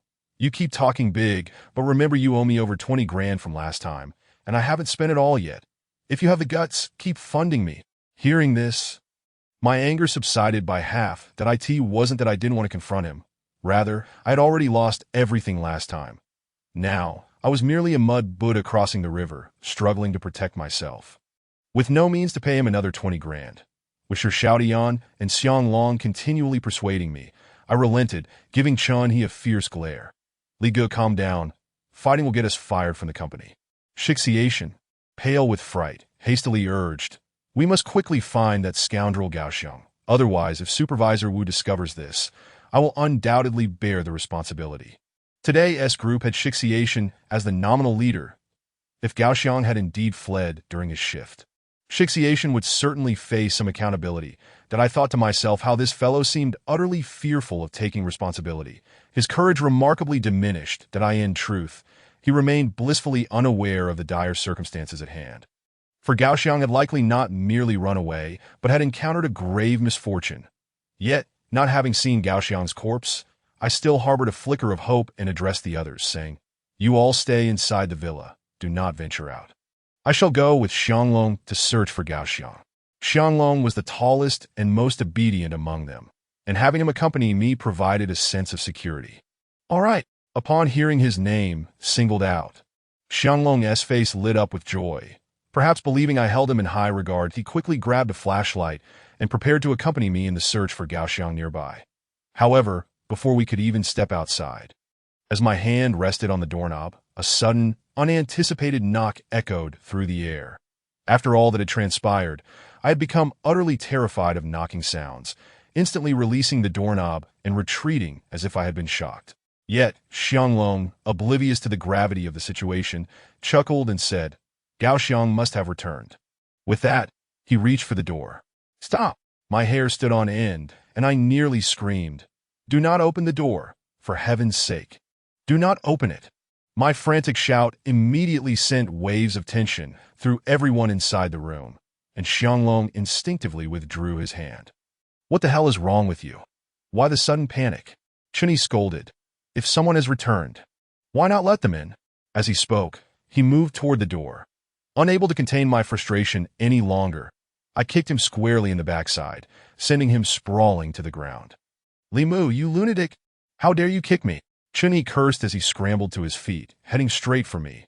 With the conflict already ignited, I had no reservations left and immediately engaged in a scuffle with that insufferable man. Seeing us fighting again, Shixiation and the others rushed over to intervene. Bang, bang, bang. At that moment, the door was knocked on again, this time with a more forceful and urgent rhythm. "Stop fighting. Can't we discuss this calmly?" Shixiation pleaded, jumping anxiously. That he must have felt rather vexed, for he was the nominal leader, yet was overshadowed by the commotion between Chunhee and me. "Open the door, group leader. It's Gao Xiang. I just stepped out to buy something."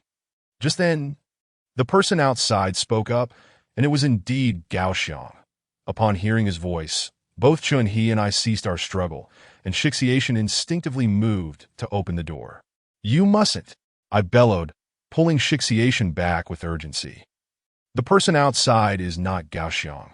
If anyone opens that door today, we shall all perish." Shixiation was momentarily stunned by my words. Not only was he bewildered, but so were the others that I surmised my current demeanor was quite frightening, and given that these recent graduates had little worldly experience. None dared to defy me, only gazing at me in confusion. Brother Li, what on earth is happening? Shixiation furrowed his brow. The person outside is indeed Gao Xiang. I can recognize his voice. I gritted my teeth, at a loss for how to explain the situation to them, that I was certain the person outside was not Gao Xiang.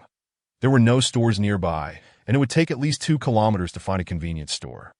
Gao Xiang could not have possibly traveled that far in such a short time.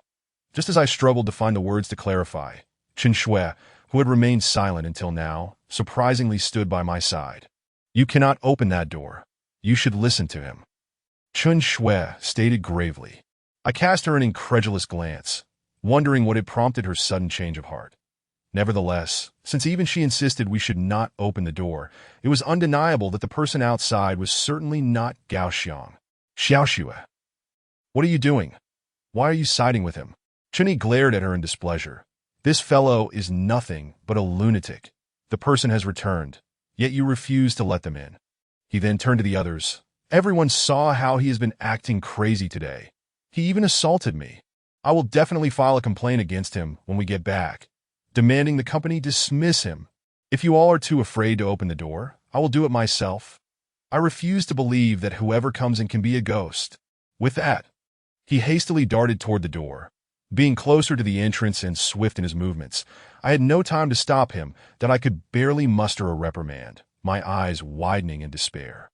At that moment, I felt an overwhelming urge to kill him.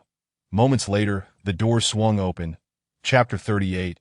Another one taken away in that instant. When the door opened, there was no sight of Gao Xiang stepping inside. Nor did the person outside utter a word.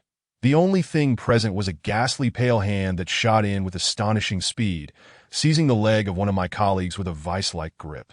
The individual let out a horrifying scream, losing their balance and collapsing to the ground. What is that? Ah! Let go of me, please let go.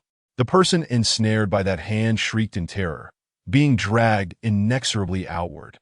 As if a monstrous beast lurked outside, intent on dragging them away.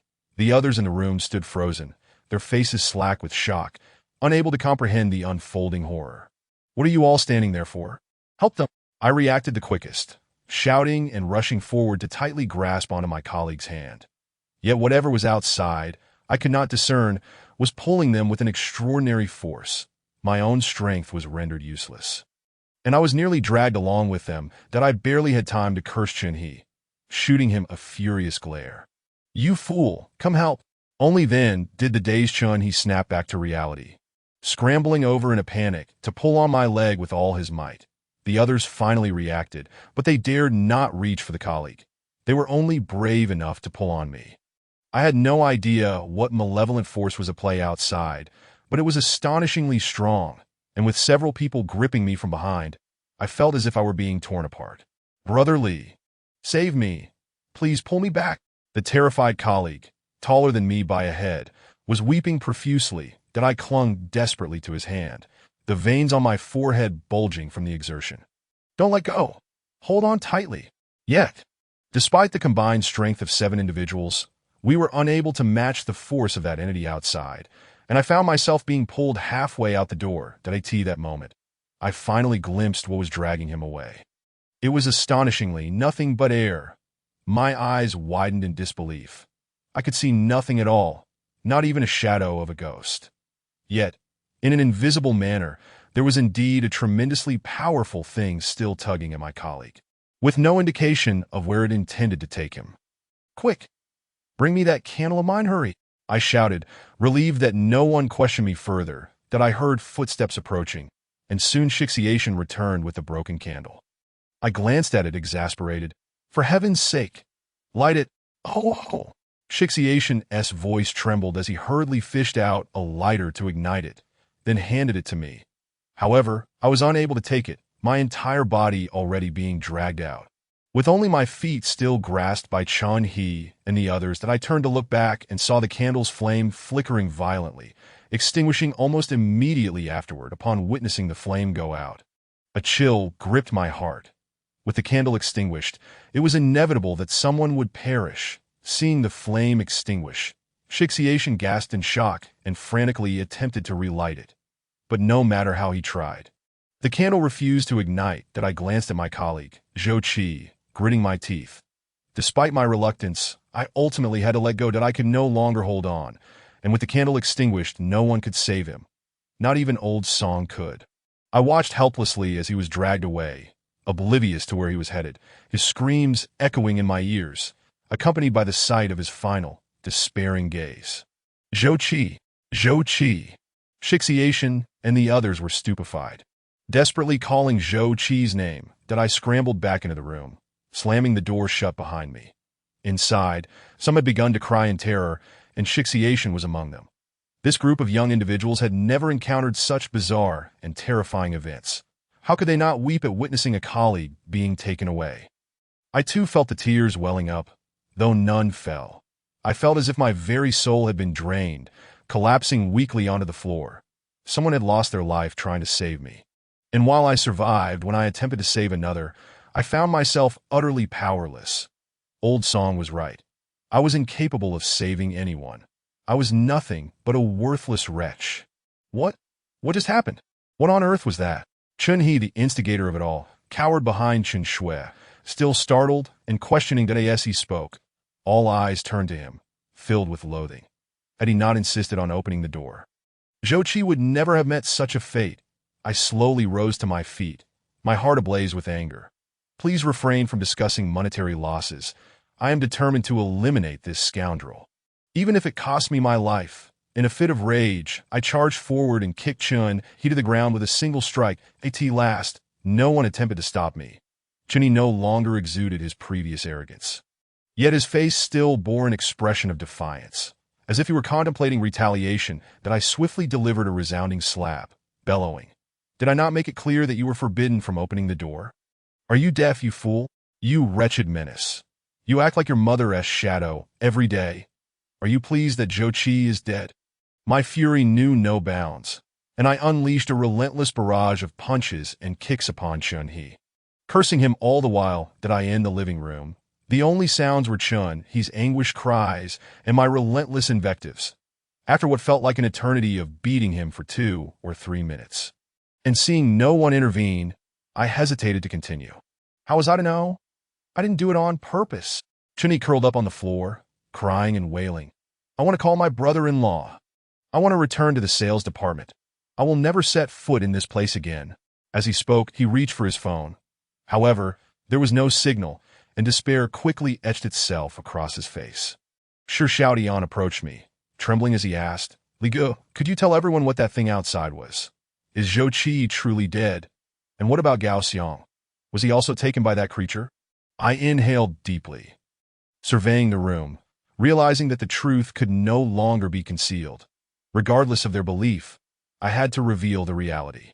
You all witnessed it. This villa is far from clean.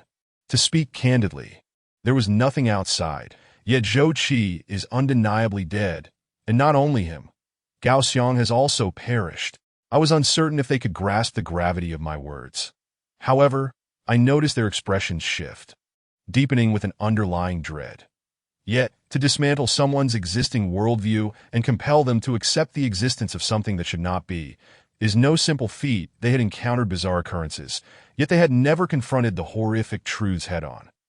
I, on the other hand, had faced them, allowing me to assimilate this reality with relative ease.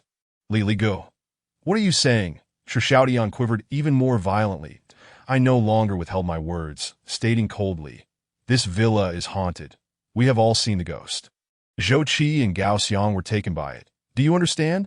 Chapter 39. An unacceptable truth. The air hung heavy with an eerie silence. Upon hearing my words, everyone stood in stunned disbelief. Chun He, the worthless coward, was so frightened that he urinated himself, and the room was soon permeated by the unpleasant odor. Yet, I lacked the inclination to mock him. I could see that Shi Xiaotian and the others had come to believe me. The facts were laid bare before them, leaving them no room for doubt. However, their upbringing and their courage prevented them from accepting the truth. How could this be? Is it a deranged killer? How can there be ghosts in this world? If there were, the company would surely know. They began to voice their objections in a cacophony of disbelief that I had no desire to force them to accept the truth. I merely stated coldly, believe it or not. You have all witnessed it. 2 lives have been lost in such a short span. If you trust me, go to the 3rd room on the 1st floor and hide. No one is to leave until dawn. This was my only trump card and the sole means of saving them. The only safe haven lay within that room. Upon hearing my words, Shi Xiaodian and Xiang Long immediately prepared to enter, yet the remaining individuals seemed hesitant to place their trust in me. Their sentiment suggested that they would rather flee and call the police than remain here, which they perceived as more perilous that I chose to remain silent, unwilling to persuade them further. The saying goes, it is difficult to dissuade the damned. Chen He, clearly having lost his nerve, urged the others to leave with him. Xiao Xue, why are you still dawdling? Chen He glanced at Chen Shui, only to find her standing beside me, and his eyes widened in shock. Did you not see that someone has died here? Listening to him will surely lead to disaster. If he could save you, Zhou Qi would not have perished. Once uttered, even Shi Xiaodian could not tolerate his words, but this man was clearly the type to curry favor, and he dared not challenge Chen He. Unexpectedly, Xiang Long stepped forward to defend me, that he approached and delivered a sharp slap, striking with remarkable decisiveness. To hell with you. I've endured your nonsense for too long. He pointed a finger at Chen He, scolding him. Just now, Li Ge told us not to open the door. Had you heeded his warning, Zhou Qi would not have met his demise. You have the audacity to spread your lies here. If you wish to leave, then go, but do not drag others down with you. Chen He, having just been struck, seethed with fury, glaring at Xiang Long, yet knowing he could not challenge him, as he could not even stand up to me, that I thought to myself that Xiang Long was a worthy ally. Perceptive and unafraid of authority, he truly stepped up in times of crisis. Xiang Long, do not attempt to persuade them further. I beckoned him. Let them leave if they wish. Should anything else occur, they would blame me for it. Xiang Long fell silent and obediently retreated to my side. Seeing these people prepare to leave, Shi Xiaodian hurriedly urged, everyone, listen to Li Ge. Do not act rashly. If that killer is still lurking nearby, we would surely be in danger if we venture outside. It is safer to hide in the room. As long as we do not open the door, we shall be safe. Upon hearing this, those who had intended to leave appeared to be frightened, and they all gravitated towards my side. This moment, only Chen He remained defiantly standing before me, gritting his teeth and advancing towards me with a displeased expression. Although I found him insufferable, I had no desire to send him to his demise, and thus allowed him entry into that room. Once everyone had entered, I quickly caught Chen Shui, who was also preparing to go inside, pulling her aside. Do you have nothing to say to me? I fixed my gaze upon her, demanding an answer. At this moment, Chen Shui exhibited none of her previous coldness. She appeared somewhat afraid, her face etched with tension and anxiety, her body trembling slightly. I have nothing to say to you. Let go of me, Chen Shui exclaimed in panic, trying to shake off my grip. However, I was resolute in my hold. Gritting my teeth, I declared, stop pretending. You were the one who frightened Chen He earlier, weren't you? I do not know your reasons for scaring others or why you targeted me. But let me tell you, 2 lives have already been lost. How much longer do you intend to keep up this charade? If you possess even a shred of humanity, reveal to me the secrets of this place, or I shall drag you out right now, and we shall meet our ends together. Seeing my agitation, Chen Shui was evidently frightened, calling me a madman. When I saw she still refused to speak, I dragged her towards the exit, and of course, I had no intention of truly dragging her out, as I feared for my own life. I merely sought to frighten her. To my surprise, she genuinely became frightened, crouching on the ground to plead with me. Please don't take me out. I will tell you. Speak quickly. In truth, Zhou Yuwei and his family were not killed by Zhang Meiqian and Feng Shuwen. They have never harmed anyone. What? I widened my eyes in disbelief, staring at Chen Shui, that I knew who Feng Shuwen was. He was Zhang Meiqian's husband, yet Chen Shui claimed that this couple was not responsible for the deaths of Zhou Yuwei's family, asserting that they had never harmed anyone. If what Chen Shui said was true, then those who died afterward, including Ding Haiquan and others, were not killed by Zhang Meiqian and her husband at all. This completely overturned all my previous assumptions. Why do you say that? What evidence do you have? I fixed my gaze on Chen Shui, searching for any hint of deceit in her eyes. If it wasn't this couple who killed Zhou Yuhui's family, then who was it? Wasn't this haunted house under the control of Zhang Meiqian and her husband? Chen Shui shot me an annoyed glare, retorting, if it truly were they in control, would they allow the Zhou family to act so brazenly here? The Zhou family was not killed by that couple, so after their demise, they had nothing to fear from them. Moreover, the resentment of the Zhou family exceeds that of this couple.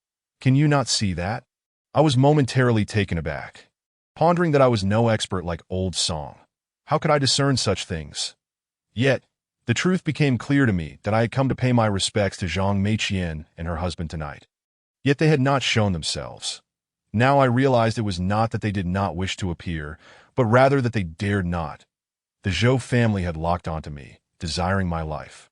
And this couple was afraid to manifest that I hurriedly inquired of Chen Shui, asking who had killed the Zhou family. To my astonishment, her answer mirrored that of Zhou Yuhui. It was a man named Old Song. I met him a year ago. Chen Shui trembled as she spoke. Moreover, when I entered just now, I saw him. He blocked our way, preventing us from entering, but it seemed he did not recognize me, and I dared not greet him. Upon hearing Old Song's name once more, I was rendered speechless. Previously, I had harbored a glimmer of hope, wondering if the Old Song Zhou Yuhui mentioned could be someone else, perhaps a misunderstanding. Yet now, Chen Shui claimed she had just seen the very person who had caused the Zhou family's demise. I found it difficult to accept this truth. The Old Song, I knew, could not possibly be such a ruthless individual. How could he have harmed an entire family? Chapter 40. A sleepless night upon hearing Chen Shui's words. I struggled for a long time to regain my composure, that in my heart, I have always regarded Lao Song as a good man. Despite his penchant for cursing and somewhat vulgar demeanor, he genuinely assists me. There exists no conflict of interest between us, nor any distinctions of status. I consider him a benevolent elder. Little did I anticipate that he was, in fact, the very perpetrator responsible for the demise of the Zhou family. Even if Lao Song bore a deep-seated grudge against Zhou Yuhui, why resort to annihilating the entire family? I sighed and inquired of Chen Shui how she came to know of these matters. Chen Shui responded that she was investigating a certain issue and had stumbled upon this information inadvertently. When I pressed her for details about her investigation, she chose to remain silent, and no matter how many times I asked her, she maintained her silence. That I felt a surge of frustration, yet I was powerless against her. After all, I could not physically drag her out. Go inside, I said, releasing her and guiding her into the room. Securing the door and locking it that moment, everyone had congregated within the confines of the room. That I meticulously checked the locks on both doors once more, finally allowing myself to exhale with relief. As long as we remained in this room until dawn, we would be safe from further harm. That I glanced at my phone, noting the persistent absence of signal. The situation was indeed identical to my previous visit. I instructed Xiang Long to keep a close eye on Shun He, lest he cause further trouble and attempt to open the door while we were distracted. Xiang Long complied dutifully, his gaze unwaveringly fixed on Shun He.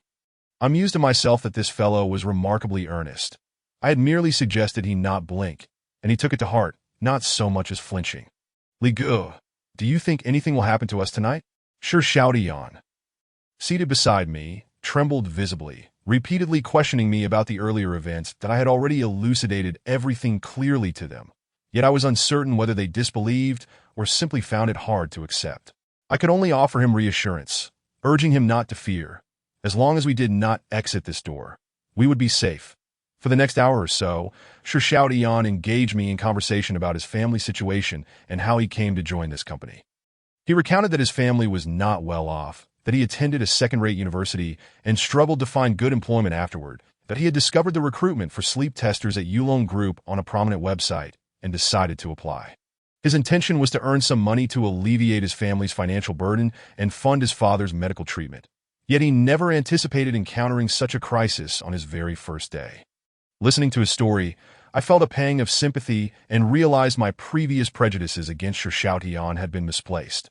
Ultimately, we are all ordinary individuals, existing at the lower echelons of society, each bowing and scraping for the sake of survival, including myself, who has also sought to curry favor with superiors and colleagues alike to avoid becoming a target that I in the years since my release from prison. I had navigated life in this manner, and I ought not to have judged a struggling child through a biased lens. That I patted his shoulder and reassured him. Rest assured, as long as you all heed my words, I guarantee no further incidents will occur tonight. Sure Shout Eon nodded, appearing rather dejected, resembling my own state during my first encounter with the supernatural. Perhaps I had grown numb to the situation and recognized the room's safety. Thus, I remained far more composed than the others, untroubled by the prospect of ghosts intruding. Consequently, I began to feel drowsy once more. Yet, given the circumstances, I did not dare to fall into a deep sleep. Merely resting against the wall for a brief moment that I lost track of time, but in a hazy state, I suddenly heard distant voices and the sharp sound of knocking. The instant the knocking commenced, I jolted awake, my eyes flying open to see that Chun-Hee, that scoundrel, was once again attempting to open the door. Terror gripped me, and I rose to thwart him, but Xiang Long was faster. Lunging forward and pinning Chun-Hee to the ground, at this point, everyone had already risen, staring at the door with a mixture of confusion and fear. Damn it! Are you out of your mind? I rushed over, seizing Chun-Hee's collar, and shouted angrily. Did I not expressly forbid you from opening the door? Can you not comprehend simple human speech? Chun-Hee, clearly in a state of despair, displayed no arrogance, only stammering. I heard Gao Xiang and Zhou Qi's voices. They are the ones knocking. A wave of shock washed over me, and I quickly turned to the others, who nodded in affirmation that the voices outside indeed belonged to Zhou Qi and Gao Xiang. Li Gu, it really is them knocking. Even Xiang Long nodded in agreement. However, he exhibited his usual obedience, refraining from rushing to open the door despite having heard those two knocking. Instead, he continued to restrain Chun-Hee. Group leader, Li Gu, it's us. Suddenly, the knocking resumed, and the voices of Zhou Qi and Gao Xiang echoed from outside. Hurry and open the door. There's a murderer out here trying to kill us. We barely managed to escape. Upon hearing their cries, everyone except for Chen Shui fell into a state of shock. Their expressions indicated a complete lack of skepticism, convinced that it was indeed Zhou Qi and Gao Xiang. Li Gu, it seems it truly is them. They are in danger. I told you, there can be no ghosts. There is indeed a murderer out there. Quickly let them in. If that murderer bursts in, they will surely perish. Listening to the cacophony of voices, I couldn't help but smirk coldly. I had yet to ascertain who was masquerading as those two ghosts outside, but they had deceived Sir Shao Tian and the others, though they could not fool me. No one is to open this door today. I lowered my voice and addressed everyone. Those two outside are not Zhou Qi and Gao Xiang. They're not even alive. Think carefully. If Zhou Qi and Gao Xiang were truly alive and had escaped the murderer, would they not have fled far away to report to the police? Why would they run into the villa instead? Are you all devoid of reason? Upon hearing my words, Sir Shao Tian and the others were momentarily stunned. Yet, the two impostors outside seemed to have heard my remarks, swiftly adjusting their deceptive tactics. Hurry and open the door. We've already called the police. They're on their way. The murderer is about to come in. He will kill us. It was Zhou Qi's voice. And no sooner had he spoken than the sound of banging on the door erupted. The knocking was emanating from the main door of the living room, as though a genuine murderer were pursuing Zhou Qi and his companion. With this revelation, Sir Shao Tian and the others were thoroughly unsettled, urging me to open the door, fearing that Zhou Qi and Gao Xiang would surely die otherwise. Help, he's really about to come in. Please, open the door quickly. We don't want to die. Hearing their desperate pleas, Sir Shao Tian and the others could no longer remain composed. Li Gu, you cannot doubt this. It truly is them. If they die, we will be held accountable for failing to help. Sir Shao Tian exclaimed, and without warning, he lunged at me. Chapter 41. Misjudgment. I was utterly unprepared for Sir Shao Tian to turn against me. Caught off guard, he tackled me to the ground. Almost immediately, another person joined him, pinning me down. What are you trying to do? I exclaimed in shock and fury, unable to contain my anger.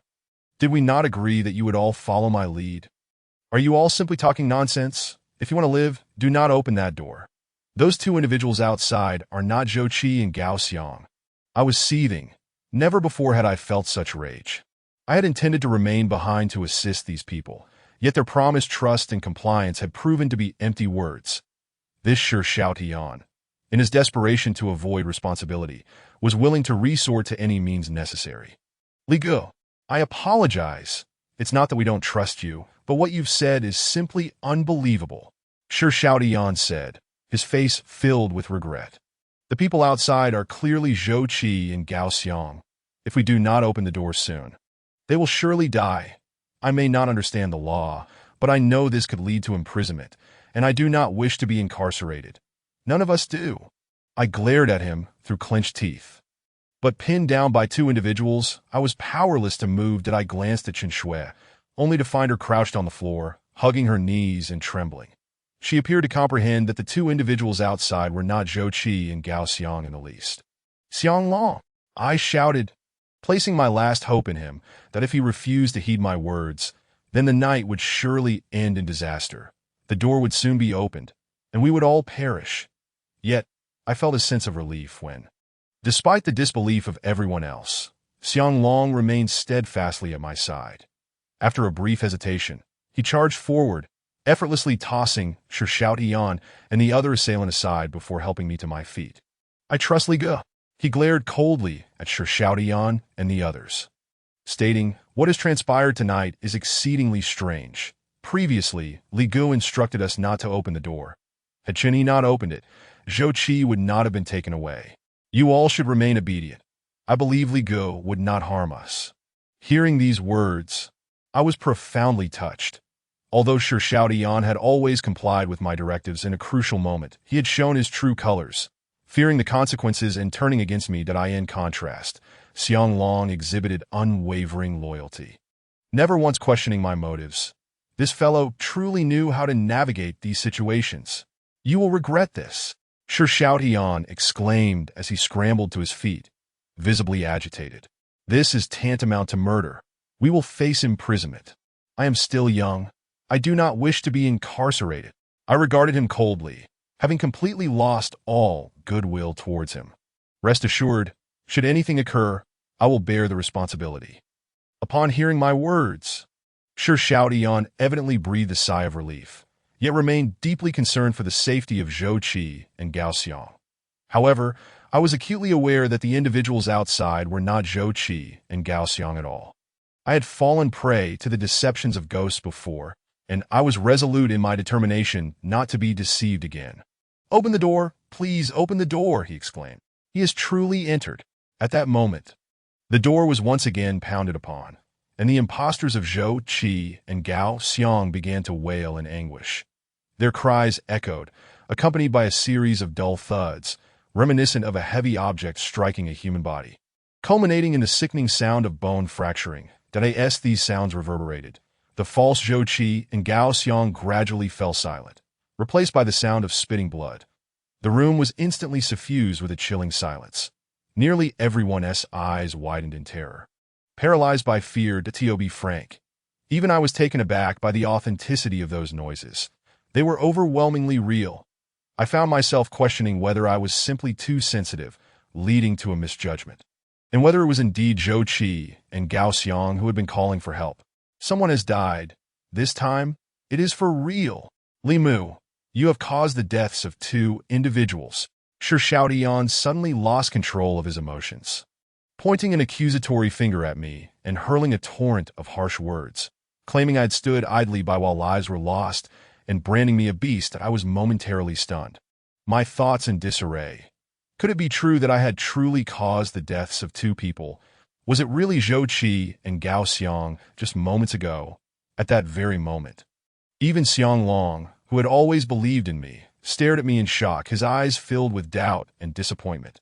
Just as I was at a loss for what to do, the wailing of police sirens pierced the air surrounding the villa. The sound indicated that several patrol cars were approaching in our direction, soon followed by the screeching of brakes. The police had arrived. Zhou Qi and Gao Xiang had repeatedly insisted that they had called the police. And now, mere moments after their demise, the authorities had indeed come. The realization struck me like a blow, and I collapsed to the ground, feeling as though the world were spinning around me, upon hearing the sound of the patrol cars. Shi Xiaotian and the others erupted with joy, exclaiming that rescue was imminent. Yet, I could not muster even a shred of joy. I had caused the deaths of Zhou Qi and Gao Xiang. I would undoubtedly face imprisonment. But it was not the prospect of jail time that troubled me. I could accept that. What I could not bear was the knowledge that Zhou Qi and Gao Xiang had been pleading for our help. And I, due to my erroneous judgment, had directly led to their demise. I had taken the lives of two living beings. As this realization washed over me, tears streamed down my face, and I contemplated whether it would be better to perish in this cursed house. Chapter 42. A near catastrophe before long.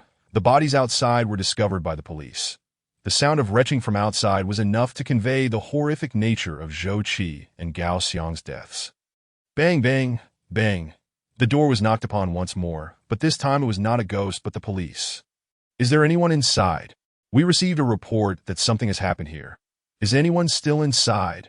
The officers quickly realized that there were still people within. Shi Xiaotian and the others were immediately stirred with excitement, rushing to open the door. This time, no one attempted to stop them.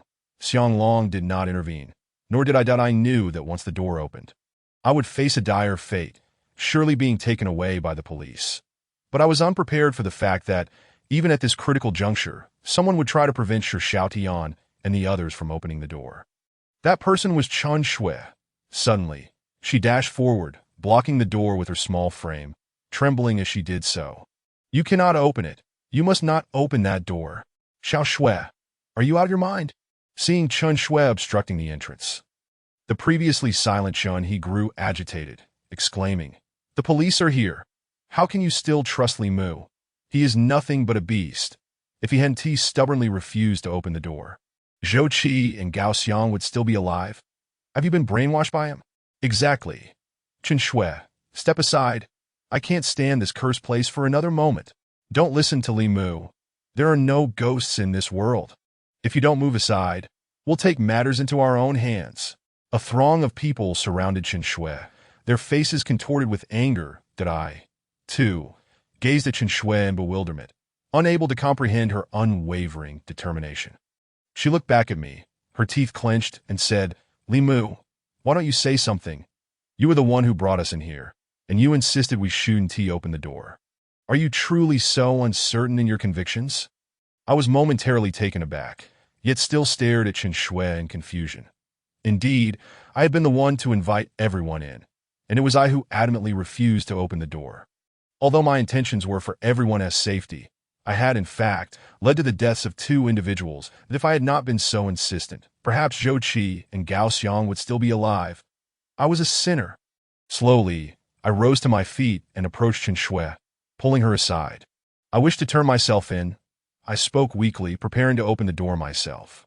Li Mu, you cannot open it. You must listen to me. You absolutely must not open that door. Chen Shui nearly screamed, desperately trying to prevent me from turning the handle. I was bewildered as to where she derived her conviction, still refusing to allow the door to be opened. Yet, the mistakes I had made were mine to confront. Soon, my hand rested upon the doorknob, ready to turn it. However, almost instantaneously, I instinctively froze. That it was not a sudden realization that halted me. Rather, it felt as though I had experienced this moment before. Just before opening the door. The first occasion was when I had just arrived at this accursed house. That night when the back door of this room was knocked upon, and Zhang Meiqian had disguised herself as a company employee to deceive me into opening the door. I had nearly succumbed to that deception, but at the last moment, I halted my hand, only to discover that it was Zhang Meiqian knocking. The second instance was after I returned home and first encountered a ghost knocking at the door. I too had almost opened it, stopping my hand just as I was about to turn the knob. The experiences of those two previous instances had saved my life, leading me to instinctively pause whenever I approached a door. I suddenly recalled the words of old Wang, who had initially advised me that as long as I stayed in this room until dawn, I must resolutely refuse to open the door, no matter what sounds I might hear outside. If the noises from outside were merely a ghost's deliberate performance, the ghost knew I was not easily deceived, aware that I had the ability to see through its tricks each time. Thus, This time it had staged its act more convincingly, even creating greater commotion to make me believe that it was indeed Zhou Qi and Gao Xiang seeking help, that IT had meticulously orchestrated the scenario to make me believe that I had caused their deaths, thereby dismantling my psychological defenses. For once I was ensnared by its deception. The door would surely be opened, and it could rush in to ensnare us all. The thought sent a shiver down my spine, and I was drenched in cold sweat. This was terrifying. I had nearly led us all to annihilation. I hurriedly called Chen Shui over, took a deep breath, and said, "Chen Shui, can I trust you?" Chen Shui looked at me in confusion. Seemingly unsure of my meaning, that I lowered my voice and asked, "You only need to tell me if you can see ghosts." My inquiry was not without reason. Just moments ago, I had nearly fallen for that ghost ruse. Yet Chen Shui had steadfastly believed that there was a ghost outside. What gave her such confidence? The only explanation was that she could indeed see ghosts. Of course, if I asked her why she could see them, she would likely remain silent. But at this critical juncture between life and death, she had to provide me with an answer. Otherwise, I could not guarantee that I would not open the door. Sure enough, after a few moments of hesitation, she nodded in affirmation. Instantly, I felt a wave of relief wash over me. I withdrew my hand, abandoning the thought of opening the door. "This door shall remain closed. No one shall open it today," I stated coldly. Upon hearing my words, Chen He and Shi Xiaotian erupted in agitation, cursing me as a lunatic. Even Shi Xiaotian hurled a barrage of insults, proclaiming that there were no ghosts present, that I was the true ghost, and suggesting that I would soon go mad and harm them. Had I not already discerned their true nature, such words would have undoubtedly hurt me. However, I had seen through their characters, and thus dismissed their words.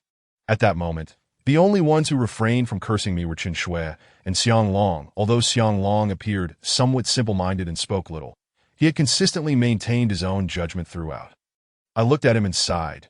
"Xiang Long, do you still believe in me?" Xiang Long was momentarily taken aback, failing to respond directly, as if he no longer held faith in me. That I continued, "If you believe in me, I shall reveal something to you, and you will understand." Chapter 43. Layered induction. Perhaps due to his prior trust in me, or perhaps because he sensed my sincerity, Xiang Long hesitated for a moment before leaning in closer. I promptly whispered to him what I needed to convey. After listening, he gazed at me in surprise that I nodded, and he returned the gesture, indicating that he understood. "Li Mu, if you're going to lose your mind, wait until we're out before you do. We all want to leave. What gives you the right to stop us?" Chen He and Shi Xiaotian resumed their clamoring to open the door. But this door I would not permit them to open, no matter what. Xiang Long quickly positioned himself in front of the door, blocking their attempts to turn the knob. This guy was tall and robust, and no one in the room dared to confront him. Shi Xiaotian was furious, but found himself powerless against Xiang Long. At that moment, the police outside were knocking at the door, demanding that we open it immediately, or else they would consider us criminals and hold us legally accountable. Shi Xiaotian and the others turned pale with fright, hastily responding to the outside, claiming that it wasn't that they wished to remain shut in, but that a scoundrel named Li Mu was preventing them from leaving. "Did you see that? The police are here to apprehend us," Shi Xiaotian exclaimed in desperation, pointing at me and cursing. "Li Mu, you are truly a menace. What on earth do you intend to do? Even if there are ghosts outside, it is none of your concern. Even if we die, that is our own affair." Listening to Shi Xiaotian's words, I felt a chill run through me. None of your concern. If I were to open that door, and they sought my help afterward, I would write the name Li Mu backwards. Yet at that moment, I could not be bothered to engage with them further, for no matter how I explained, they would surely deem me insane. Meanwhile, Xiang Long stood by the door, appearing somewhat troubled, likely feeling uncertain himself. After all, if the ones knocking truly were police, he would undoubtedly be implicated by me. Li Mu, I am Supervisor Wu. What are you up to in there? Suddenly, Supervisor Wu's voice rang out from outside. Upon hearing it, both Xiang Long and I were momentarily taken aback. Shi Xiaotian and the others, naturally, became agitated again, shouting out, "Supervisor Wu! It's us. We're all inside. Please persuade Li Mu. He's gone mad and won't let us open the door. You tell the police that it's none of our business. It's all Li Mu's fault." Soon, the sounds of Supervisor Wu conversing with the police could be heard. Following that, Supervisor Wu spoke again, his tone evidently irate. "Li Mu, what in the world are you doing? I instructed you to manage them properly, and yet you've caused a life-threatening situation. Open the door now and properly explain to the police, or no one can save you." Hearing this, I couldn't help but smirk, walking aside to sit on the floor, completely disregarding the situation. Seeing this, Shi Xiaodian and the others rushed to open the door. "I dare anyone to open that door." Xianglong waved his hand, pointing at Shi Xiaodian and the others with unwavering firmness. "Listen to Li Mu. Everyone, sit back down obediently."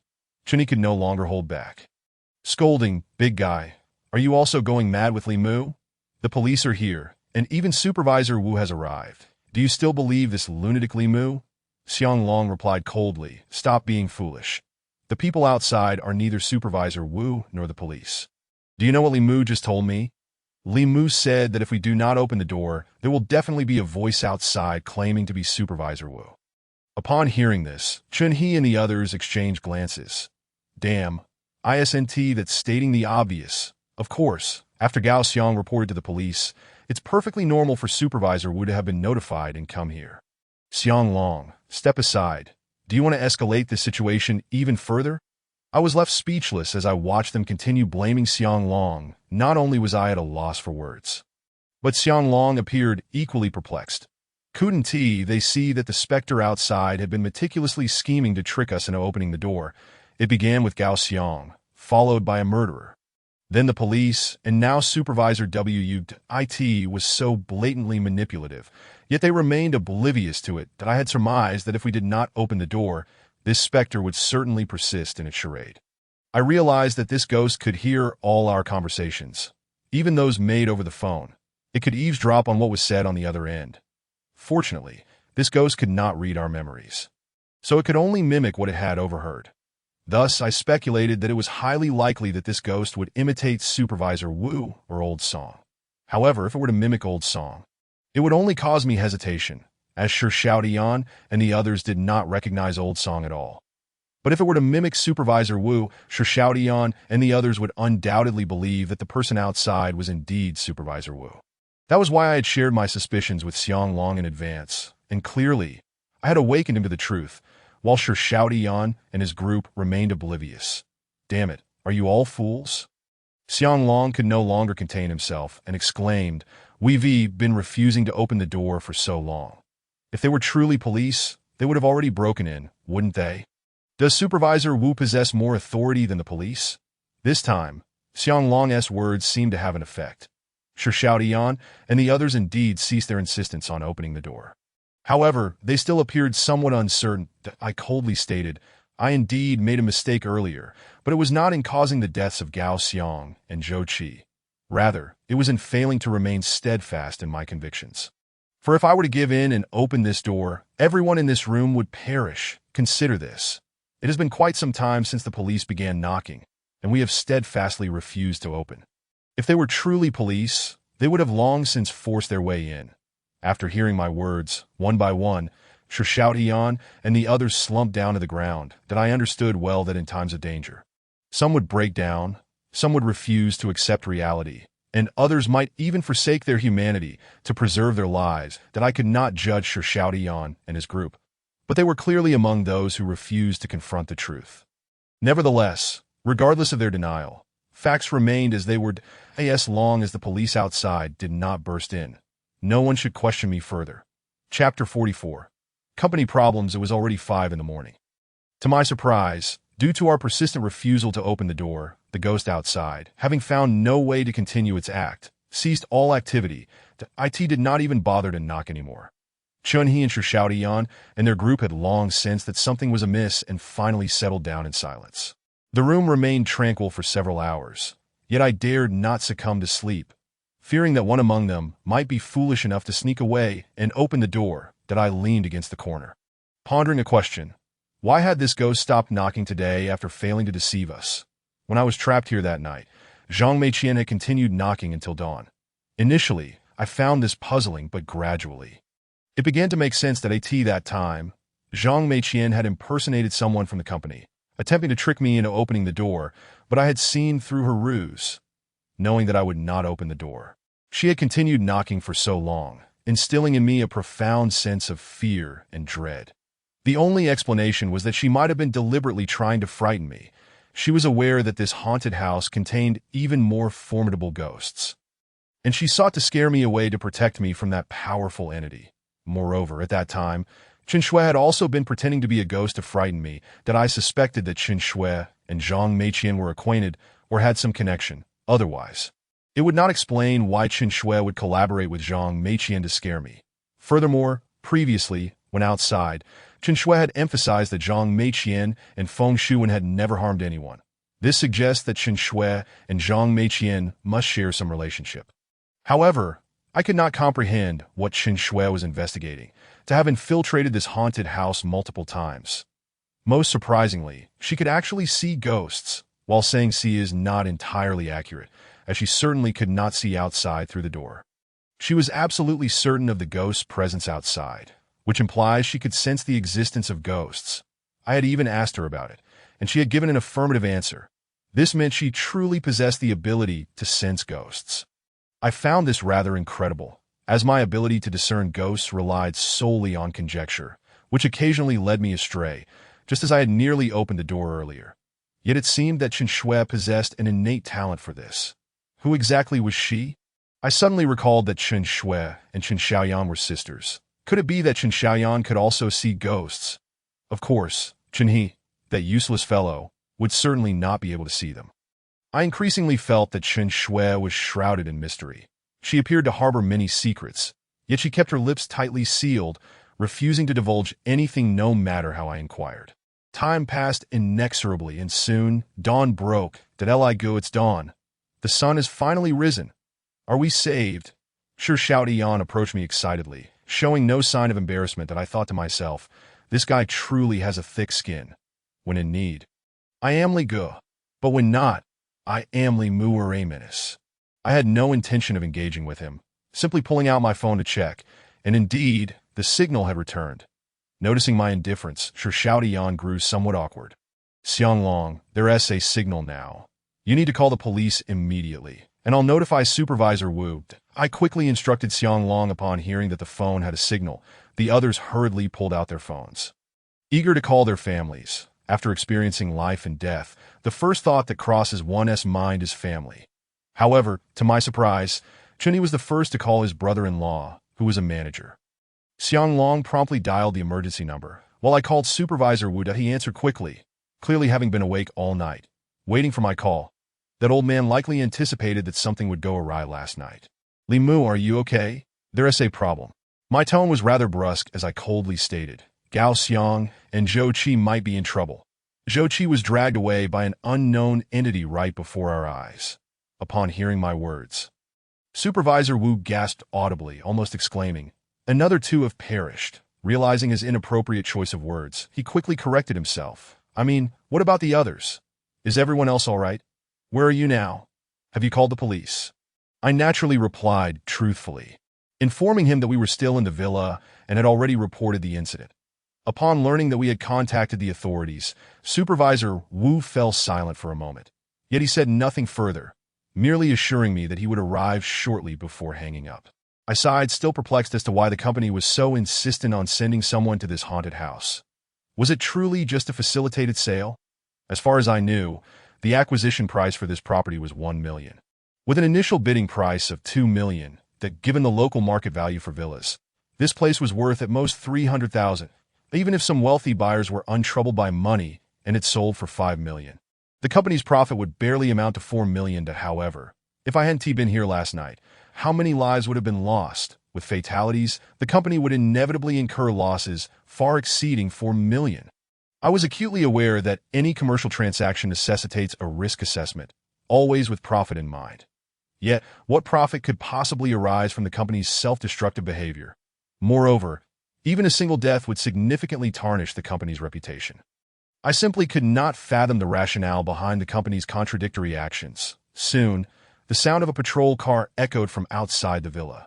This time, it was indeed the patrol vehicle that I promptly led everyone out of the room. Upon exiting, we found no sign of Zhou Qi and Gao Xiang's bodies, nor did we detect the faintest whiff of blood. Clearly, all the commotion we had heard the previous night was merely an illusion conjured by spirits. Observing that the area outside was devoid of any presence, Shi Xiaotian and the others became alarmed and rushed out, shouting and panicking that I understood that once daylight broke, the villa would be safe. Yet I still wished to leave this place as soon as possible. Upon exiting the villa, we encountered numerous police officers and company personnel that I had anticipated that it would be just Supervisor Wu and his team. But to my surprise, at least a dozen individuals had arrived this time. Among them, I spotted a significant figure, our regional manager from the Yulong Group S Longyan City branch. This manager was not merely the head of a department. Our group had branches across the nation, divided into 4 major regions, each overseen by a manager responsible for the operations and daily affairs of several branches. Although their authority did not rival that of the chairman or CEO, it was certainly second only to them. I was astounded that such a high-ranking individual had been directly involved in this matter. Clearly, the situation had escalated dramatically. Chapter 45. Threatened by the company at the entrance of the villa.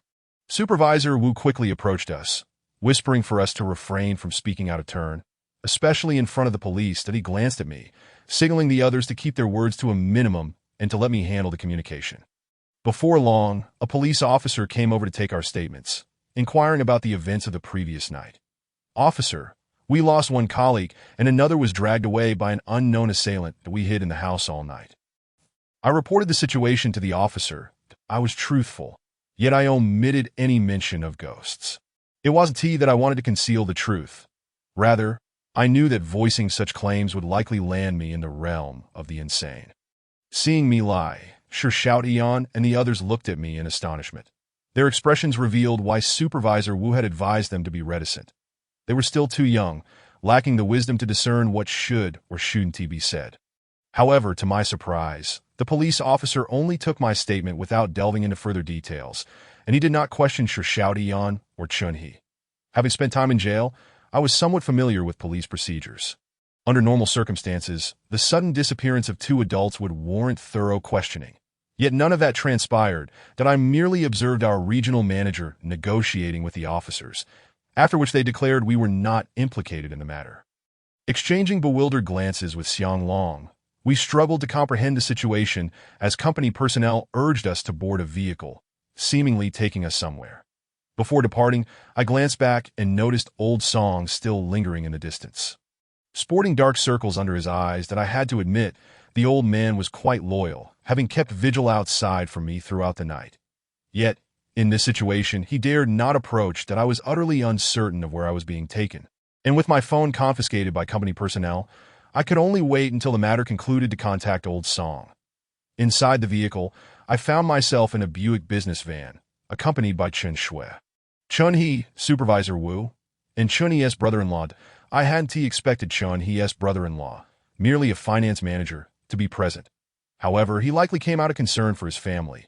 Throughout the ride, I attempted to inquire about various matters, but Supervisor Wu continually signaled me to remain silent, leaving me hesitant to ask further questions. Chunhe, too, was eager to speak to his brother-in-law, but was quickly silenced by a sharp glare. After approximately an hour, we arrived back at the company, where we were segregated into reception rooms. Our company primarily focused on business, and thus one entire floor was dedicated to reception areas. Observing the situation, I felt quite dazed. These company employees were not police officers, and we were not criminals. What right did they have to detain us? At that moment, I found myself isolated in a reception room, flanked by 2 security guards at the door. They wouldn't even allow me to use the restroom. I was suddenly overcome with apprehension, as this scenario seemed reminiscent of a film. Either I would be subjected to severe interrogation or silenced altogether. I thought to myself, surely a transaction worth millions wouldn't warrant such extreme measures. I hurriedly stood on the coffee table to peer outside, that I saw Shi Xiaotian being escorted from a room, flanked by 2 security guards, seemingly heading toward the manager's office. What on earth do they intend to do? I muttered to myself. Could it be that the company planned to have us sign a confidentiality agreement to prevent us from disclosing the haunting of the villa? Even so, such a grand display seemed excessive. I remained standing on the coffee table for over 10 minutes, and soon after, I observed Xiaotian emerging from the direction of the manager's office. I could see clearly that he wore an expression of anger and held something in his hand, most likely a contract. I was immediately filled with confusion, pondering why he bore such a countenance. Given his temperament and proclivity for avoiding conflict, he had just entered the manager's office. Even if he had signed a confidentiality agreement, he should have appeared resigned rather than furious. My expression shifted as a singular possibility dawned on me. He might have been threatened by the company, but why would the company threaten someone so powerless and insignificant? What could they possibly have to coerce him with? Furthermore, by detaining all of us, was the company intending to intimidate everyone? A wave of fear washed over me. After all, I was an ordinary person, without power or influence, having already faced supernatural disturbances. I now found myself under threat from the company.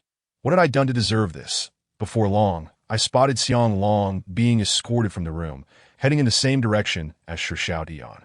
Over the next hour, everyone was gradually brought out, each returning with documents in hand, their faces marked by anger and helplessness. The only one who remained relatively calm was Chen Shui. Even Chen He, upon his return, was cursing, evidently having faced threats as well. That it was well known that Chen He had connections within the company. Could it be that even he had been intimidated? My anxiety deepened. For it was soon to be my turn. Before I could step down from the coffee table, the two security guards pushed open the door. The atmosphere became awkward as they exchanged puzzled glances with me. Kid, climbing so high. Are you a monkey? You have a keen eye, big brother? Enough chatter, move? The two guards unceremoniously seized me and escorted me toward the manager's office that I didn't dare resist and obediently followed them inside. This was my first visit to the general manager's office. That I had to admit, the workspace of someone in such a high position was incredibly opulent. However, I had no time to marvel, for I found the general manager himself seated before me. Wearing a broad smile, that I in our group's regional hierarchy, the company was divided into 4 major zones: East, West, North, and South, with Longyan City under the jurisdiction of the Eastern District Manager, who was the man before me. His name was Chao Honghu, and he appeared to be in his 40s. This was my first encounter with him in person, and I felt a wave of nervousness wash over me, especially given the commanding aura he exuded, far surpassing that of Supervisor Wu or Old Wang. Because his smile is not of the friendly sort, I find it hard to articulate, yet it carries an insidious undertone. Chapter 46. Aboard the pirate ship. Hello, Mr. Chao. I am Li Mu, formerly of the sales department. Faced with such a high-ranking individual, I could scarcely contain my anxiety, my words trembling as I spoke. Perceiving my unease, Mr. Chao offered a slight smile, saying, "There's no need to be so tense. I called you in merely to understand what transpired last night. After all, 2 employees have died, and the company takes this matter very seriously." At this, my eyes widened in shock. Whether anyone had indeed died last night was still uncertain even to me, the party involved, as I had not seen the bodies of Gao Xiang and Zhou Qi.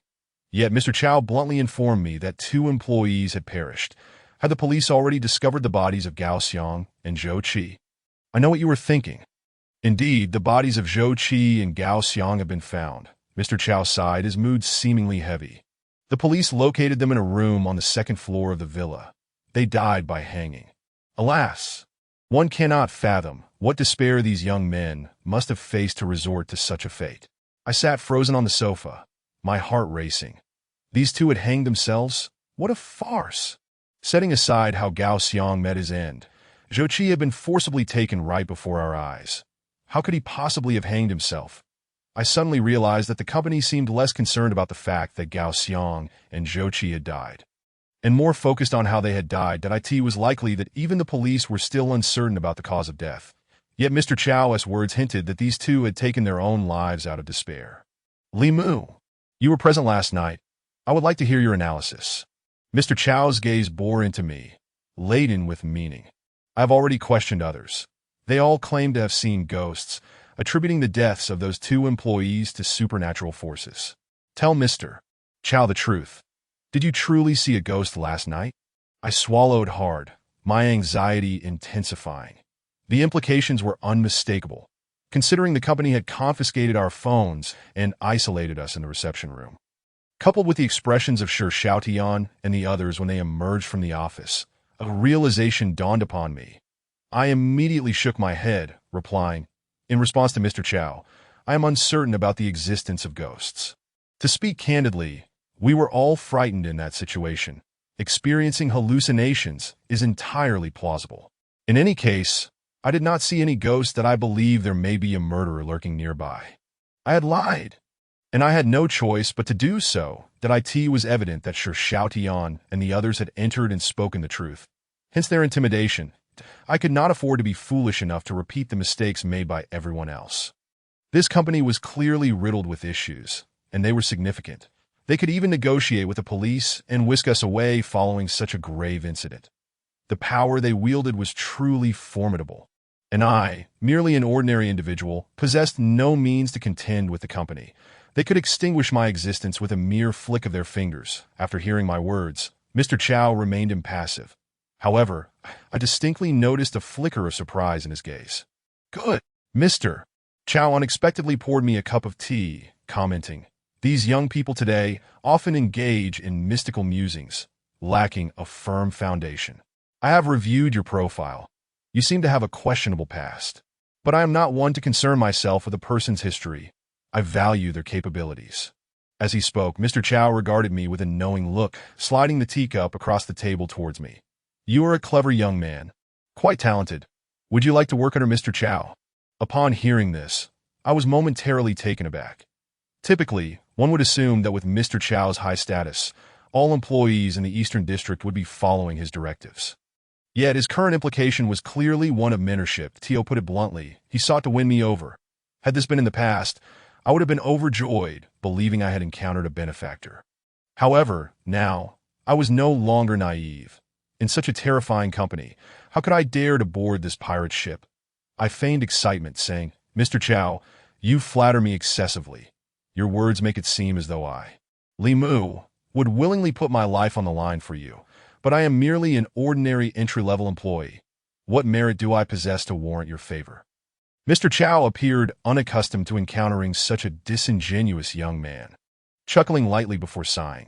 Youngster, do you have any idea how much our entire group earns annually? Naturally, I shook my head, admitting my ignorance. Even if I were aware, I could not fathom the sum involved. Let us not speak of previous years. Just last year, the total revenue of the group exceeded 400 billion. Upon hearing this figure, my heart skipped a beat. Over 400 billion. What an astronomical amount. Even if I were to purchase such an exorbitant quantity of paper money, it would cost me a fortune. Consider the current housing prices, the cost of living in Longjing, and your monthly expenses. Mr. Chow observed me with an enigmatic smile. Reflect on how many people have looked down upon you over the past year, and how many have walked over you. Many individuals remain trapped in their circumstances for a lifetime, while some merely require an opportunity. The harsh truth is that very few ever receive such an opportunity. The tea I just brewed costs 21,000 per pound. A gift from someone. I wonder if you can stomach this cup.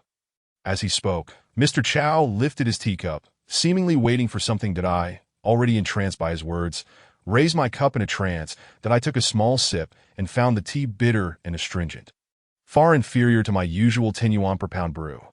Yet there was an inexplicable charm to it that I found captivating. It was the taste of money. I truly did not wish to board Mr. Chow's pirate ship, but the offerings were far too tempting. That I drained the cup and earnestly declared, Mr. Chow, your tea is delightful. I wish to enjoy such tea in the future. Ha ha! Mr. Chow was instantly filled with elation, praising, work hard, young man. In the future, not only this tea, but there will be nothing in this world that you cannot enjoy.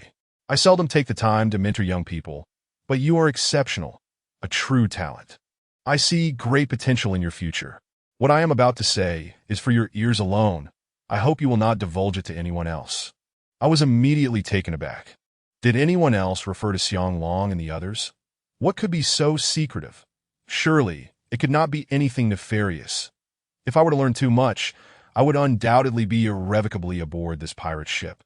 And should I wish to disembark later, my fate would likely be sealed. Knowing too much could lead to silencing. Chapter 47. After Zhou Yuhui's death exiting Mr. Chow's office, I found myself in a state of turmoil. I was uncertain whether I had boarded his pirate ship or that of the company. During our conversation, which lasted over an hour, I gleaned numerous insights into the company. Whether these matters were confidential or not was debatable, as many high-ranking officials were also aware of certain details. The reason I was unsure whose pirate ship I had boarded was that the entire group had already become fragmented. According to Mr. Chow, since the death of Zhou Yuhui, the majority shareholder of the group, his shares were swiftly divided among the other 4 shareholders. After this division, each of the 4 shareholders held 25% of the group's shares. This arrangement meant that all 4 were on equal footing, with neither gaining an undue advantage. Logically, the 4 families should have resolved their differences, yet the competition for the position of executive chairman led to fierce conflict, ultimately fracturing the group into 4 distinct factions. Previously, the delineation of these 4 regions served merely as a means for efficient management and operations. However, the current divisions had transformed into 4 entities that no longer maintained any relations with one another. Following the Group's split, the position of executive chairman ceased to exist, leading the 4 chairmen to jointly appoint a CEO to oversee the operations and daily affairs of the headquarters. Although the group had divided, they would not formally establish 4 separate companies. Out of mutual interest, the 4 factions would still consider the overarching future of the group in significant matters. Yet, absent any major incidents, they would remain entirely disconnected. Mr. Chow, the chairman of the Eastern District, was supported by Lei Xiaoming, effectively serving as Lei Dong's representative. Mr. Chow informed me that Zhou Yuhui had possessed a crucial asset that the other 4 families sought after, and the chairman had been in pursuit of this asset ever since. The company's repeated dispatch of personnel to that haunted house was to locate this item, as per Lei Dong's directives. I learned that the company's acquisition of the haunted house had cost far more than the stated 1 million. That figure was merely a fade. The other 3 families also desired to acquire the property, given it had been Zhou Yuhui's residence prior to his death. Amidst the fierce competition among the 4 families, Lei Dong from the Eastern District had ultimately spent nearly 100 million to secure the haunted house. The specific costs incurred were, of course, beyond my humble understanding. I am acutely aware that this haunted mansion will never be auctioned off. Rather, the unfortunate souls designated as testers for this abode are, to put it bluntly, mere pawns destined to be sacrificed. The true intention of Director Lei is to send us, these testers, to our demise. According to his twisted logic, the more lives lost, the quicker the grievances of the Zhou Yuhui family will be quelled. Once the dust settles, Director Lei intends to seek the aid of a spiritual practitioner to exorcise the spirits of the Zhou family. Upon hearing this, I could hardly restrain my urge to end Co Chow's life. This man treats human lives with utter disdain, as if they were mere fodder. I never fathomed that capitalists could sink to such depths of depravity. Moreover, Co Chow spoke of these matters with no sense of discretion before me. He informed me of a prime opportunity a week hence, coinciding with the Ghost Festival, a night notorious for the procession of 100 ghosts. This date is perilous. Even a 3-year-old would recognize its ominous significance. However, as the saying goes, the most dangerous night is also the safest, for not only will restless spirits roam, but numerous unknown masters shall also appear, tasked with maintaining the balance between the realms of the living and the dead to prevent malevolent spirits from causing harm. Thus, on that fateful night, the vengeful Zhou family would undoubtedly refrain from making an appearance, for they would be easily detected by those masters. Chow insisted that I lead the same group from last night back to the haunted mansion, stating that we must unearth whatever it is that Director Lei desires, even if it means digging to the depths of the earth. That I finally understood why Sir Shao Dian and the others emerged from Co Chow's office visibly enraged. They had all been coerced by him to return to the haunted mansion on the Ghost Festival. Naturally, CEO Chow would not divulge the specifics of his threats or coercion. These freshly graduated university students, who had barely escaped death the previous night, were now being compelled to return to that dreadful place. And I could only surmise that they harbored a desire to take CEO Chow's life. Later, I inquired of CEO Chow what precisely Director Lei sought, reasoning that if we were to venture into the haunted mansion, we ought to know the nature of that object. However, CEO Chow merely replied that he was unaware of its specifics but believed that, given my intelligence, I would undoubtedly discern what it was that Director Lay desired. Subsequently, he transferred $200,000 to me on the spot, claiming it was a reward for my association with him. Furthermore, I gleaned an unexpected piece of information from his lips. Chen Shui had joined the Yulong Group 6 months prior, but had only recently come to our company as she hailed from the Western District. CEO Chow implied that she was a spy sent to intercept whatever it was that Director Lay coveted. To avoid raising suspicions, he urged me to remain cautious around Chen Shui and not to reveal her identity, that he also warned that I should be wary of Chun He, as he was Chen Shui's cousin. And he even suspected that Chun He's brother-in-law might also be a spy. Emerging from the office, I felt utterly bewildered. Having lived a clean and honest life for over 20 years, I found myself ensnared in such a nefarious web.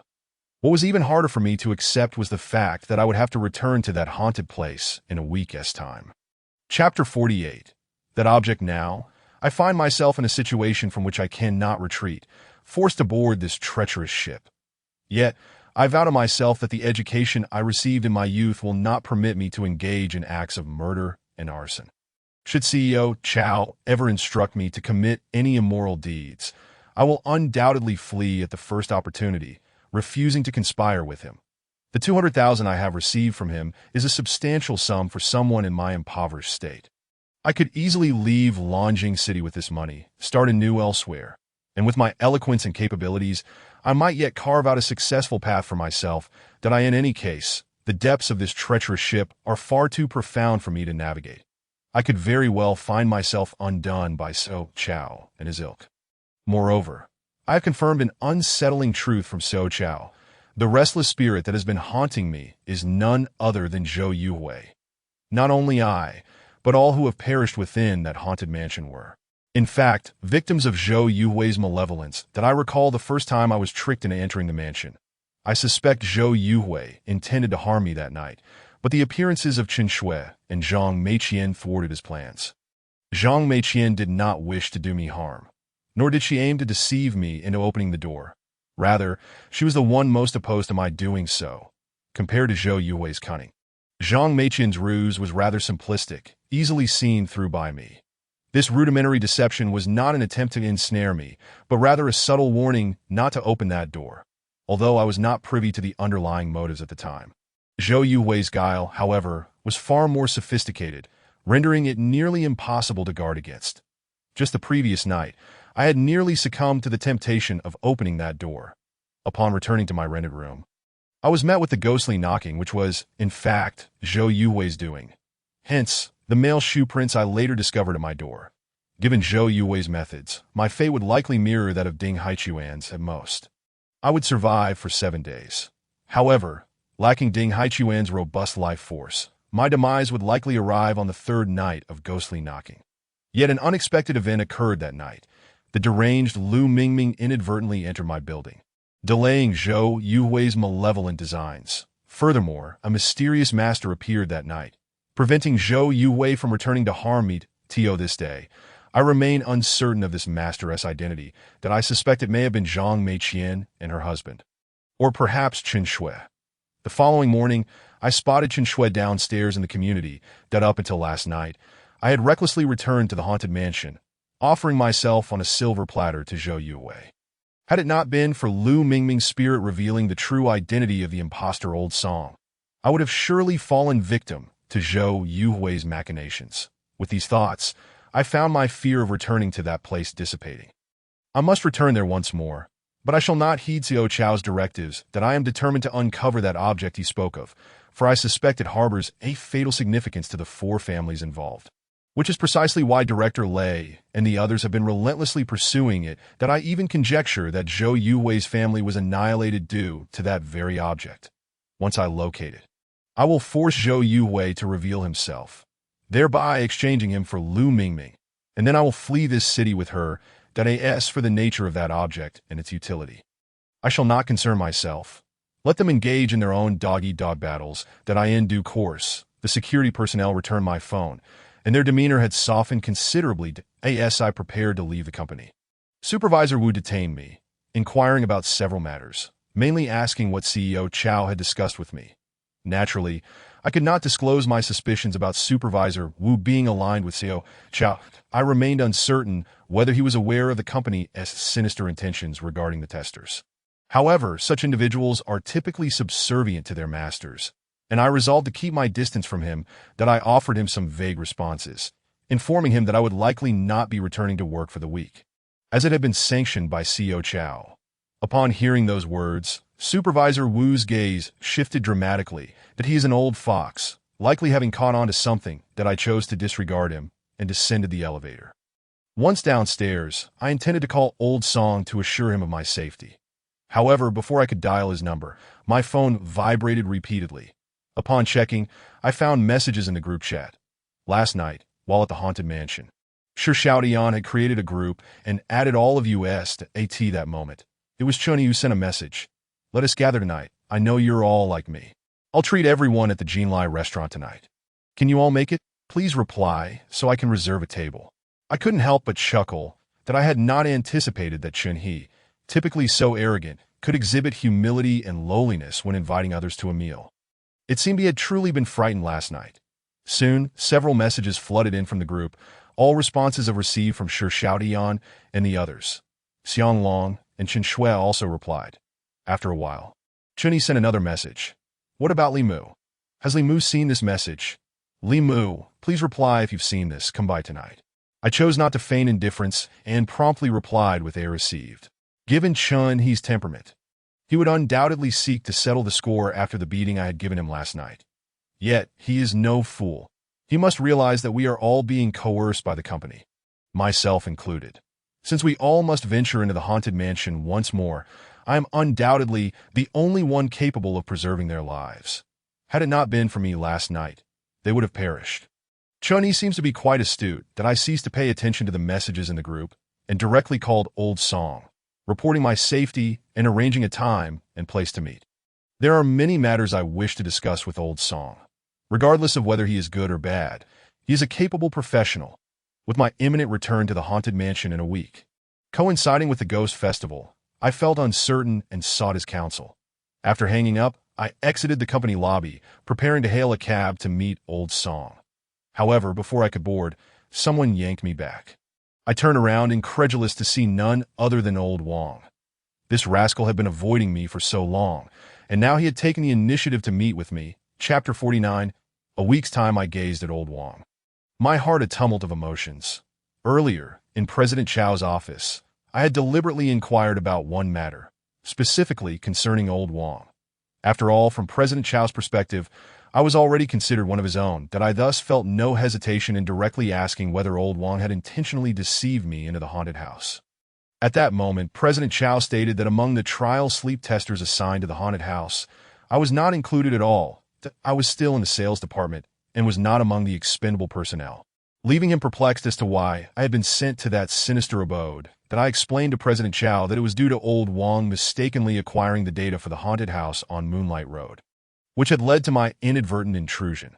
However, President Chao countered that such a mix-up, especially one involving the data for the Moonlight Road house, was utterly implausible, that he asserted that I had certainly been ensnared by Old Wong.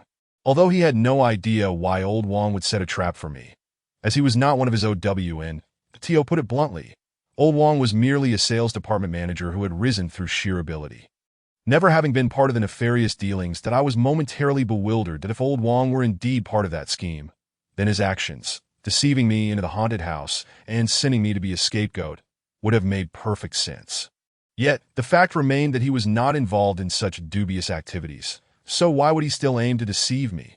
Did he derive pleasure from harming others? Moreover, having already lured me to the haunted house, he still chose to reveal the secret of the third room, thus saving my life, that I found myself utterly confounded by Old Wong's true nature and his motives behind these actions. Nonetheless, my greatest aversion lay in being deceived and manipulated. Thus, upon seeing Old Wong again, I felt a pang of discomfort. This once beloved elder brother. How was I to face him? Li Mu, I heard you were sent to that haunted house again last night, and 2 people died. Are you all right? Old Wong inquired with genuine concern, showing not a hint of embarrassment, that I thought to myself, this man is truly cunning, maintaining one facade while hiding another, seamlessly switching between the two. I nodded, affirming that indeed, 2 people had died last night, but I was fine. Damn, you really are lucky. Old Wong clapped me on the back, joking as he always did. Yet, I had no inclination to jest with him, merely fixing him with a steady gaze, my face betraying no emotion. Noticing my intense stare, Old Wong grew somewhat uneasy and quipped, "Have you been possessed or something? You haven't changed your orientation in these few days. Have you?" I replied coldly. "I came to the store to find you yesterday, but you avoided me and had the security guard block me at the back door." "Why?" Old Wong was momentarily stunned, then slapped his forehead, exclaiming, "Oh, I had some issues at home yesterday. I wasn't even at the store. Which security guard stopped you? I'll make sure to give him a proper talking to." I sighed, utterly disappointed in this man. Despite our tacit understanding, he still insisted on putting on an act, truly taking me for a fool.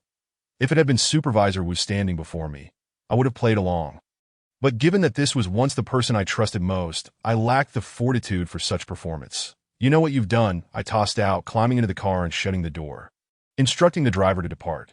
Through the rearview mirror, I saw Old Wong standing there, a hint of helplessness etched on his face that I could not fathom his helplessness, nor could I comprehend that I in any case. I would not continue working under him. This friendship had likely reached its end the restaurant. I took the initiative to bring Old Song to an upscale establishment, ordering a lavish spread. I was aware of Old Song's fondness for indulging, especially after he had guarded me outside the haunted house for an entire night. I could not afford to be stingy. True to form, Old Song devoured the meal as if he had never seen food before. Once we were satiated, I finally broached the subject of the events from the haunted house last night. "You rewrite.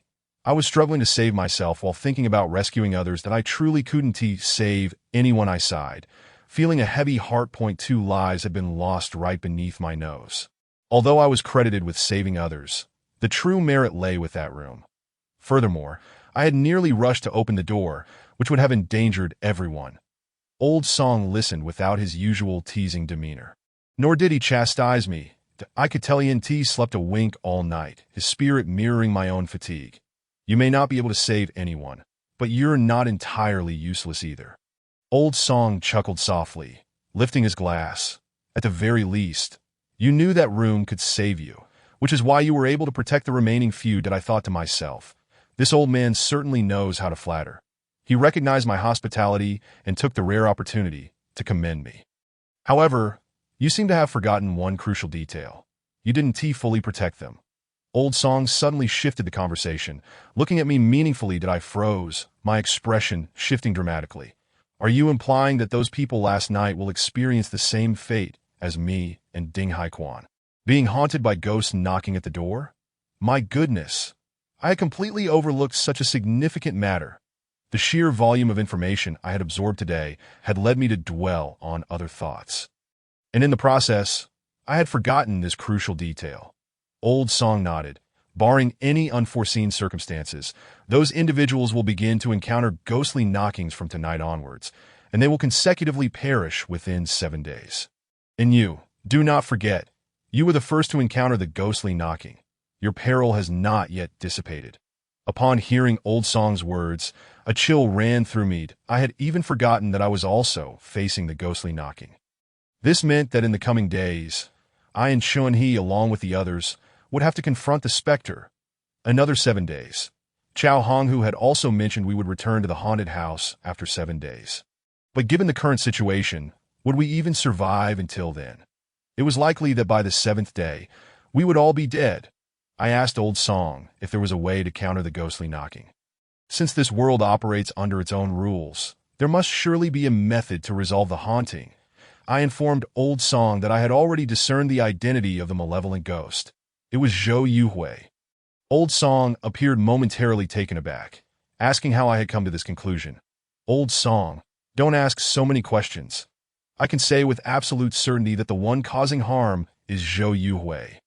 I looked at Old Song earnestly. "If you know of a way to break the ghostly knocking, please tell me quickly. This time, it's not just my life at stake, but several lives." The situation had escalated gravely. And Old Song was no longer in a playful mood. He pondered for a moment before speaking meaningfully. "It's not that I'm unwilling to tell you, but the method is quite perilous. I must caution you that you may not dare to attempt it. I was left both amused and exasperated. In such dire times, what is there to fear? Is there anything more terrifying than death? Yet, to my astonishment, Old Song's next words rendered me utterly speechless. Would you dare to die if I instructed you to? Chapter 50. Near-death experience. Would you dare to die if I instructed you to? Upon hearing Old Song's words, I nearly choked on my food. I was momentarily stunned, contemplating that this might indeed be a brilliant idea. If I died and became a ghost, Zhou Yuwei would naturally cease to torment me. This old man truly is resourceful. Old Song, could you please be serious? I asked you for a solution, and here you are, suggesting I die instead. That I retorted with irritation. Why am I not serious? Old Song replied, maintaining a straight face. You, a university graduate, have you never heard of near-death experiences? I was taken aback, instinctively nodding and affirming that I had heard of them, that a near-death experience refers to moments when one is on the brink of death, but miraculously brought back to life, during which they may have profound subjective experiences. In university, I had read reports claiming that those who underwent near-death experiences often witnessed extraordinary phenomena. Some encountered deceased loved ones, while others saw figures clad in black clothing. There were even reports of individuals glimpsing hell, and upon recovery, they could vividly describe the specifics of what they had seen. Of course, no one has been able to prove whether these experiences are real or merely subjective perceptions or hallucinations arising at the moment of death. However, from a modern scientific perspective, they could only be explained as hallucinations. When I say for you to die, I mean for you to experience the sensation of dying. Old Song elaborated that if a person's soul wishes to leave their body, there are typically two methods.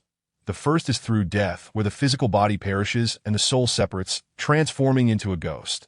The second method is through soul projection. However, this requires specialized training that others, even I, cannot accomplish. The only viable option is to exist in a state between life and death. That state is what we call a near-death experience. That I stared at Old Song, dumbfounded. But why would I want to experience a near-death sensation? Are you suggesting I use a feigned death to fool Zhou Yuwei? Theoretically, this plan could work, but the danger of near-death experiences cannot be understated. Those who have had near-death experiences are exceedingly rare. Not everyone can be saved at the brink of death. Moreover, even if I could successfully deceive Zhou Yuwei, what about Chun He and Shi Xiaodiyan? Let us not dwell on their courage. Even if they possess it, given the probability of demise, I reckon it would be remarkable if even one soul were to return. You are overthinking it. Lao Song shot me a glance. Zhou Yuwei is no ordinary specter. Attempting to deceive him through such methods is utterly futile. Your only recourse is to strike directly at his lair, leveraging the advantage of your disembodied spirit, employing alternative means to severely weaken him, or to subdue him outright, ensuring he can never emerge to harm others. Only then will you find safety. A cold sweat broke out on my brow as a sense of inexplicable anxiety enveloped me. According to Lao Song, this indeed presented a potential method to evade the ghostly knocks at my door. Yet it was tantamount to courting death. Whether I could return was still a matter of conjecture. Moreover, I must completely suppress Zhou Yuwei after my spirit departs to truly extricate myself from his relentless pursuit. Even if I were to inflict significant harm upon him, he would eventually recover, and at that juncture, it would be only natural for him to devise ways to eliminate me. Furthermore, Zhou Yuwei had been dead for 5 years, harboring immense resentment. Even Zhang Meiqian and his wife dared not provoke him. So how could I possibly stand as his equal? This approach was far too perilous, akin to seeking death itself. However, I did not wish to undermine Lao Song's good intentions, so I merely stated that I would ponder the matter further, for the mortality rate associated with this method was alarmingly high. Necessitating my utmost caution, Lao Song refrained from pressing further, understanding that this was a life-and-death situation, and naturally, he would not impose undue pressure upon me. As I regarded Lao Song, I suddenly recalled the words exchanged between Zhou Yuwei and Chen Shui. Both had accused Lao Song of being the architect behind the Zhou family's demise. That I yearned to inquire about this matter. Yet when the question hovered on my lips, I hesitated. After all, this was a massacre of a family, even if Lao Song were culpable. How could he possibly confess? I mused that this old man hardly appeared to be a remorseless villain. Could it be that, like Lao Wang, he too was a duplicitous individual? The tales narrated by Chao Honghu had left me with lingering doubts regarding Zhou Yuhui's death, which might very well have been orchestrated by one of the four families within the consortium. It could have been the doing of a single family, or perhaps a coalition of families, all coveting Zhou Yuhui's shares and the mysterious object in his possession. That if the master who deceived the Zhou family into inhabiting the haunted residence was indeed Lao Song, then was he not also serving someone within the Yulong group? I found myself increasingly prone to contemplation of late, driven by the relentless specter of Zhou Yuhui. But was this a matter worthy of my attention? As the saying goes, the more one knows, the quicker one meets their end. I felt this situation had little to do with me, so I decided to shift the conversation and inquired about the night parade of 100 ghosts during the Zhongyuan festival. Lao Song was momentarily taken aback, questioning my sudden curiosity. After deliberation, I decided to share the incident involving Chao Honghu's attempts to bribe me. The Zhongyuan festival is indeed the night when 100 ghosts roam. Lao Song stated matter-of-factly, this festival, along with Qingming, Chongyang, and New Year's Eve, is regarded as one of the major ancestral worship festivals.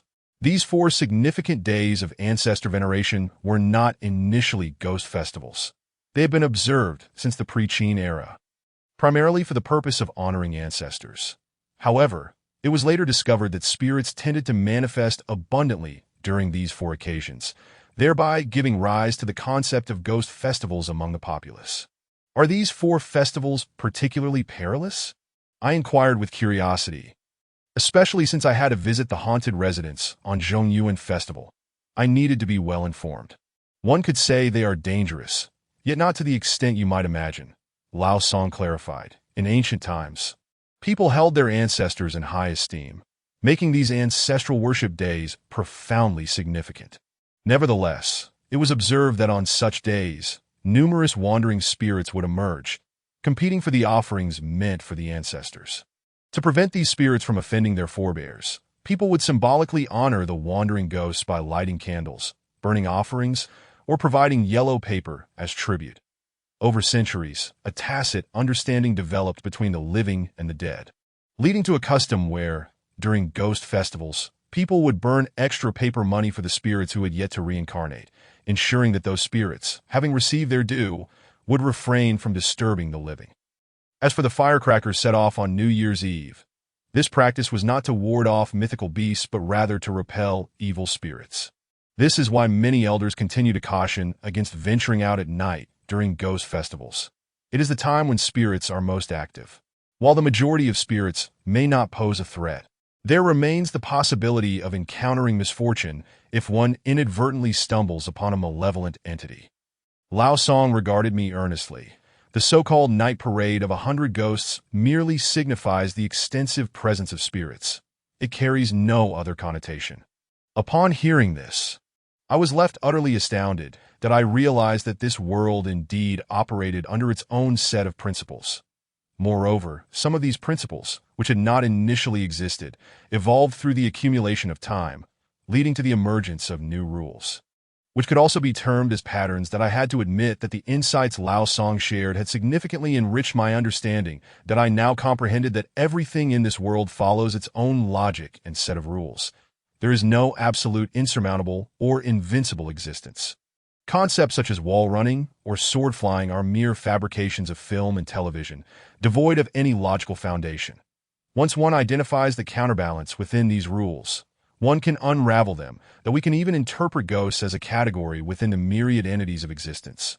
Indeed, they are a form of species among all living beings, and upon our demise, we too will join their ranks. With this realization, I found a semblance of relief, as my fear of ghosts began to dissipate. However, bear this in mind, logic does not deceive, but humans can. Lao Song fixed his gaze upon me, imparting a weighty admonition. I was taken aback and quickly inquired about his meaning. What your General Chao said is indeed correct.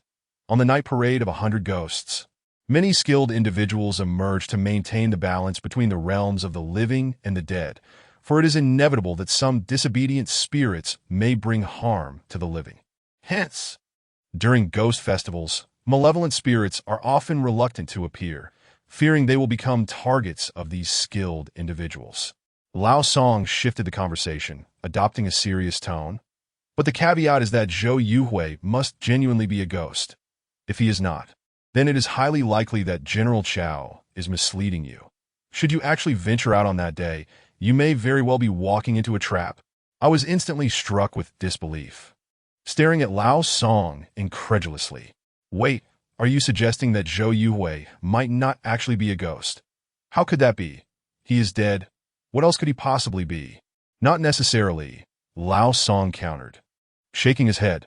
Think carefully. If Zhang Meiqian and her husband have never harmed anyone, how did the Zhou family meet their demise?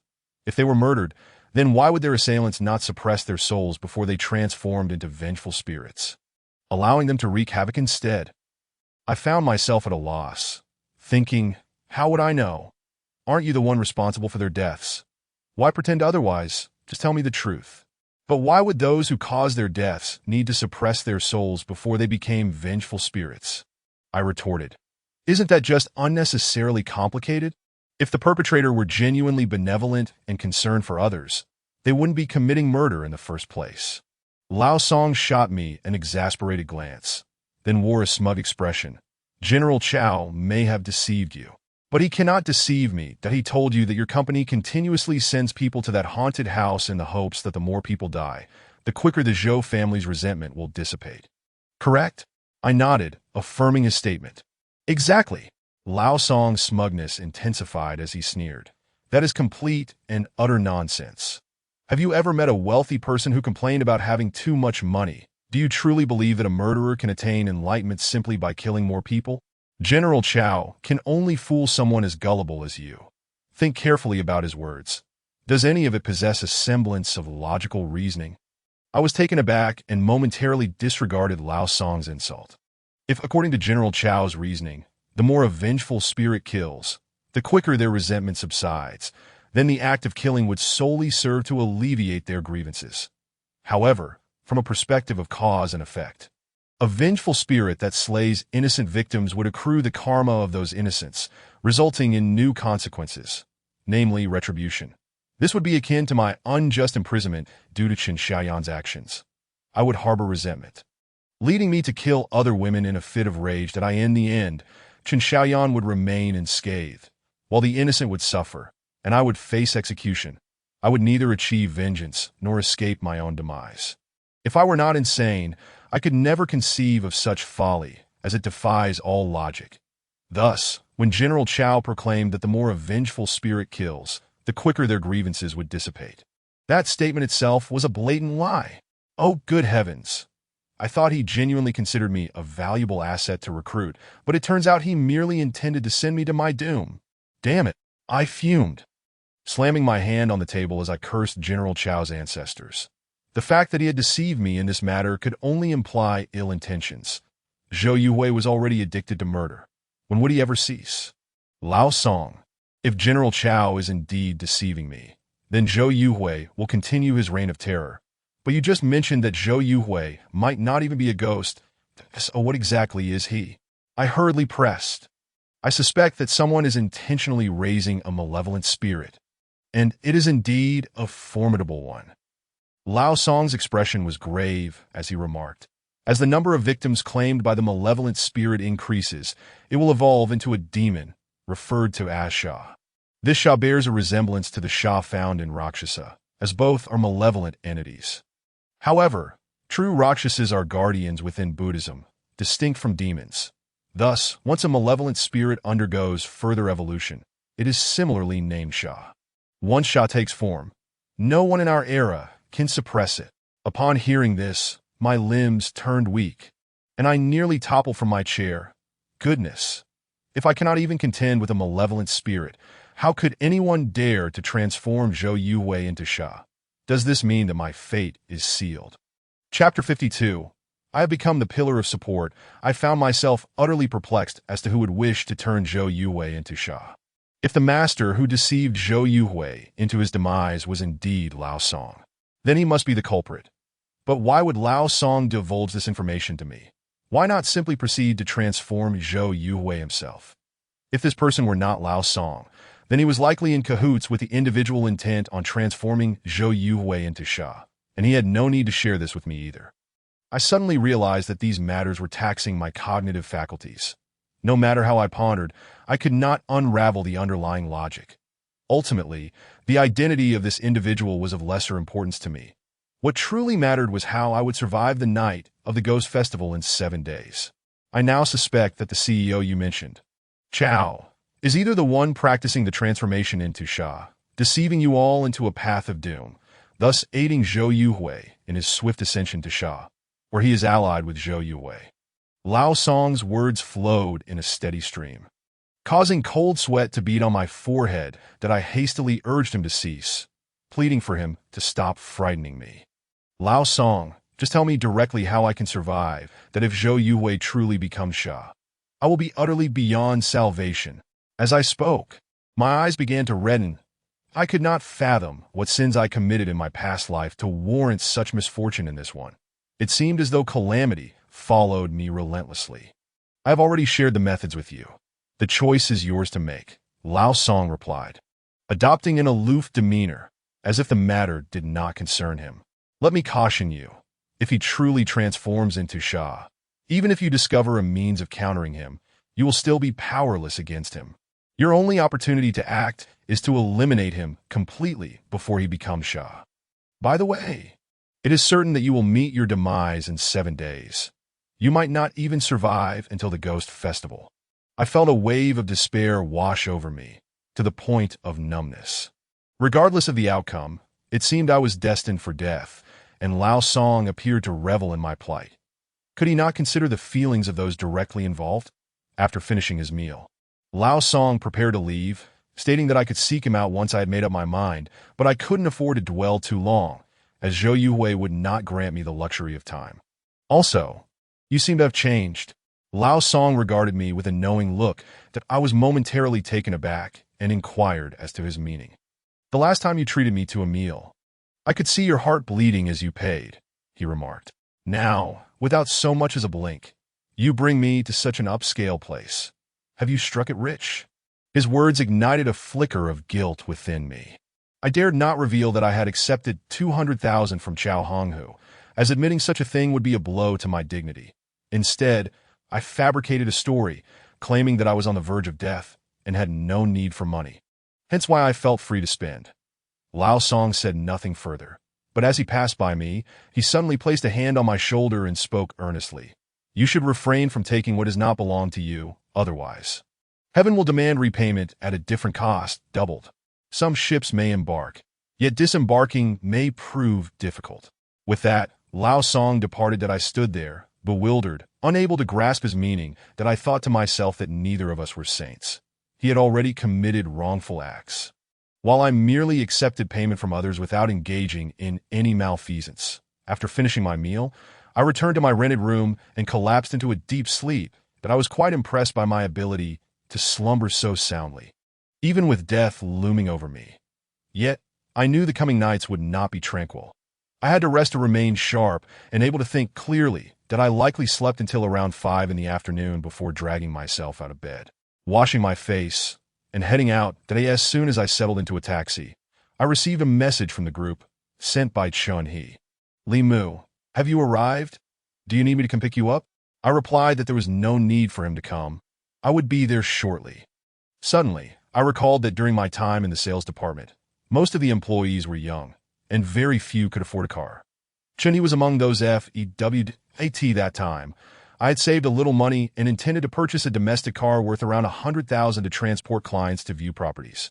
But unfortunately, due to a fight, I lost all my money to Chun He that I in the past. If we had a company dinner, Chun He would not even have bothered to come pick me up. He would have been indifferent to whether I attended or not. And if I arrived late, I would have had to settle the bill for the senior employees. Before long, I arrived at the Jinlai Hotel. Upon exiting the taxi, I noticed that Chun He and the others were already there, standing at the entrance, seemingly waiting for me. Once we entered the private room, I realized that the food was already being served, confirming that they had indeed been waiting for my arrival. Today, I gathered everyone here for a reason. I believe we all understand the situation. Once everyone was present, Chunyi spoke gravely. The company is threatening us to return to that haunted place in 7 days to seek out some entity that I wish to hear everyone's thoughts. The group exchanged glances, each one looking dispirited. Ultimately, their eyes fell upon me, with Chunyi also turning his gaze in my direction. After some discussion, I learned that they had all indeed been threatened by the company. Having experienced life and death alongside them the previous night, they could see that I possessed some knowledge of the haunted house's secrets, and they believed that I had some ability. Otherwise, I would not have been able to ensure their survival the night before. Thus, in their minds, I had become their pillar of support that I looked at them, my mind racing to determine what I should say and what I should withhold, at the very least. I could not disclose that I had not been threatened by the company. Otherwise, I would undoubtedly become a target, and they might even suspect that I was a spy sent by the company to monitor them. After careful consideration, I selectively shared some insider information, omitting many details that would be detrimental to me, only informing them of the identity of the spirit haunting the house and the victims it had claimed. Additionally, I recounted the incident of the spirit knocking at the door. You mean to say, we are all destined to encounter the spirit knocking at our door? That we will not survive the next 7 days? Chunyi suddenly stood up, trembling all over. The sight of their fear nearly overturned the dining table. I nodded, regretfully informing them. Not just you, but I too. Moreover, the danger of returning to the haunted house in 7 days may not even be the greatest threat, as whether we survive until then remains uncertain. Chapter 53. The deeper hidden ones. The true reason Chunyi convened everyone was to seek good news from me. They held great hope for my insight. Yet, unexpectedly, I delivered an even heavier blow. Why is this happening? I just wanted to earn money. One colleague exclaimed in agitation. Can't we fight back? Can't we report this to the authorities? What kind of company is this? Are they a criminal organization? Is no one able to hold them accountable? At his words, everyone sighed. Chunyi replied weakly, it's best to give up on that notion. My brother-in-law has severed ties with me. His last warning was to avoid reporting this, or else it would implicate my family. Reporting is utterly futile. This corporation is a national enterprise. With just a flick of their finger, you could vanish without a trace. Even though he was also a low-level employee, he had a manager for a brother-in-law and had witnessed some of the darker realities of the world. He understood the depths of this situation better than anyone. I had not realized that his brother-in-law had severed ties with him out of fear of repercussions. That I now understood that the company's threats were indeed death threats, and they had even threatened their families if they did not comply with the company's demands. Such threats were nothing short of deranged. That I realized that the so-called equality among people was predicated upon certain conditions. Sometimes, the lives of those at the bottom were regarded as less than worthless in the eyes of these capitalists. Seeing the despair etched on their faces, I attempted to offer some words of comfort. Let us not succumb to despair.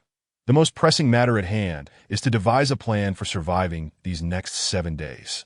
I cannot guarantee the survival of each and every one of you, but I will do my utmost, for I am in the same predicament as you. We are now all in the same boat, and I must issue a warning. Reflecting on how they had treated me the previous night, I felt my tone shift. I hope you can trust me and follow my lead. Refrain from engaging in any backstabbing or selfish acts that if you do not unite and choose to undermine me. I will not concern myself with who lives or dies when the time comes. Upon hearing my words, Xiaodian and the others appeared somewhat awkward. Chunyi hurriedly poured me a glass of wine. Adopting a sycophantic demeanor. Li Mu, you know I have a penchant for showing off. I acknowledge my past errors. But I swear to you, I shall never again put on airs in your presence. My life belongs to you from this moment forth.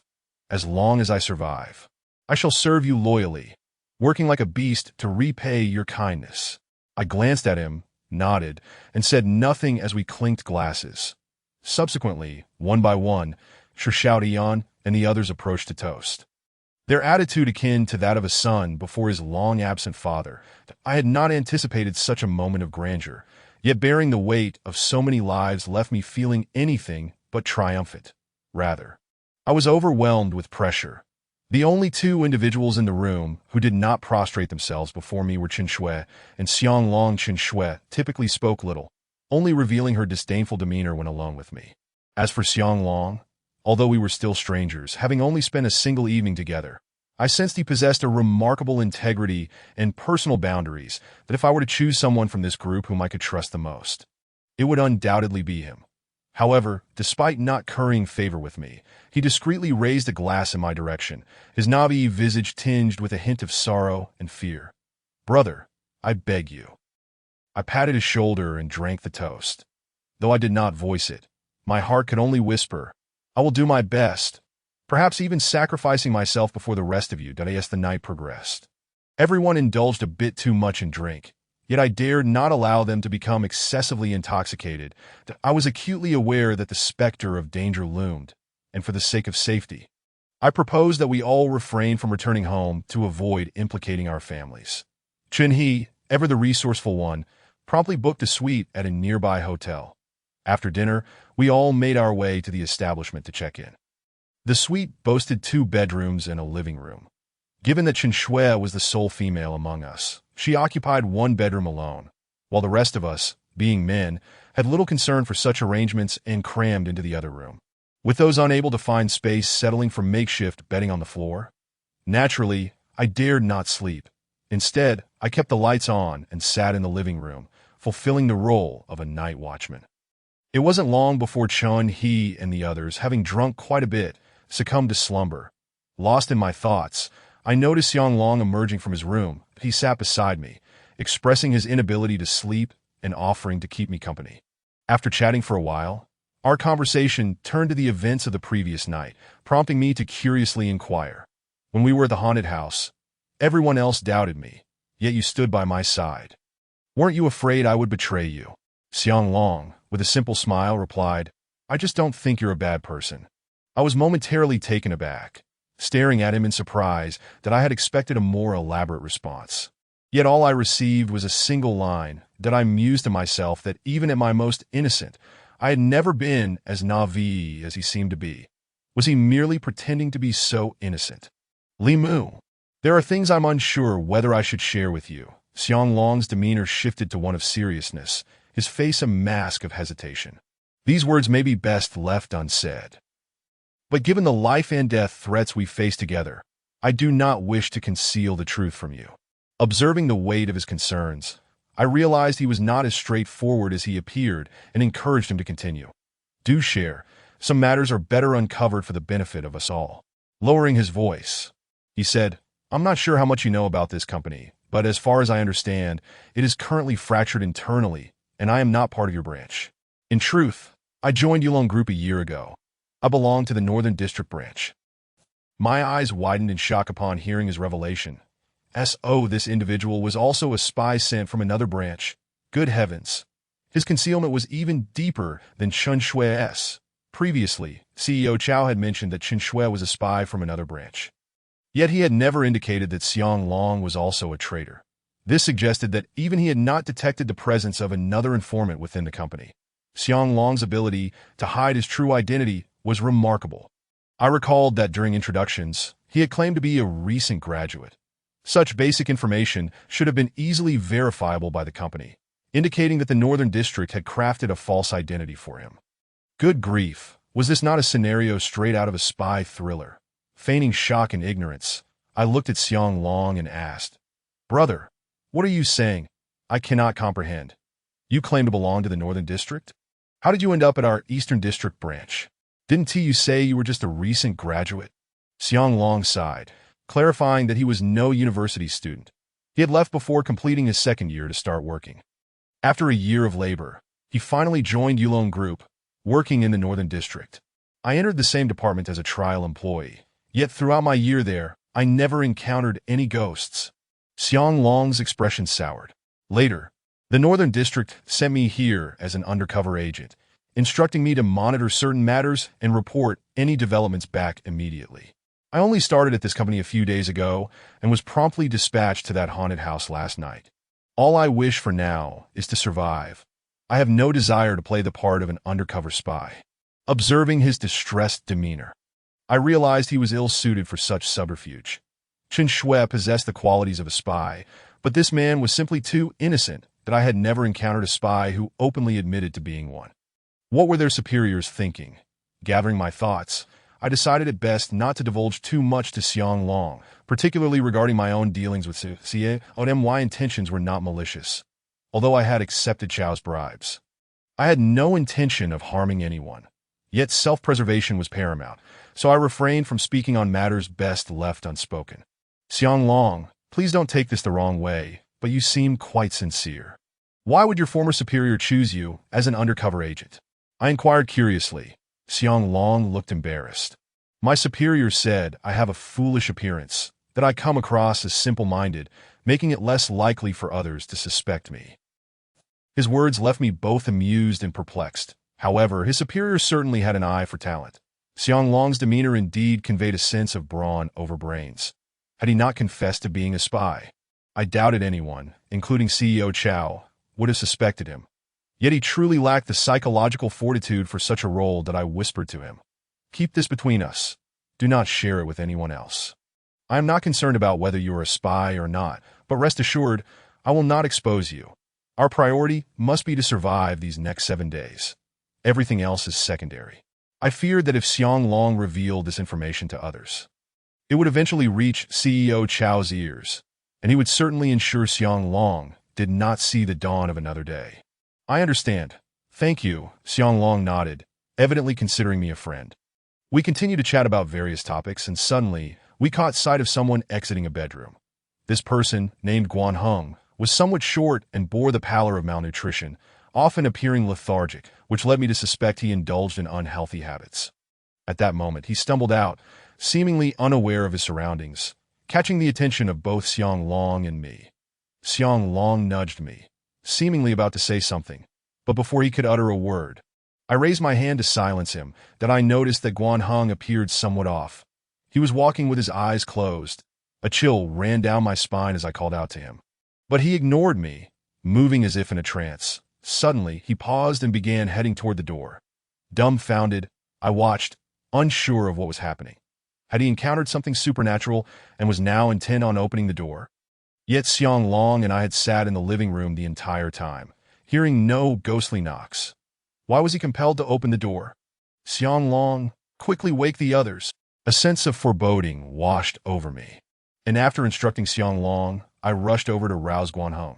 Yet no matter how I called out, he remained unresponsive, prompting me to grasp him. To my astonishment, I found him surprisingly strong. I could not budge him an inch. In desperation, I wrapped my arms around him, attempting to prevent him from reaching the door. Logically, given his physique and strength, he should have been no match for me. Yet despite my utmost effort, I could not halt his advance. I was practically hanging on to him as he continued forward. Good grief, Xiang Long, come help me, I shouted, cold sweat pouring down my brow. Xiang Long was busy knocking on the doors of the bedrooms, but turned to see the commotion and rushed over to assist in restraining Guan Heng. Strangely, though Xiang Long was among the strongest in our group, he too was unable to stop Guan Heng. We both exerted every ounce of strength, yet not an inch could we deter him. Just then, others began pouring out of their rooms, their faces turning ashen upon witnessing the scene. What in the world is happening? Chen He exclaimed, bewildered that I barked. What are you waiting for? Help me. A few of them snapped back to reality and rushed over to assist. Even Chen Shui joined in to push against him, that a group of us exerted tremendous effort to finally subdue Guan Heng, pressing him firmly onto the sofa. What on earth happened to him? Has he been possessed? Several individuals hurriedly inquired of me. I have no idea. Why isn't waking up? I responded, exchanging bewildered glances with them. It was Xiong Long who took decisive action. He fetched a basin of cold water from the restroom and splashed it all over Guan Heng's head. In an instant, Guan Heng gasped, bolting upright from the sofa, his face a portrait of sheer terror as he stared at us. Chapter 55, A Night of Terror, what are you doing? Guan Heng exclaimed, wiping the water from his head, his eyes wide with fright, but we glared back at him. Brother, what on earth are you doing? Don't you know what you've done? Guan Heng faltered, as if recollecting something, his expression growing increasingly horrified. He swallowed hard and trembled. I think I heard my mother's voice. She called for me to open the door, and then, I don't know how it happened, but I felt compelled to open it. only to be suddenly stopped by something that grabbed and hugged me. I was rendered speechless, realizing that the thing he referred to was none other than me. But where was the voice of his mother? It was already 11 at night, and there wasn't a soul outside. After a moment of contemplation, I suggested to Guan Heng, "Get your phone and call your mother to ask where she is." However, he shook his head, insisting that such a call was unnecessary. That we all exchanged confused glances, and Chinyi asked, "Why not call? What if it really is your mother?" Guan Heng nearly broke down in tears, saying, "My mother passed away 3 years ago." A stone cast into still waters stirred ripples of shock among us. His two brief statements were like thunderclaps, sending shivers through everyone that I had already sensed something was amiss with Guan Heng. His demeanor was clearly not that of a normal person. Even if he were sleepwalking and dreaming of his mother, it wouldn't account for his sudden transformation into a strong man. "Li Mu, what do you think?" Chinyi turned to me, prompting the others to do the same. I was at a loss, responding that I didn't know. If he had indeed been possessed, there should have been sounds of knocking at the door, yet neither Xiong Long nor I had heard anything. Could it be that Zhou Yuwei's malevolent tactics had escalated? After much contemplation, I remained perplexed about the situation.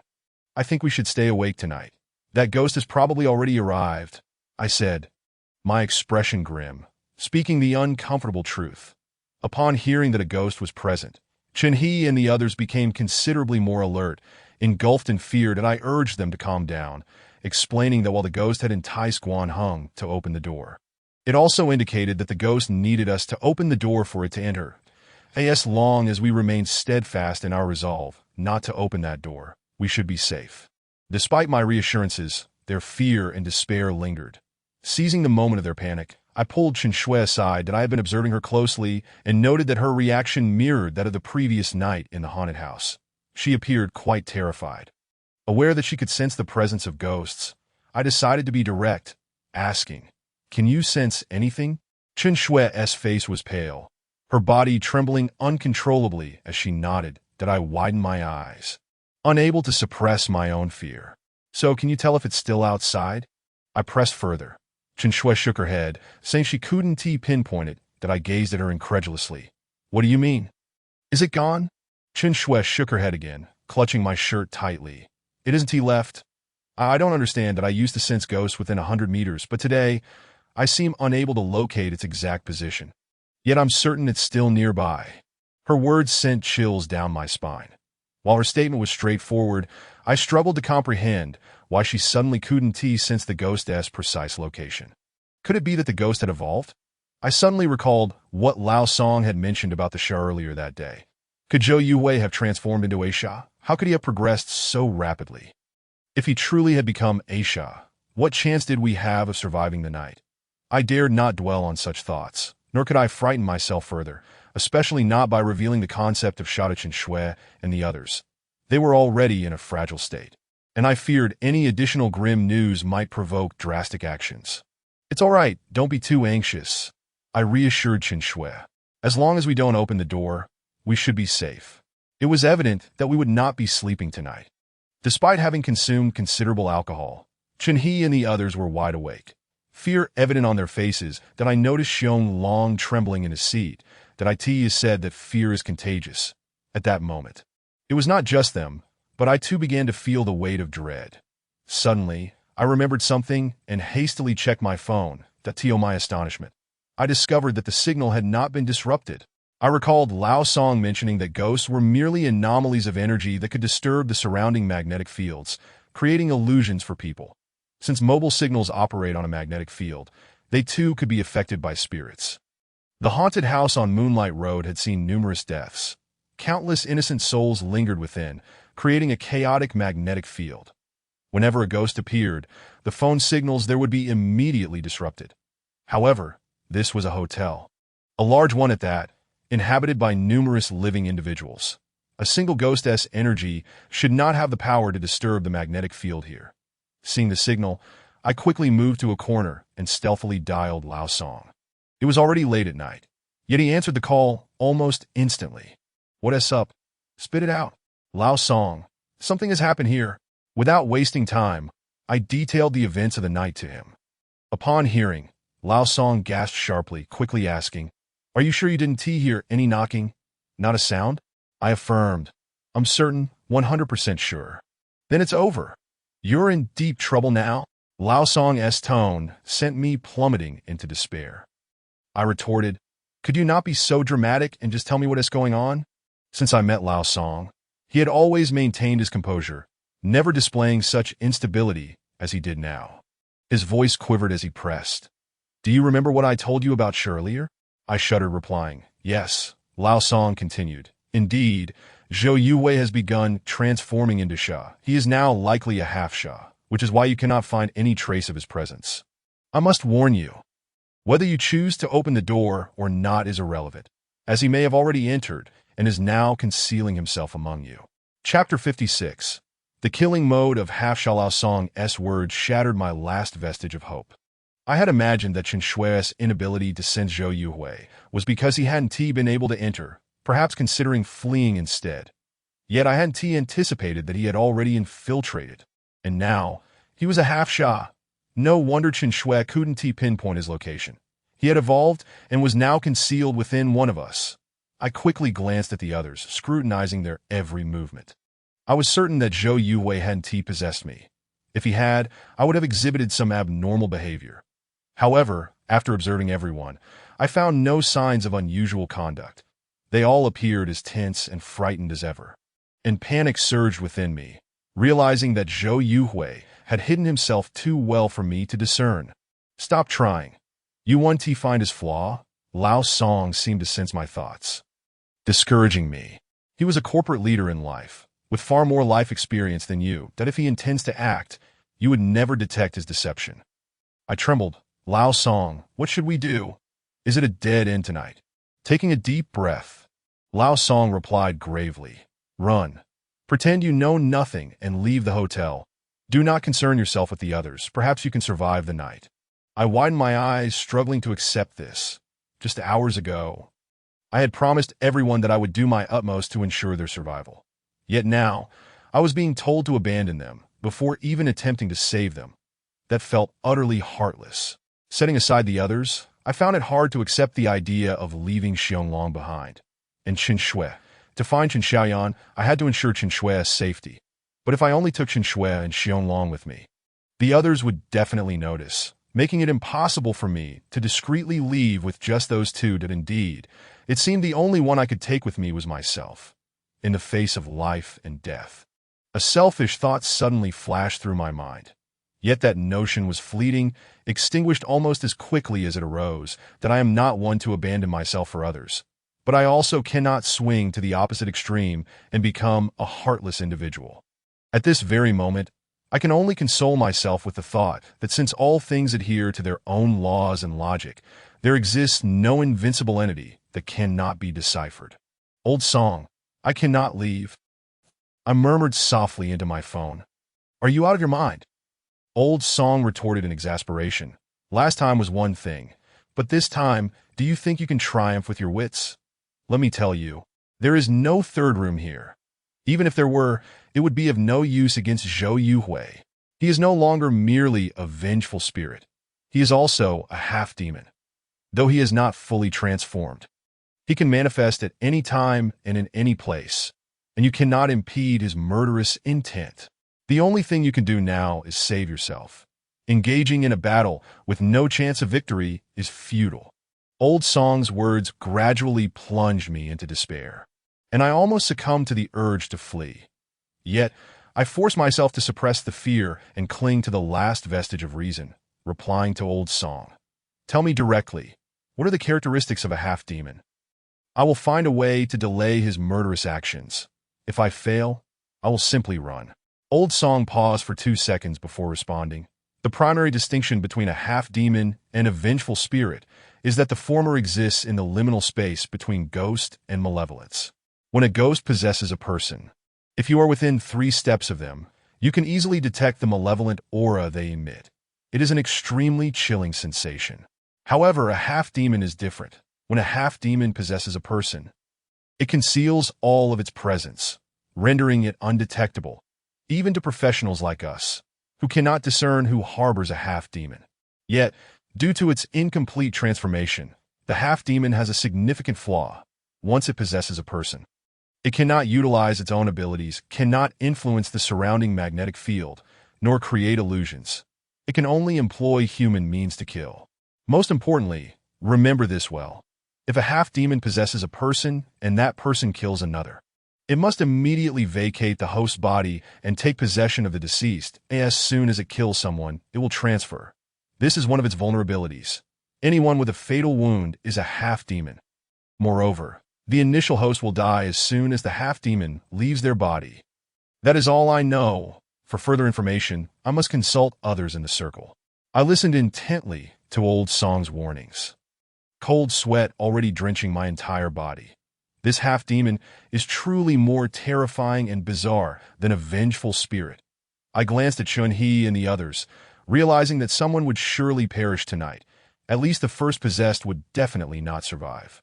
After ending the call with Old Song, I approached them, and despite my efforts to mask my fear, it was in vain. Li Mu, who were you speaking to just now? Chun-Hee inquired curiously upon noticing my phone call.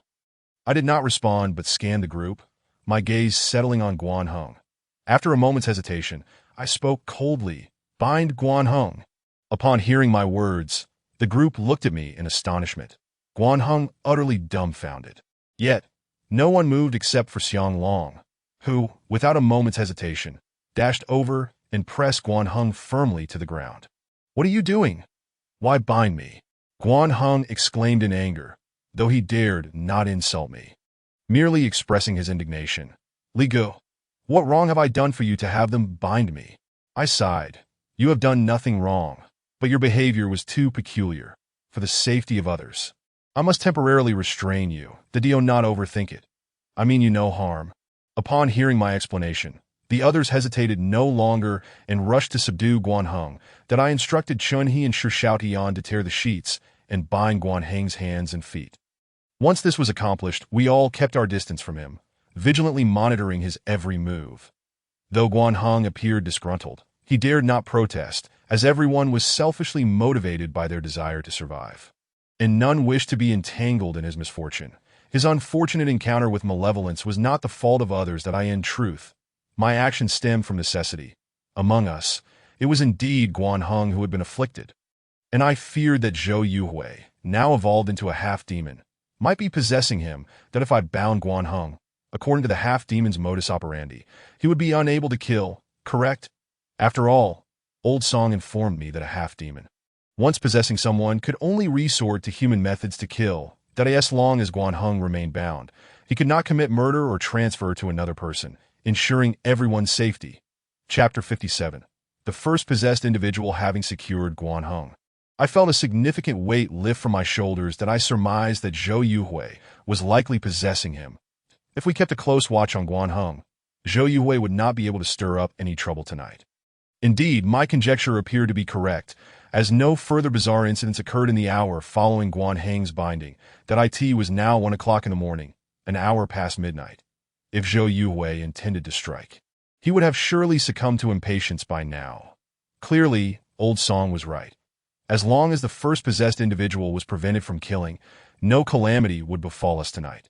The half-demon would remain trapped within Guan Heng until he committed murder, at which point it could escape. Nevertheless, I felt sympathy for Guan Heng, as his fate was ultimately sealed. Reflecting on this, I took out my phone to send Old Song a message, inquiring whether he had uncovered any additional characteristics of the half-demon. However, before I could send the message, Guan Heng, who had remained silent until now, suddenly spoke. I need to use the restroom. I can barely hold it." As soon as he spoke, all eyes turned to him. Shi Xiaotian, exasperated, remarked, "Why are you so full of it?" Guan Heng, incensed, retorted, "Dude, my bladder is about to burst.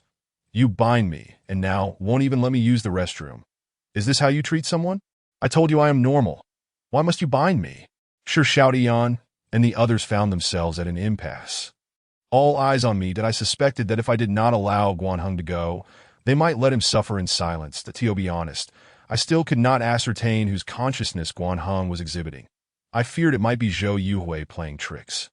Yet I also had to address the reality of the situation. I could not genuinely allow Guan Heng to die from holding it in. The bladder truly can burst, After considering the matter, I nodded. Let him go, but ensure someone accompanies him. In any case, I would not release Guan Heng, but he would certainly need assistance with his pants, with my verbal decree. Chenyi turned to one individual and said, Lu Weimin, you go with Guan Heng. Lu Weimin's eyes widened in shock. Me, why me? Chenyi replied impatiently. Aren't you the closest to him? Your buddy needs to use the restroom. Are you not going to accompany him? Still calling yourself a brother? Lu Weimin dared not argue with Chen He, reluctantly rising to assist Guan Heng. However, Guan Heng, with his feet bound, could only hop awkwardly toward the restroom. Taking advantage of this moment, I hurriedly sent my message to Old Song, inquiring about his findings. Approximately half a minute later, Old Song replied, just as I was about to respond, you sent this message. Let me tell you, although this half-demon is a level above vengeful spirits, it still falls short of being a true malevolence and has numerous flaws. This half-demon can only possess 10 individuals within a few days. With each possession, its aura is weakened by the host's vitality. Therefore, the more individuals it possesses, the weaker its presence becomes, ultimately preventing further possessions. Moreover, when it exits the 10th host, its aura will be so diminished that it will temporarily be unable to harm anyone. Your chances of survival tonight are quite favorable. After reading the lengthy message, I gained some intriguing knowledge. While this information was somewhat useful, it did not provide substantial assistance, as my primary goal was to minimize casualties as much as possible. With only 8 of us present, we could not even muster 10 individuals. I merely hoped that after sacrificing Guan Heng, no one else would have to die. That I quickly replied to Old Song, updating him on my situation, mentioning that I had a suspect under control who had remained unharmed, and expressing my belief that Zhou Yuhui was most likely possessing him.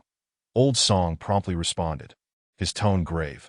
Your suspicion is entirely unfounded. The first possessed individual can be chosen at random. What makes you think he is possessing Guan Heng? Are you not concerned that Guan Heng's misfortune may merely be a ruse to confuse you? You are far too inexperienced and are no match for Zhou Yuhui. If you misidentify the possessed individual, disaster will surely follow. Upon reading Old Song's warning, anxiety gripped my heart that I suspected Guan Heng solely because of his misfortune, yet Zhou Yuhui's first possessed individual could indeed be chosen at random. Why would he go through the trouble of making Guan Heng the target? Is it truly a smokescreen? Just as I found myself in a state of confusion, Chen Shui suddenly jabbed me and whispered, Li Mu, why hasn't Guan Heng come out yet? Do you boys take this long to relieve yourselves? Upon hearing her words, my eyes widened in alarm as I sprang up from the sofa, exclaiming, Quick, go check! My sudden outburst startled everyone else, prompting them to rise hastily and follow me towards the restroom. It appeared that the one truly possessed was not Guan Heng after all. I had begun to piece together the inconsistencies. However, it was evidently too late. Before we could reach the restroom, a deafening crash erupted as the door flew off its hinges and struck me with tremendous force. The sheer impact sent me hurtling backwards, knocking over a throng of people in my wake. Dazed and bloodied, I momentarily lost my bearings, yet the pain was the least of my concerns, for I beheld Guan Heng, who had been bound hand and foot, now free from his restraints, emerging from the restroom with a sinister grin directed at us, that he then dashed out through the main entrance. Holy crap, he's made a run for it, Chunyi shouted, rushing out after Guan Heng alongside Shirshan At that moment. Only Xiang Long, Chen Shui, and I remained in the hotel suite that we hurried into the restroom, where we were met with the sight of Lu Weimin lying motionless on the floor, surrounded by a pool of blood that did not seem to originate from him. Our eyes widened in horror. Summoning his courage, Xiang Long approached and called out, Lu Weimin, but received no reply. Trembling all over, he leaned in to check for Lu Weimin's breath, only to recoil in terror almost instantly. He's dead. Lu Weimin is dead. I stood frozen in place, overwhelmed with regret. The one truly possessed by Zhou Yuhui was not Guan Heng, but Lu Weimin. According to the half-ghost modus operandi, the possessed individual, upon killing another, would then inhabit the body of the slain, that if Guan Heng was the first to be possessed, then Lu Weimin must have been the one killed. And subsequently, Lu Weimin became the second possessed. Therefore, the figure that had just fled the restroom should not have been Guan Heng. Chapter 58. Despair I had indeed miscalculated, staring at Lu Weimin's lifeless body. I struggled to regain my composure. It turned out that Lu Weimin was the first to be possessed by Zhou Yuhui. After killing Guan Heng, Zhou Yuhui then took over Guan Heng's body, which explained the malevolent grin that had graced his face moments ago. It was a mockery directed at me, that I had previously known that Chun He and the others were armed with knives for self-defense. Guan Heng must have been slain by Lu Weimin. The bloodstains in the restroom were, in fact, Guan Heng's. Quick! Call Chun He and Shi Xiaotian back immediately, I exclaimed, realizing that those two had dashed off to pursue Guan Heng. Zhou Yuwei had already begun his killing spree tonight. He would undoubtedly not stop at just one victim. Chun He and Shi Xiaotian were unaware of Guan Heng's situation, and if they were to fall prey to him, it would spell disaster. Li Mu, what on earth is happening? Could it be that Guan Heng is truly possessed by a ghost? Xiang Long and Chen Shui, clearly oblivious to the truth, believed that Guan Heng had been possessed and subsequently killed Lu Weimin before fleeing to at this juncture. I could no longer conceal the reality of the half-ghost, so I divulged to them that the ghost might have leveled up.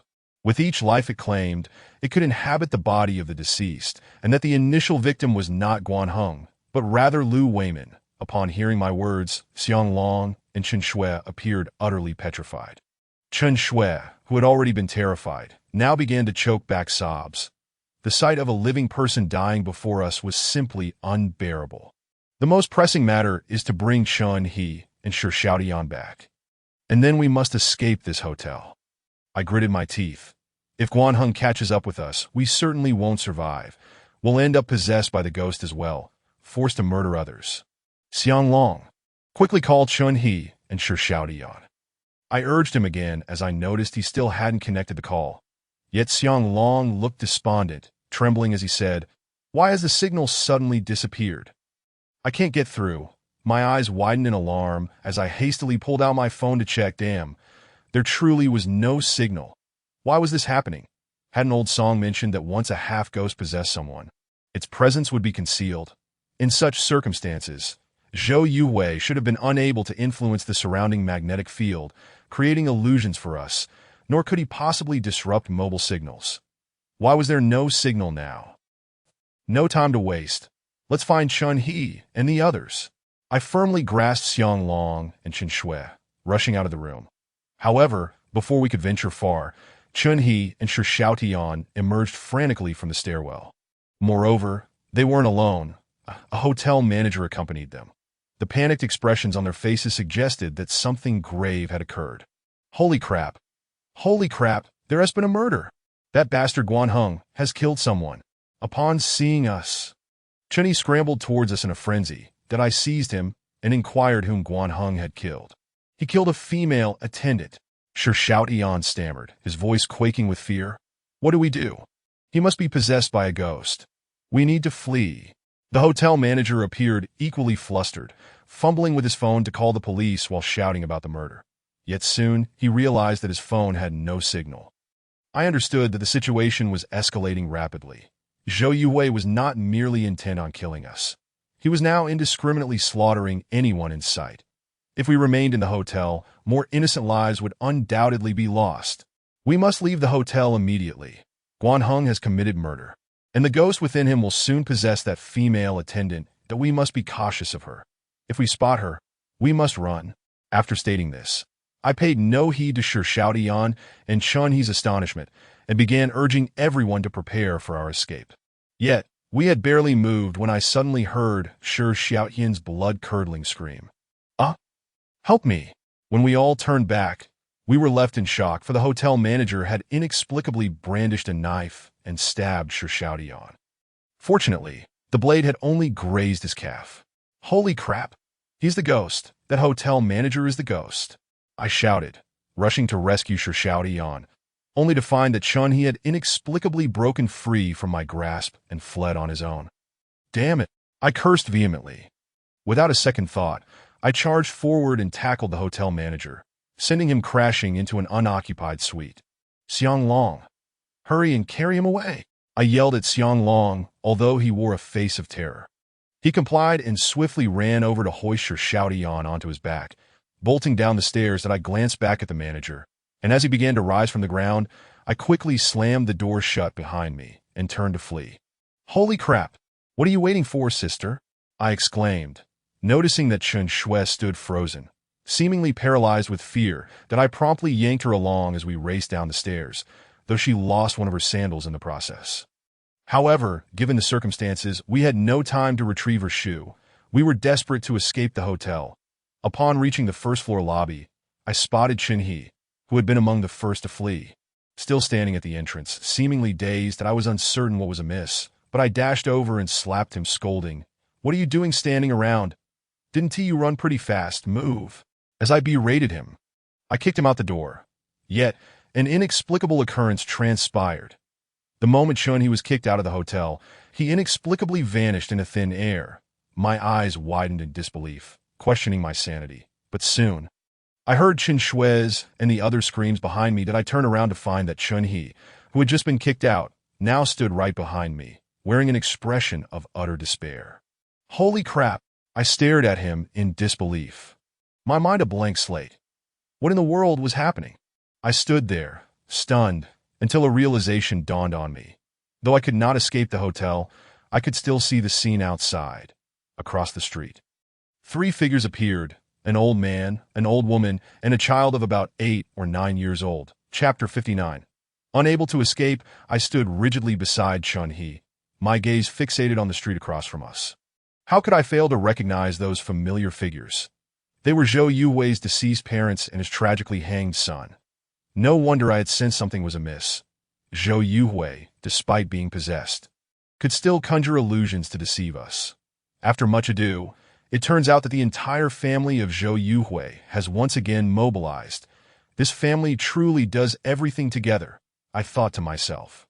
Zhou Yuhui is indeed a wicked soul, committing misdeeds while dragging his entire family along, as if he fears they might not plummet into the depths of hell together. Li Mu, what on earth is happening? Xiang Long grasped me tightly, his emotions already fraying at the seams. That I observed that everyone around wore expressions of utter despair, yet I found myself no better off. Zhou Yuhui had brought his entire family tonight with the intention of trapping us in the hotel and systematically eliminating us. This meant there was no escape. We could only await our fate as he advanced upon us. Old Song had indeed spoken the truth. Dealing with a half-ghost was manageable, but Zhou Yuhui was far more formidable. In life, he was a cunning individual, and in death, he would surely not rest. That I hastily gathered the remaining individuals, my tone grave as I warned, "We are in grave danger tonight. There is no escaping this hotel. What I can tell you is that each time that ghost kills someone, it possesses the body of the deceased. It can inhabit a total of 10 individuals, and we must," just as I was about to reveal the most crucial information, a sudden uproar erupted from upstairs. That we all turned our gazes upward and witnessed a group of 7 or 8 people rushing down, shrieking that a murder had occurred. That my complexion changed dramatically, realizing that Zhou Yuhui had begun his killing spree anew. Most importantly, he was certainly not in the body of that hotel manager anymore, and we had no idea who he had possessed now. We must stay together at all times. We absolutely cannot separate. I hasten my words, cautioning everyone. If we split up, we will lose track of who is possessed by the ghost, which is detrimental to our survival, though we must unite if we wish to live. Upon hearing my words, everyone nodded in agreement. Just then, those individuals rushing down from upstairs spotted us in the lobby and came running toward us. However, we dared not let them close, backing away in fear that one among them might be possessed. "There's a murder upstairs. Call the police. Help us call the police." What a cursed day. I just stepped out for an affair and ended up encountering a murder. A few of them shouted in disarray, most of them clad in bathrobes. That I noticed one man who had come down wearing only a pair of shorts. That I ignored them. It wasn't out of indifference, but rather because I was struggling to ensure my own safety, leaving little room for further explanation. Among these individuals, some had brought their phones, but as one attempted to call for help, they discovered there was no signal. Damn it. Why is there no signal? What are you all standing around for? Hurry and call the police. There's really been a murder upstairs. One man, adorned with a large gold chain and seemingly a thug, grew agitated when he saw us still dawdling. I had no desire to engage in conflict with him. merely stating that our phones also had no signal. Damn, he cursed, grabbing his lover and attempting to leave the hotel, though we all understood the outcome of his attempt to escape. And sure enough, as he and his mistress stepped out the door, they returned the next moment. What the hell? What's going on? The rest of the crowd was utterly bewildered, scrambling back inside. Ah! What the hell is happening? The man with the gold chain was dumbfounded, shaking off his mistress and bolting outside again. He made several attempts to escape, but failed to leave the hotel each time that I had been observing the crowd, trying to discern who among them might be the ghost. Finally, unable to contain myself, I informed them, "Stop running. It's futile. This hotel is haunted." Upon hearing the words haunted, the crowd froze in place, their faces pale with terror. What the hell, brother? How do you know? Where's the ghost? What should we do? The man with the gold chain rushed toward me. I was so startled that I involuntarily shuddered, quickly urging Chen Shui and the others to flee. What the hell? Why are you running, you idiot? The man with the gold chain seemed to lose his mind, charging at me with fury, prompting the others to follow suit. Don't chase me. I can't catch ghosts. I panicked, leading Chen Shui and the others upstairs. Upon reaching the second floor, I immediately spotted the hotel manager's corpse lying in the corridor, brutally slain. The individuals behind us continued to pursue, and Chen Shui was nearly in tears, exclaiming, "There must be a ghost among them. We absolutely cannot let them catch up." I responded, "Quick, find a room to hide in, and shut the door." As I spoke, pondering which room might be open, a beautiful woman suddenly rushed toward me, gripping my pants tightly, that I turned to see that this woman was none other than the mistress of the man with the gold chain. "Handsome, I'm afraid of ghosts. Please take me with you, that I don't want to die." The attractive woman stumbled, nearly pulling my pants down in the process, that I dared not take her in, urgently advising, "Miss, I can't catch ghosts either. You should find your husband. Please stop pulling on my pants." Just as I was halfway through my sentence, I instinctively glanced down. The woman was wrapped in a bathrobe, and the sight left nothing to the imagination. However, I was not so lewd as to dwell on that. Rather, I noticed a bloody hole in her chest. "Oh my God, she's a ghost!" I screamed, kicking her away in a panic. Coincidentally, the man with the gold chain was approaching with others and witnessed me kick his mistress. "You bastard! How dare you hit my woman?" He was furious, glaring at me with rage. "Honey, he tried to assault me while you were gone. When I resisted, he hit me. Woe is me." This wretched woman had the audacity to play the victim, stabbing me in the back with her words.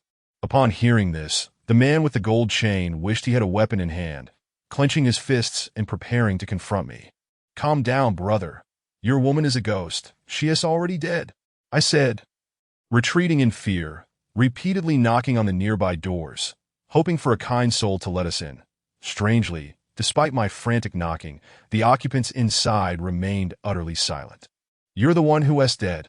I'll kill you," he cursed, charging directly at me. Chapter 60. Injured. The man with the gold chain was evidently trained in combat. Seeing him rush toward me, Xiang Long tossed the unconscious Shi Xiaodian to Chun He and stepped in front of me.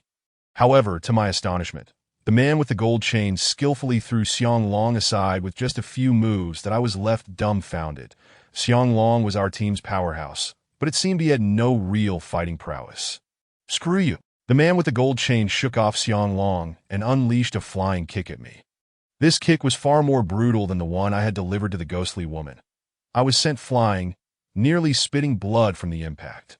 "Limu!" Chen Shui and Chun He shouted, rushing toward me. The man with the gold chain, seemingly enraged, didn't even spare women, grabbing Chen Shui by the hair and slapping her. Though I had little fondness for Chen Shui, I could not stand by while this brute attacked my companion, especially a woman. "You lunatic! How dare you hit a woman?" Ignoring my pain, I charged at him in a frenzy, grappling with him. Chen He, seeing his sister assaulted, attempted to assist while still carrying Shi Xiaodian on his back. Yet, the man with the gold chain was astonishingly fierce, delivering a flurry of punches and kicks that left me disoriented, that I in no time, all three of us, myself, Chen He, and Shi Xiaodian, lay defeated on the ground. I fared better than Chen He, but Shi Xiaodian was in dire straits, wailing in agony due to his previous injury. Upon witnessing our plight, Xiang Long became enraged, When he got serious, he was truly terrifying. He drew his knife and charged at the man with the gold chain, causing the latter to dodge in alarm. "What the hell are you all doing?" "Run," Xiang Long yelled, gesturing menacingly at the man with the gold chain while urging us to flee. It turned out he wasn't intending to stab anyone. He merely wanted to intimidate the thug.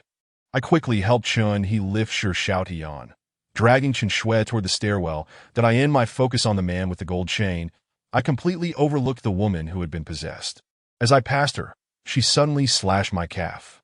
"Ah, damn it!" I yelped, instinctively kicking her in the head before sprinting up the stairs, ignoring the pain. "Damn, you crazy woman. How dare you stab me? What the hell?" Ah! Suddenly, I heard the man with the gold chain cursing the woman behind me, but soon his curses turned to screams, followed by the cries of others. That I surmised that the man with the gold chain had fallen victim to her. A fitting fate for such a fool. Before long, we spotted Xiang Long racing up the stairs as well. "What the hell? The gold chain guy is gone. His woman killed him, and now he is the one possessed," Xiang Long exclaimed in terror as he ran. "Li Mu, which way should we go? This building has only 5 floors. If we're cornered on the rooftop, we'll have no choice but to jump." By now, we had reached the 4th floor. I was feeling quite dazed from the beating I had taken from the man with the gold chain and the knife wound to my leg. Moreover, Shi Xiaotian was on the verge of collapse, blood streaming from him, leaving him in a state of disorientation. "You all find a place to hide first. Who will accompany me to search for a first aid kit? Shi Xiaotian seems to be in dire straits," I said weakly. "In a venue like this hotel, there must be a first aid kit available in the staff lounge or storage room." Fortunately, we discovered an open room on the 4th floor, where we promptly placed Shi Xiaotian for safety. However, the next dilemma was who would accompany me to find the first aid kit. Given Shi Xiaotian's condition, someone had to stay behind. That it was out of the question to leave Chen Shui. And leaving Chun He, this good-for-nothing, was equally untenable. "I'll go with you. Let Xiang Long stay behind to watch over them," Chen Shui proposed, stepping beside me. After a moment's contemplation, I nodded in agreement, instructing Xiang Long and Chun He to remain vigilant and not to open the door indiscriminately. Once the door was shut, I requested Chen Shui to support me. She shot me a glare, reminding me that my leg was still bleeding and that if I didn't stop the bleeding, I would be leaving a trail for that ghost. That I glanced at the bloodstains on the floor and my crimson-stained calf, saying, "But we are on our way to find a first aid kit." She shot me another irritated look, promptly removing her white shirt and wrapping it around my calf, tying it in a knot as a makeshift tourniquet. That I couldn't help but notice her figure, her crop top and ultra-short shorts. Skin so delicate. "Do you believe I'll poke your eyes out?" Chen Shui noticed my inappropriate gaze and glared at me fiercely. That my face flushed with embarrassment, and I averted my eyes. She then removed her remaining sandal, barefoot, and yanked me along up the stairs, causing me to wince in pain. "Hey, take it easy. I'm the injured one here." Upon reaching the 5th floor, we finally located an employee lounge and hurriedly locked the door behind us. After rummaging through the room for a while, we finally found a first aid kit. Inside were disinfectant alcohol and a roll of bandages. Though it was a meager supply, it would suffice for a temporary remedy. Since the wound on my leg was on the back of my calf, I felt awkward handling it myself and looked at Chen Shui with embarrassment. She shot me another disapproving glance, clearly exasperated. "You need to lie down. How else can I clean your wound?" I exclaimed. "Oh," and promptly lay face down on the floor. The position was somewhat undignified, but at that moment I had little choice. Soon, Chen Shui cut open my pant leg and poured the disinfectant alcohol over my wound, causing me to grimace in agony. "Is it really that exaggerated? Are you even a man? Dear sister, why don't you give it a try?" "Ow!" I gasped, nearly suffocating from the pain. Fortunately, the intensity of the pain subsided quickly as Chen Shui began wrapping the bandage around my leg. To be honest, I felt deeply moved that she risked her safety to accompany me in search of the first aid kit and help me tend to my injury. It seemed that this woman was not as bad as I had initially thought. Although she had frightened me in the haunted house, I suspected that she was trying to save me alongside Zhang Meiqian. Beyond that, I had not witnessed her commit any wrongdoing. That my previous prejudice against her stemmed from my hatred for Chen Xiaoyan. Now that it was just the two of us, I had some questions for her. "Chen Shui, Could you tell me where your sister is? Chapter 61. The gift of the Yin. She seemed taken aback by my sudden inquiry at such a moment. Chen Shui fell silent for 2 seconds before coldly replying, I don't know where she is. Her words were clearly dismissive. I lifted my head and turned to her. Stop pretending. She is your sister. How could you possibly not know where she is? I know you are sisters, and I'll be frank with you. I have no intention of seeking revenge on her. I simply want her to restore my innocence. When I had just been released from prison, I indeed contemplated a mutual destruction with Chen Xiaoyan. However, with the passage of time, I had come to understand much more. Chen Xiaoyan had already ruined my life. It was not worth sacrificing my own life to avenge hers. I had only one grandmother, who was elderly. If anything were to happen to me, she would be left without anyone to care for her. That I did not wish to be an unfilial descendant.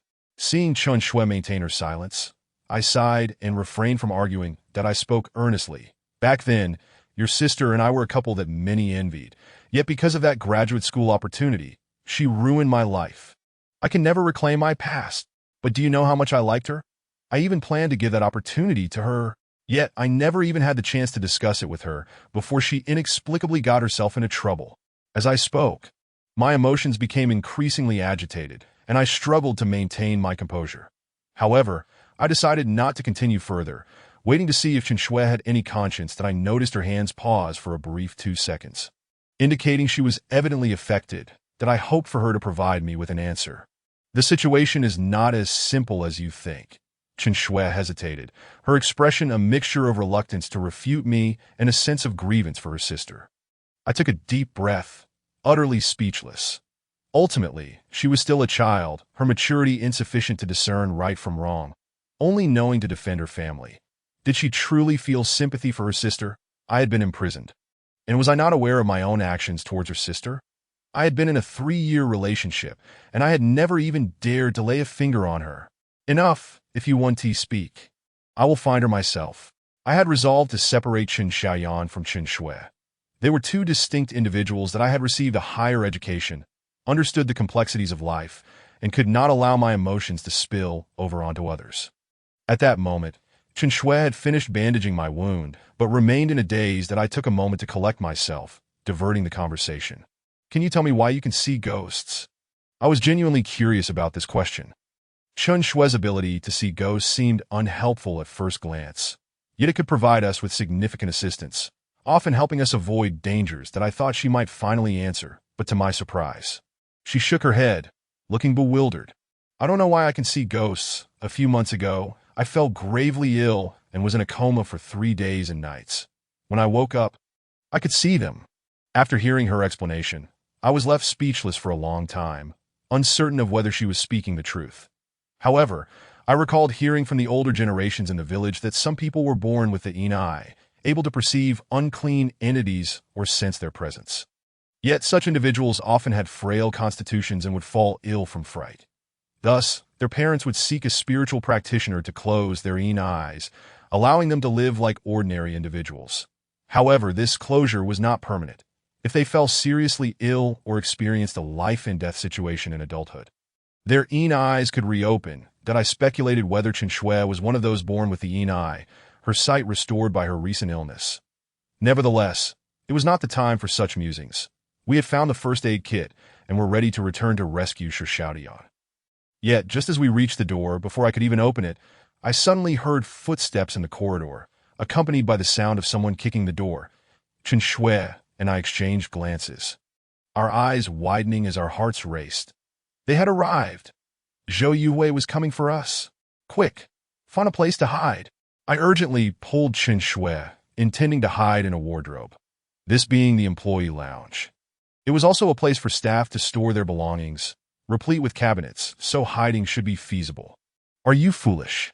Chen Shui shot me an exasperated look. Isn't he going to check the cabinets? I froze, my face flushing with embarrassment, clearly startled. However, there was nowhere to hide apart from the cabinets. As the footsteps grew closer, and the door to the employee lounge, unlike others, appeared flimsy enough to be kicked open easily.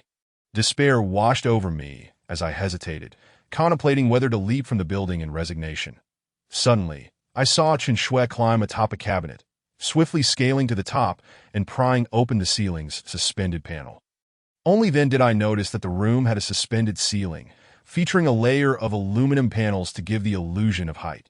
Chen Shui lifted one of the panels and, lithe as a swallow, slipped inside, gesturing for me to follow. Realizing the situation, I quickly climbed onto the cabinet and squeezed in, replacing the panel to conceal our presence that we lay sprawled within the ceiling. Attempting to distribute our weight to minimize pressure, lest the ceiling give way under us. Don't shake, Chen Shui glared at me. Okay, it wasn't tea that I wanted to tremble. It was the escalating footsteps that unnerved me. Bang! A loud crash echoed, and the door was kicked open. Through the small gap left by the aluminum panel, I glimpsed the figure entering. Indeed, it was the man in the gold chain. His chest was drenched in crimson. Clearly deceased. As he stepped inside, I held my breath, striving to minimize any noise that might reveal our hiding spot. But I had to admit, this ghost was meticulous, rummaging through every corner, inspecting each cabinet with great care. I felt a wave of relief, grateful that Chen Shui had the foresight to bring me to this hiding place, that if I had hidden inside those cabinets earlier, it would have been only a matter of time before I was discovered. A sudden clamor erupted from below, and before long, the man with the golden chain had searched through all the cabinets that I noticed him furrow his brow, seemingly unable to find anyone, which seemed to dampen his spirits.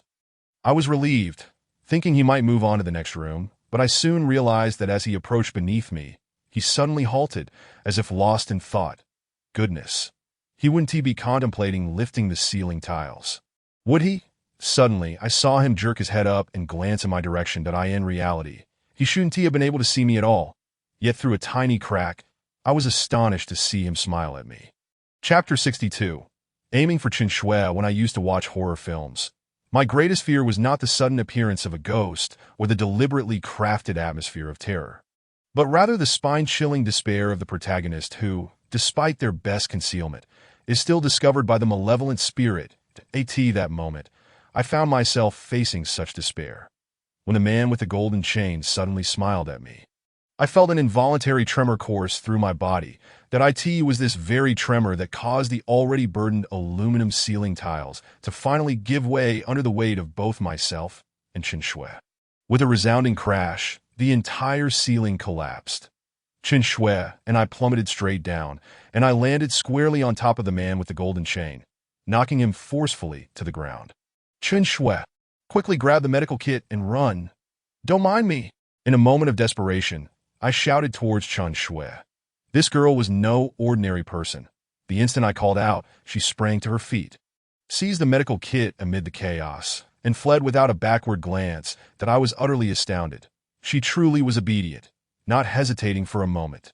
Seeing Chen Shui escape, the man with the golden chain erupted in fury, violently tossing me aside. He was already a formidable opponent, and now possessed by Zhou Yuhui. He nearly knocked me unconscious with his strength. That I watched helplessly as he advanced towards me, and all I could do was retreat. I had no means to resist him. Despair washed over me as I thought to myself that I would surely be possessed shortly, and then I would be compelled to harm Chen Shui and the others, resigned to my fate.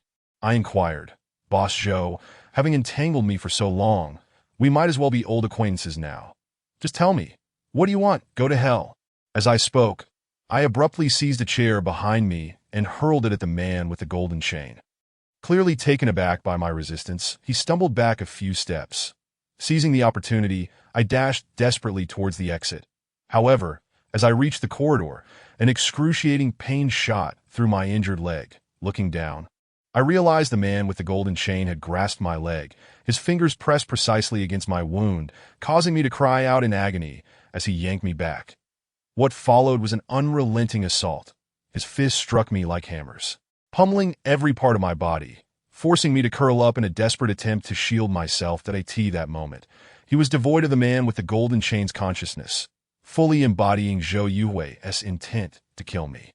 Before long, I found myself incapacitated, his grip tightening around my throat, lifting me off the ground. That a metallic taste filled my mouth as blood trickled from my lips.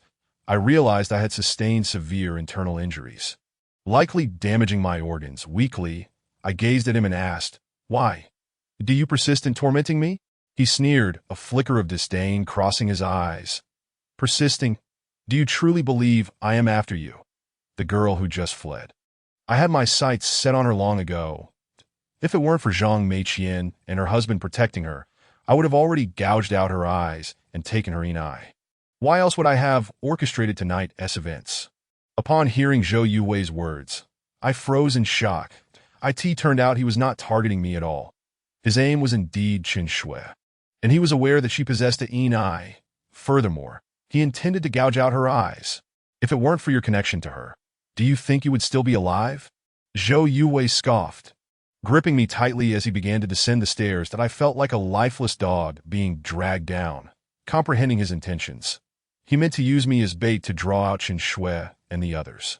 After all, if he simply killed me and then possessed my body to deceive them, they might not fall for it. This man was truly insidious. Before long, I found myself outside the room on the 4th floor, where Xiang Long and the others were hiding. Bang, bang, bang. He pounded on the door with unrelenting force that I quickly heard footsteps from inside the room. Someone was coming to answer the door. That MY face paled in terror as I shouted, "Xiang Long, don't open the door. I've been captured. Whatever you do, don't let him in." Fortunately, as soon as I finished shouting, the footsteps came to an abrupt halt. "Are you seeking death?" Zhou Yuwei tightened his grip, his voice laced with anger. I was nearly sent to my demise with that grip. I'm dead either way. Why drag others down with me? Facing imminent death, I steeled my resolve and spat a mouthful of blood directly onto his face. The thought of losing my life so young filled me with rage, and I cursed. "Your entire family deserves to die. You've surely committed countless vile acts that have brought ruin upon your kin. May they meet a beautiful end." Zhou Yuwei's fury was palpable. His expression twisted in rage, as though he would crush me at any moment. But just then, the door swung open. I stared in disbelief as the door opened, and in the next moment Xiang Long, Chen Shui, and even Chun He all emerged in unison. "What the hell? You morons, can't you understand my words?" I was infuriated, berating these three for their foolishness in rushing out to their doom. But soon, I realized they weren't coming for me. They were charging straight at Zhou Yuwei. It seemed they had resolved to confront him head-on, attempting to rescue me that I fell to the ground. Dumbfounded, watching these three brave souls, they were genuinely willing to face Zhou Yuwei. I observed Xiang Long employing the very techniques used to throw the man with the golden chain off, skillfully subduing Zhou Yuwei. Meanwhile, Chen Shui and Chun He did not remain idle. All three simultaneously launched themselves at Zhou Yuwei, exerting every ounce of strength to wrestle him towards the window at the end of the corridor. I surmised that Zhou Yuwei could not have anticipated this three-pronged assault, especially since he was unable to utilize his own powers after possessing someone that he could only rely on human means to commit murder. Yet, how could one man match the combined strength of three? I watched as Zhou Yuwei's face morphed into one of shock and unwillingness, pushed back to the window's edge, his legs slipping, and then he was thrown out. The corridor fell silent, and I remained in stunned disbelief. Xiang Long and the others peeked out the window, then exhaled in relief, collapsing onto the floor to share triumphant smiles with me that I swallowed hard. Nearly offering my knees in reverence to these three, I wondered whose brilliant idea this was. Chapter 63. Unforeseen perils upon returning to the room. Even though Zhou Yuwei had been dispatched from the building, I insisted that Xiang Long secure the door. After a series of inquiries, I learned why Xiang Long and the others had dared to confront Zhou Yuwei. After Chen Shui fled upstairs, she had surmised that I might be captured by Zhou Yuwei. She informed Xiang Long and the others that, given Zhou Yuwei's cunning, he would likely not possess my body to deceive them. She speculated that he would most likely hold me hostage as leverage against them. In truth, Chen Shui's deduction was astute. Zhou Yuwei indeed did not kill me, but rather took me captive. Furthermore, Chen Shui revealed to Xiang Long and Chun He that she had discovered Zhou Yuwei's weakness. After his possession, Zhou Yuwei could only rely on human methods to kill, meaning that what we faced was not a ghost, but merely a man that if we united our efforts and launched a surprise attack, we might stand a chance. She even specifically instructed the strongest Xiang Long to learn the techniques of the man with the golden chain to counter Zhou Yuwei and swiftly throw him from the building. Upon hearing Xiang Long's account, I was left utterly astonished, filled with profound admiration for Chen Shui. I distinctly remembered that I had never mentioned Zhou Yuhui's inability to use his powers post-possession. Yet Chen Shui had discerned this on her own. Even in such a perilous situation, she managed to maintain her composure and make the quickest decisions. That alone was remarkable. Earlier, I had perceived her as timid, merely putting on a brave front in my presence, but now it seemed I had been short-sighted. This woman was exceptionally intelligent, perhaps even more so than I, especially considering she possessed the innate keen eye. I realized I would need to hold on to her coattails in the future. Given that I had just endured a beating from the man with the golden chain, and subsequently from Zhou Yuhui, my internal injuries were far more severe than my external wounds, rendering me nearly immobile. Moreover, the medical kit contained no remedies for internal injuries, so I could only lie on the couch to recuperate. That it was impossible to leave the hotel tonight. I would have to wait until dawn. After ensuring I was settled, Xiang Long and the others went to the bedroom to tend to Shi Xiaotian's injuries. Leaning back on the sofa, I meticulously reflected on the events that had transpired, feeling that certain aspects did not quite align logically. However, I find myself at a loss to identify the specific issues at hand. Moreover, although Zhou Yuhui has been expelled from the hotel, he is, after all, a specter, and thus impervious to mortal harm. Will he return to continue his murderous spree? If he does, how shall we defend ourselves? I am already severely injured, and Shi Xiaotian is likewise in a compromised state, leaving only Chen Shui and two others. Given that Zhou Yuhui has already fallen for a ruse once, it is improbable he would be deceived again, just as I was contemplating our subsequent precautions. I suddenly noticed something peculiar about this room, that I distinctly recall that when we initially brought Shi Xiaotian in, this space had been unoccupied, thus remaining intact. Yet now, I observe signs of a struggle within the room. I am certain Zhou Yuhui never entered, so who could have fought here? Dragging my battered form, I began to scrutinize the surroundings.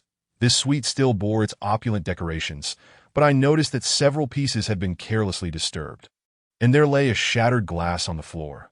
The more I examined, the more I sensed an unsettling anomaly, prompting me to hastily push open the bathroom door to investigate.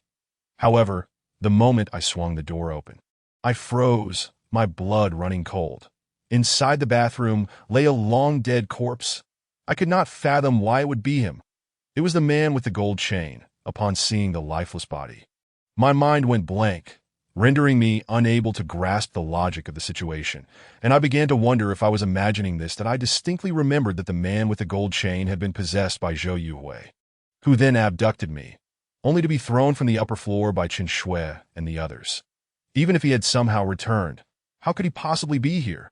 No one had opened the door. Such a large individual entering without our notice seemed implausible. If this indeed is the man with the gold chain, then who was it that was thrown out? Moreover, the man I now beheld, clearly lifeless, bore no trace of Zhou Yuhui's presence within him. This implies that the man with the gold chain must have killed someone, and Zhou Yuhui had already transferred out of his body. Goodness, who was slain within this suite? My complexion shifted dramatically as I turned to shout for Xiang Long and the others to flee. Yet I was clearly a moment too late. Soon, I heard Xiang Long's anguished scream from the bedroom, followed by Chun He emerging, supporting Xiang Long, his face etched with terror and disbelief. That I quickly observed that Xiang Long had been stabbed, blood soaking his abdomen. Damn it, Shi Xiaotian is the traitor. He stabbed Xiang Long. Chun He shouted as he aided Xiang Long in his escape.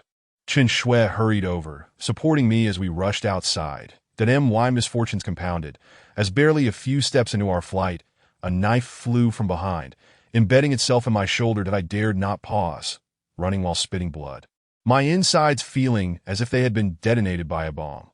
The combination of internal and external injuries left me propelled forward solely by an instinct for survival. Li Mu, what on earth is happening? Did we not already cast that ghost out? Chen Shui questioned, trembling as she helped me flee. While I coughed up blood, I responded, "We were mistaken. We never truly threw the man with the gold chain out. Do you recall when we were trapped in the lobby below?" Chen Shui nodded, her expression shifting as she quickly grasped my implication. Indeed, it was all a diversion. The man with the gold chain we threw down was merely an illusion.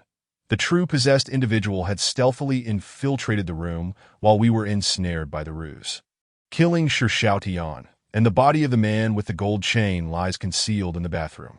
We have all been deceived. That wretched Zhou Yuhui has orchestrated this entire charade, and the ones conjuring the illusions are his deceased parents, along with his son.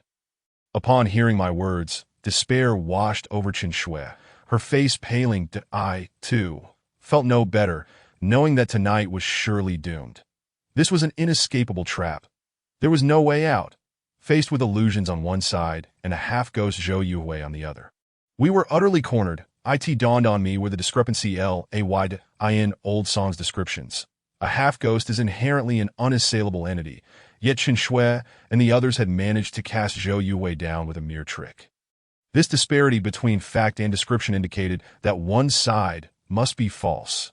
As Old Song had warned, it seemed we would not escape this night.